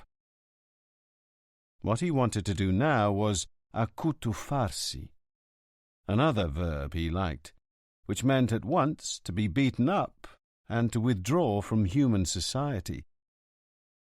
At that moment, for Montalbano, both meanings were more than applicable. Chapter 15. More than a new recipe for baby octopus, the dish invented by Signora Elisa, the commissioner's wife, seemed to Montalbano's palate a truly divine inspiration. He served himself an abundant second helping, but when he saw that this one too was coming to an end, he slowed down the rhythm of his chewing to prolong, however briefly, the pleasure that delicacy afforded him. Signora Elisa watched him happily. Like all good cooks, she took delight in the expressions that formed on the faces of her table companions as they tasted one of her creations. And Montalbano, because he had such an expressive face, was one of her favourite dinner guests. "Thank you very, very much," the inspector said to her at the end of the meal, sighing. The Purpitedri had worked a sort of partial miracle. Partial because, while it was true that Montalbano now felt at peace with man and God, it was also true that he still did not feel very pacified in his own regard. When the meal was over, the signora cleared the table and understandingly put a bottle of Chivas on the table for the inspector and a bottle of bitters for her husband. "I'll let you two talk about your murder victims, the real ones. I'm going into the living room to watch the pretend murders, which I prefer." It was a ritual they repeated at least twice a month.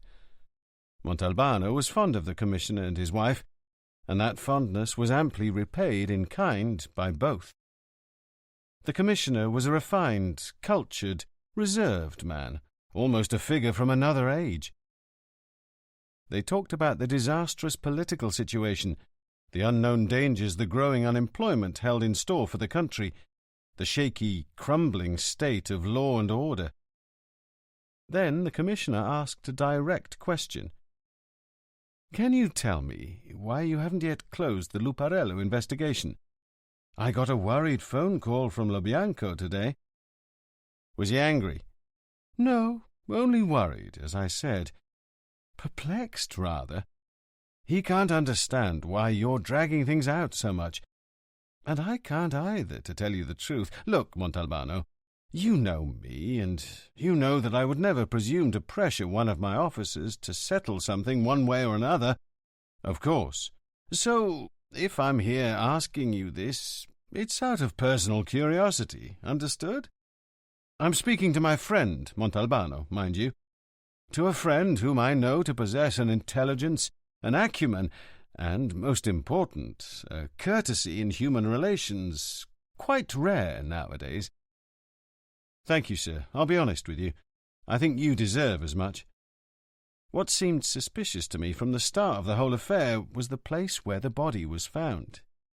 It was inconsistent, blatantly inconsistent, with the personality and lifestyle of Luparello, a sensible, prudent, ambitious man. I asked myself, why did he do it? Why did he go all the way to the pasture for a sexual encounter, putting his life and his public image in danger? I couldn't come up with an answer. You see, sir, it was as if, in all due proportion, the President of the Republic had died of a heart attack while dancing to rock music at a third-rate disco. The Commissioner raised a hand to stop him. "Your comparison doesn't really work," he observed with a smile that wasn't a smile. "We recently had a minister go wild on the dance floor of third- and worse-rate nightclubs, and he didn't die." The "unfortunately" he was clearly about to add disappeared on the tip of his tongue. "But the fact remains," Montalbano insisted, "and this first impression was abundantly confirmed for me by the engineer's widow." "So you've met her?" "Quite a mind, that lady. It was she who sought me out after you had spoken well of me. In our conversation yesterday, she told me her husband had a pied-à-terre at Capo Massaria and gave me the keys. So what reason would he have to risk exposure at a place like the pasture?" "I have asked myself the same question." "Let us assume for the moment, for the sake of argument, that he did go there, that he let himself be talked into it by a woman with tremendous powers of persuasion, a woman not from the place, who took an absolutely impassable route to get him there. Bear in mind that it's the woman who's driving." "The road was impassable, you say?" "Yes. And not only do I have exact testimony to back this up, but I also had my sergeant take that route, and I took it myself. So the car is actually driven down the dry bed of the Caneto, ruining the suspension. When it comes to a stop, almost inside a big shrub in the pasture, the woman immediately mounts the man beside her, and they begin making love. And it is during this act that Luparello suffers the misfortune that kills him. The woman, however, does not scream, does not call for help. Cool as a cucumber, she walks slowly down the path that leads to the provincial road, gets into a car that has pulled up, and disappears. It's all very strange, you're right. Did the woman ask for a ride? Apparently not, and you've hit the nail on the head, and I have yet another testimony to this effect. The car that pulled up did so in a hurry, with its door actually open. In other words, the driver knew whom he was supposed to encounter and pick up without wasting any time. Excuse me, Inspector, but did you get sworn statements for all these testimonies? No, there wasn't any reason. You see, one thing is certain. Luparello died of natural causes. Officially speaking, I have no reason to be investigating. Well, if things are as you say, there is, for example, the failure to assist a person in danger. Do you agree with me that that's nonsense? Yes.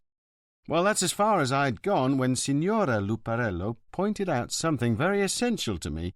That is, that her husband, when he died, had his underwear on backwards." "Wait a minute," said the Commissioner. "Let's slow down. How did the Signora know that her husband's underwear was on backwards, if indeed it was? As far as I know, she wasn't there at the scene, and she wasn't present at the crime lab's examinations." Montalbano became worried. He had spoken impulsively, not realizing he had to avoid implicating Giacomuzzi, who he was sure had given the widow the photos. But there was no turning back. "The Signora got hold of the crime lab photos. I don't know how." "I think I do," said the Commissioner, frowning. "She examined them carefully with a magnifying glass and showed them to me. She was right." "And based on this detail, she formed an opinion?" "Of course. It's based on the assumption that although her husband, when getting dressed in the morning, might by chance have put them on backwards, inevitably over the course of the day he would have noticed, since he took diuretics and had to urinate frequently. Therefore, on the basis of this hypothesis, the Signora believes that Luparello must have been caught in some sort of embarrassing situation, to say the least, at which point he was forced to put his clothes back on in a hurry and go to the pasture, where, in the Signora's opinion, of course, he was to be compromised in some irreparable way, so that he would have to retire from political life. But there's more." "Don't spare me any details." "The two street cleaners who found the body, before calling the police, felt duty-bound to inform Councillor Rizzo, who they knew was Luparello's alter ego. Well, Rizzo not only showed no surprise, dismay, shock, alarm, or worry, he actually told the two to report the incident at once." "How do you know this?" "Had you tapped the phone line?" the Commissioner asked, aghast. No phone taps. One of the street cleaners faithfully transcribed the brief exchange. He did it for reasons too complicated to go into here." "Was he contemplating blackmail?" "No, he was contemplating the way a play is written. Believe me, he had no intention whatsoever of committing a crime. And this is where we come to the heart of the matter, Rizzo." "Wait a minute. I was determined to find a way this evening to scold you again for wanting always to complicate simple matters. Surely you've read Sciascia's Candida. Do you remember that at a certain point the protagonist asserts that it is possible that things are almost always simple? I merely wanted to remind you of this." "Yes, but you see, Candida says almost always. He doesn't say always. He allows for exceptions. And Luparello's case is one of those where things were set up to appear simple." "When in fact they are complicated?" "Very complicated. And speaking of Candida, do you remember the subtitle?" "Of course. A dream dreamed in Sicily." "Exactly. Whereas we are dealing with a nightmare of sorts. Let me venture a hypothesis that will be very difficult to confirm now that Rizzo has been murdered. On Sunday evening, around 7, Luparello phones his wife to tell her he'll be home very late. He has an important political meeting. In fact, he goes to his little house on Capomassaria for a lover's tryst. And I'll tell you right away that any eventual investigation as to the person who was with Luparello would prove rather difficult, because the engineer was ambidextrous." "What do you mean?" "Where I come from, ambidextrous means someone can use both hands, right or left, without distinction. In a less correct sense, it's also used to describe someone who goes with men as well as women, without distinction." Both very serious. They seemed like two professors compiling a new dictionary. "What are you saying?" wondered the Commissioner. "It was Signora Luparello herself who intimated this to me, and all too clearly. And she certainly had no interest in making things up, especially in this regard." "Did you go to the little house?" "Yes. Cleaned up to perfection. Inside were a few of Luparello's belongings, nothing else." "Continue with your hypothesis." During the sex act, or most probably right after, given the traces of semen that were recovered, Luparello dies. The woman who is with him— "Stop," the commissioner ordered. "How can you say with such assurance that it was a woman? You've just finished describing the engineer's rather broad sexual horizons." "I can say it because I'm certain of it." So, as soon as the woman realizes her lover is dead, she loses her head. She doesn't know what to do. She gets all upset, and she even loses the necklace she was wearing, but doesn't realize it. When she finally calms down, she sees that the only thing she can do is to phone Rizzo, Luparello's shadow man, and ask for help. Rizzo tells her to get out of the house at once and suggests that she leave the key somewhere so he can enter. He reassures her, saying he'll take care of everything. Nobody will ever know about the tryst that led to such a tragic end. Relieved, the woman steps out of the picture. "What do you mean, steps out of the picture? Wasn't it a woman who took Luparello to the pasture?" "Yes and no. Let me continue. Rizzo races to Capo Massaria and dresses the corpse in a big hurry. He intends to get him out of there and have him found somewhere less compromising. At this point, however, he sees the necklace on the floor and inside the wardrobe finds the clothes of the woman who just phoned him, and he realizes that this may just be his lucky day." "In what sense?" "In the sense that he's now in a position to put everyone's back to the wall, political friends as well as enemies. He can become the top gun in the party. The woman who called him is Ingrid Sjöström, the Swedish daughter-in-law of Dr. Cardamone, Luparello's natural successor, and a man who certainly will want to have nothing to do with Rizzo. Now, you see, a phone call is one thing, but proving that La Sjöström was Luparello's mistress is something else. Besides, there's still more to be done. Rizzo knows that Luparello's party cronies are the ones who will pounce on his political inheritance, so in order to eliminate them, he must make things such that they will be ashamed to wave Luparello's banner. For this to happen, the engineer must be utterly disgraced, dragged through the mud. He gets the brilliant idea of having the body found at the pasture. And since she's already involved, why not make it look as though the woman who wanted to go to the pasture with Luparello was Ingrid Sjöström herself, who's a foreigner and certainly not nunnish in her habits, and who might have been seeking a kinky thrill. If the setup works, Cardamone will be in Rizzo's hands. Rizzo phones his men, whom we know, without being able to prove it, to be underhanded butcher boys. One of these is Angelo Nicotra, a homosexual better known in their circles as Marilyn. How were you able to even learn his name? An informer told me, someone in whom I have absolute faith. In a way, we're friends.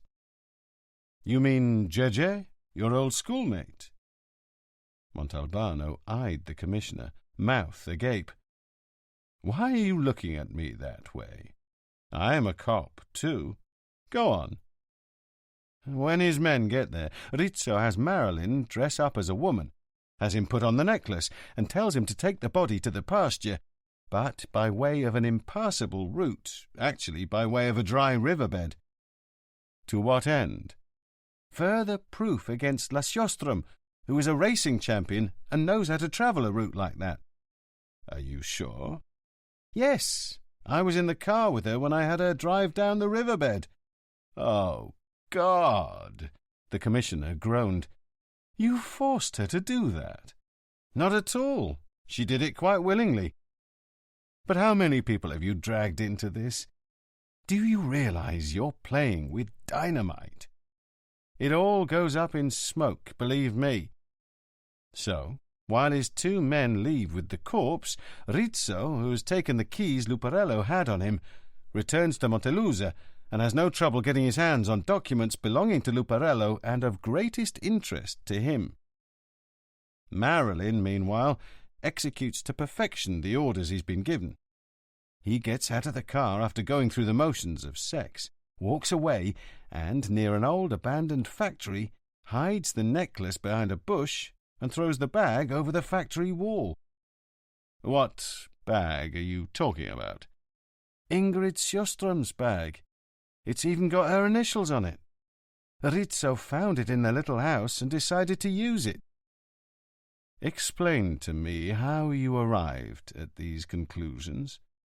Rizzo, you see, is showing one card, the necklace, and hiding another, the bag.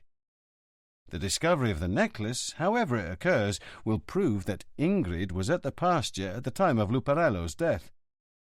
If somebody happens to pocket the necklace and not say anything, he can still play the bag card. But he actually has a lucky break, in his opinion. The necklace is found by one of the sanitation men who turned it in to me. Rizzo gives a plausible explanation for the discovery of the necklace, but in the meantime he has established the Sjöström-Luparello pasture triangle of connection. It was I, on the other hand, who found the bag, based on the discrepancy between the two testimonies. The woman, when she got out of Luparello's car, was holding a bag that she no longer had when a car picked her up along the provincial road. Finally, to cut a long story short, Rizzo's two men returned to the little house and put everything in order. At the first light of dawn, Rizzo phones Cardamone and begins playing his cards. All right, fine, but he also begins playing with his life. That's another matter, if that is indeed the case, said Montalbano. The commissioner gave him a look of alarm. What do you mean? What the hell are you thinking? Quite simply that the only person who comes out of this story unscathed is Cardamone. Don't you think Rizzo's murder was providentially fortunate for him? The commissioner gave a start, and it wasn't clear whether he was speaking seriously or joking. Listen, Montalbano, don't get any more brilliant ideas. Leave Cardamone in peace. He's an honourable man who wouldn't hurt a fly. I was just kidding, Commissioner. But allow me to ask, are there any new developments in the investigation? What new developments would you expect? You know the kind of person Rizzo was. Out of every 10 people he knew, respectable or otherwise, 8, respectable or otherwise, would have liked to see him dead. A veritable forest, my friend, a jungle of potential murderers, by their own hand or through intermediaries. I must say your story has a certain plausibility, but only for someone who knows what kind of stuff Rizzo was made of. He sipped a dram of bitters slowly. You certainly had me fascinated. What you've told me is an exercise of the highest intelligence. At moments you seemed like an acrobat on a tightrope, with no net underneath. Because, to be brutally frank, underneath your argument, there's nothing. You have no proof of anything you've said. It could all be interpreted in another way, and any good lawyer could pick apart your deductions without breaking sweat. I know. What do you intend to do? Tomorrow morning I'm going to tell LoBianco that I've no objection if he wants to close the case. Chapter 16. Hello, Montalbano? It's Mimi Augello. Sorry to disturb you, but I called to reassure you. I've come back to home base. When are you leaving? The flight from Palermo's at 3, so I have to leave Vigata around 12:30, right after lunch. Then we won't be seeing each other, since I think I have to stay a little late at the office. Any news? Fazio will fill you in. How long will you be gone? Up to and including Thursday. Have fun and get some rest. Fazio has your number in Genoa, doesn't he? If anything big comes up, I'll give you a ring. His assistant inspector, Mimi Augello, had returned punctually from his holidays, and thus Montalbano could now leave without problems. Augello was a capable person. Montalbano phoned Livia to tell her his time of arrival, and Livia, pleased by the news, said she would meet him at the airport. When he got to the office, Fazio informed him that the workers from the salt factory, who had all been made mobile, a pious euphemism for being fired, had occupied the train station. Their wives, by lying down on the tracks, were preventing all trains from passing. The carabinieri were already on the scene. Should they go down there too? To do what? I don't know. To give them a hand. Give whom a hand? What do you mean, Chief? The carabinieri, the forces of order, which would be us, until proved to the contrary. If you're really dying to help somebody, help the ones occupying this station. Chief, I've always suspected it. You're a communist. Inspector, this is Stefano Luparello. Please excuse me.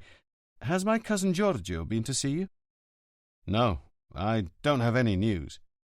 We're very worried here at home. As soon as he recovered from his sedative, he went out and vanished again. Mamma would like some advice. Shouldn't we ask the police to conduct a search? No. Please tell your mother I don't think that's necessary. Giorgio will turn up. Tell her not to worry. In any case, if you hear any news, please let us know. That will be very difficult, because I'm going away on holiday. I'll be back on Friday.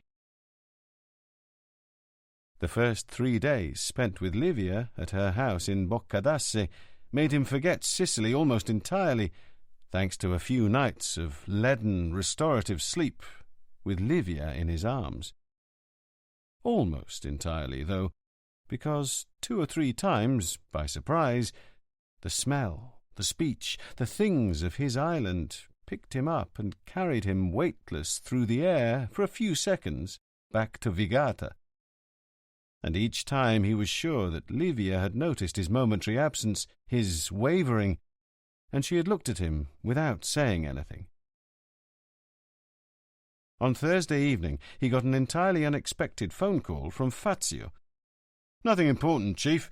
I just wanted to hear your voice and confirm that you'll be back tomorrow. Montalbano was well aware that relations between the sergeant and Augello were not the easiest. Do you need comforting? Has that mean Augello been spanking your little behind? He criticizes everything I do. Be patient. I'll be back tomorrow. Any news? Yesterday they arrested the mayor and 3 town councillors for graft and accepting bribes. They finally succeeded. Yeah, but don't get your hopes too high, Chief. They're trying to copy the Milanese judges here, but Milan is very far away. Anything else? We found Gambardella. Remember him? The guy who was shot at when he was trying to fill his tank? He wasn't laid out in the countryside, but goat-tied in the trunk of his own car, which was later set on fire and completely burnt up. If it was completely burnt up, how did you know Gambardella was goat-tied? They used metal wire, Chief. See you tomorrow, Fazio. This time it wasn't the smell and speech of his island that sucked him back there, but the stupidity, the ferocity, the horror. After making love, Livia fell silent for a while, then took his hand. What's wrong? What did your sergeant tell you? Nothing important, I assure you. Then why are you suddenly so gloomy? Montalbano felt confirmed in his conviction. If there was one person in all the world to whom he could sing the whole high mass, it was Livia. To the commissioner he'd sung only half the mass, skipping some parts.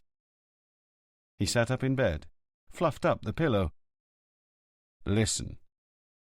He told her about the pasture, about Luparello, about the affection a nephew of his, Giorgio, had for him, about how at some point this affection degenerated into love, into passion, about the final tryst in the bachelor pad at Capomassaria, about Luparello's death, and how young Giorgio, driven mad by the fear of scandal, not for himself, but for his uncle's image and memory, had dressed him back up as best he could, then dragged him to the car to drive him away and leave the body to be found somewhere else. He told her about Giorgio's despair when he realized that this fiction wouldn't work, that everyone would see he was carrying a dead man in the car, about how he got the idea to put the neck brace he'd been wearing until that very day, and which he still had in the car, on the corpse, about how he had tried to hide the brace with a piece of black cloth, how he became suddenly afraid he might have an epileptic fit which he suffered from, about how he had phoned Rizzo. Montalbano explained to her who the lawyer was, and how Rizzo had realized that this death, with a few arrangements, could be his lucky break. He told her about Ingrid, about her husband Giacomo, about Dr. Cardamone, about the violence, he couldn't think of a better word, to which the doctor customarily resorted with his daughter-in-law. "That's disgusting," Livia commented. About how Rizzo had suspicions as to their relationship and tried to implicate Ingrid, getting Cardamone, but not himself, to swallow the bait. He told her about Marilyn and his accomplice, about the phantasmagorical ride in the car, about the horrific pantomime acted out inside the parked car at the pasture. Livia, "Excuse me a minute, I need a strong drink." And when she returned, he told her still other sordid details. The necklace, the bag, the clothes. He told her about Giorgio's heart-rending despair when he saw the photographs, having understood Rizzo's double betrayal of him and of Luparello's memory, which he had wanted to save at all costs. "Wait a minute," said Livia. "Is this Ingrid beautiful?" "Very beautiful. And since I know exactly what you're thinking, I'll tell you even more. I destroyed all the false evidence against her." "That's not like you," she said resentfully. "I did even worse things. Just listen. Rizzo, who now had Cardamone in the palm of his hand, achieved his political objective. But he made a mistake. He underestimated Giorgio's reaction. Giorgio's an extremely beautiful boy." "Oh, come on, him too?" said Livia, trying to make light. "But with a very fragile personality," the inspector continued. Riding the wave of his emotions, devastated, he ran to the house at Capomassaria, grabbed Luparello's pistol, tracked down Rizzo, beat him to a pulp, and shot him at the base of the skull. "Did you arrest him?" "No. I just said I did worse than destroy evidence.